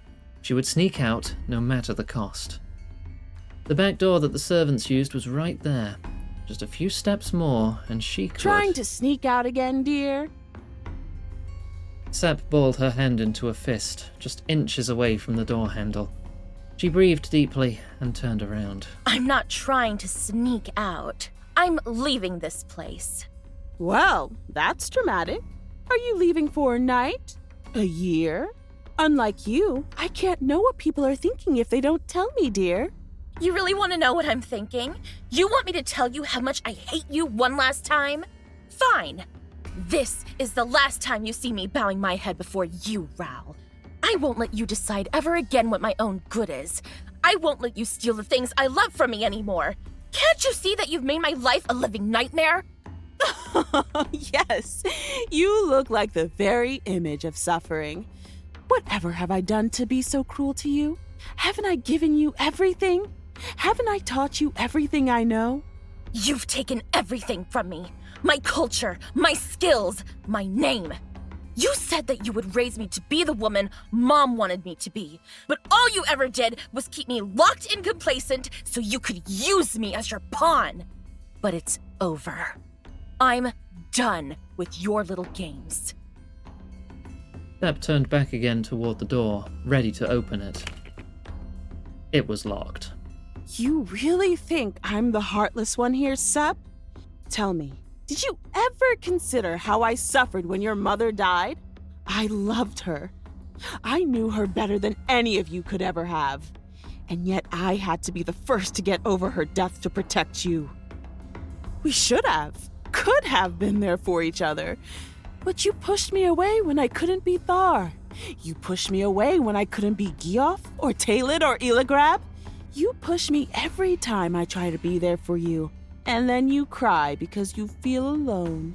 But that's okay, isn't it? In the end, we're just two lonely women obsessed with being loved by those who look down on us. After all, we've both lived our lives putting someone on a pedestal. It makes sense. Miss Rochelle's eternal grin vanished. The woman who taught Sep how to smile when everything was falling apart grimaced, but only for a moment. Oh, look at me rambling like an old woman when you have other things to do. Can you do me one last favor before you leave, dear? I think I left the front door open, but I'm exhausted, and you know I look like a raisin without my beauty sleep. Go and lock it for me, will you? Miss Rochelle deposited a brass rose-shaped key in Sep's hands. Then she turned her back on the gazelle and began walking toward the stairs that led to the first floor. Sep stared at the key for what felt like an eternity, unbelieving, disconcerted, skeptical. I know you're not doing this out of kindness, Raoul. You just hate seeing that you're losing, don't you? You want to watch me ruin my life and Adder's and be there to say, I told you, when I have to drag my tail back. Dear, I've only asked you to lock the door. The rest is all up to you. You look distant today, babe. Is something the matter? I was just thinking about the last time we walked together like this. You mentioned that you would have liked to become an actor if your life had gone differently, remember? I'm afraid that I've been plagued by what-ifs ever since. Say, Sir Askadath, does your heart still long for a life beyond these walls when you know that it can't possibly be better than what you have? Do your dreams haunt you as well when you can't fall asleep? Dreams? Ah! Perish the thought! Dreams are for the idle. I am a man driven by objectives, and I have spent all my life working towards a single, all-encompassing goal.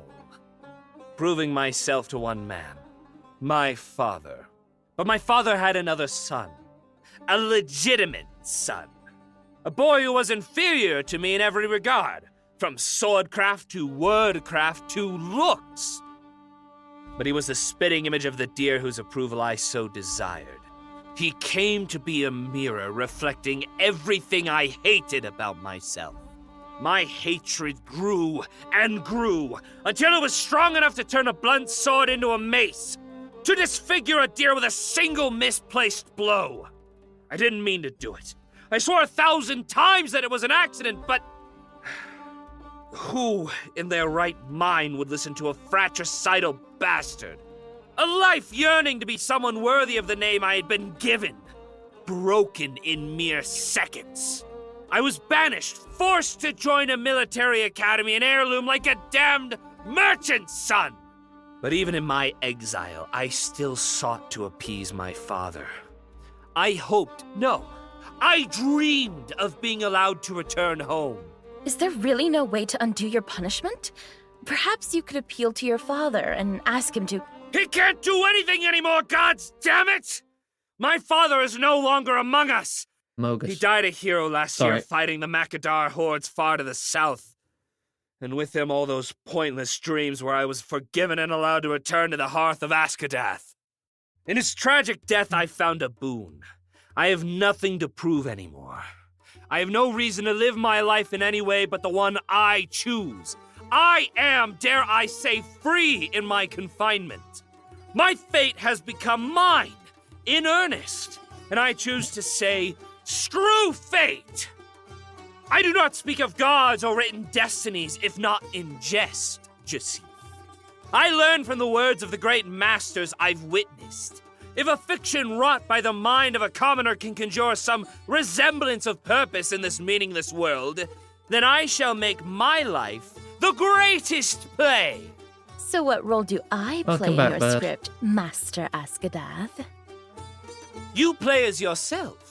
As a valiant knight, my story calls for a princess. And you truly are everything I could seek in one. Graceful, literate, and laughably controversial. I spent years looking before I found you, but at last, our love shall be the subject of 1,000 gossips. A life lived to leave an impression upon the onlookers. What meaning is there in making an effort if no one can tell you made it? And I am enjoying the game. I'm just kind of fumbling around with the diary section. See, Jasif, you understand me. You may not be an actress, but you know your public. You command the scene when you dance. I command the citizens with my guards. We are one and the same in the end. Two crowd pleasers torn away from the stage. I have indeed spent many nights fretting about the objectives my future shall hold. And I believe I have found just the perfect development for my character in the next act. Our heroic knight, Elbar, rescues Jasif, the last princess of Bassacursed, from the clutches of her evil stepmother. He offers her refuge in his palace, and, madly in love with each other, they decide to marry and live happily ever after. Tell me about this happily ever after, sir. What does a happy life look like to you? I'm not sure. We throw feasts and have fawns. Well, fawns are a stretch. We couldn't have fawns together, but I will find myself a second wife who can bear them. Maybe a third wife for good measure. You all will be united by the love and gratitude you feel towards me. Way to make her feel wanted. Sep's gaze remained firmly fixed in the blue horizon beyond the walls. Why do you hesitate, Jasif? I'm offering you the biggest role you will have in your career. It's truly an outstanding offer, isn't it? I don't mind sharing, and I'm not so stupid as to demand you make me part of your house. It would be reckless of me not to take you up on your proposal. So, why indeed? There are two types of actors in this world, Jasif. The pragmatic and the romantic. Those who play anything and seek success and glory at all costs, and those who will always favor a smaller role they feel more connected to. We have no control over which characters speak to us, romantics, but an actor is an actor at the end of the day. We play our roles, like them or not, and we try to make the best of them. That's the only way we can keep moving forward.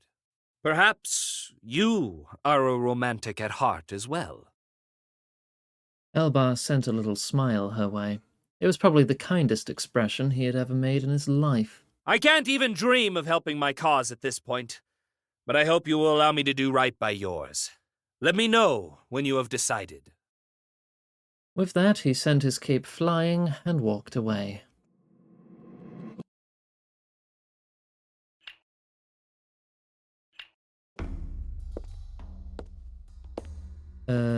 This has got a skip on it, so I think I've done this. You look distant today, babe. Is something the matter? That one, though. No. I'm missing a memory. Forget my life, go on adventures. We're at 26 of 31. We're so close. The Zap Brannigan. Oh god, I'm not going to be able to unhear that now. You look distant today, babe. Is something so they're not in red. You look distant today, babe. Yeah, there we go. Right. Yeah, that character is now immediately entirely ruined. Thank you, Bird. I mean, it's not like I was a fan of him to begin with. But like in a good way, like he's written in a way that makes you dislike him because it's, you know, good writing. Not in a way I don't like him because he's written badly. I don't like him because he's a bastard. Right. Okay, we have 5 memories left to find. Hopefully following these clues will lead to the last ones, but for now, we're going to wrap up there. So I'm going to save over my last entry there. And that is where we're going to wrap up for the day. I've got a bit of a headache and I'm quite tired, so I think I'm going to have a lie down. Those of you watching the VOD on YouTube, thank you very much. You can, if you want to keep up to date with everything I do, you can find all the links in the description below. And for those watching on stream, that link is now in chat. We have a Discord server, Blue Sky, a couple other social links, wish list. Val, time to have page, some water. Wink, wink. Stop slouching. Hydrate. Right. You actually enjoy this game because you would dislike playing it. Fair enough. Like, if I can bring enjoyment to you when you otherwise wouldn't find it, I'd call that a victory. But yes, that's going to be the end of the VOD, so goodbye YouTube. See you next video.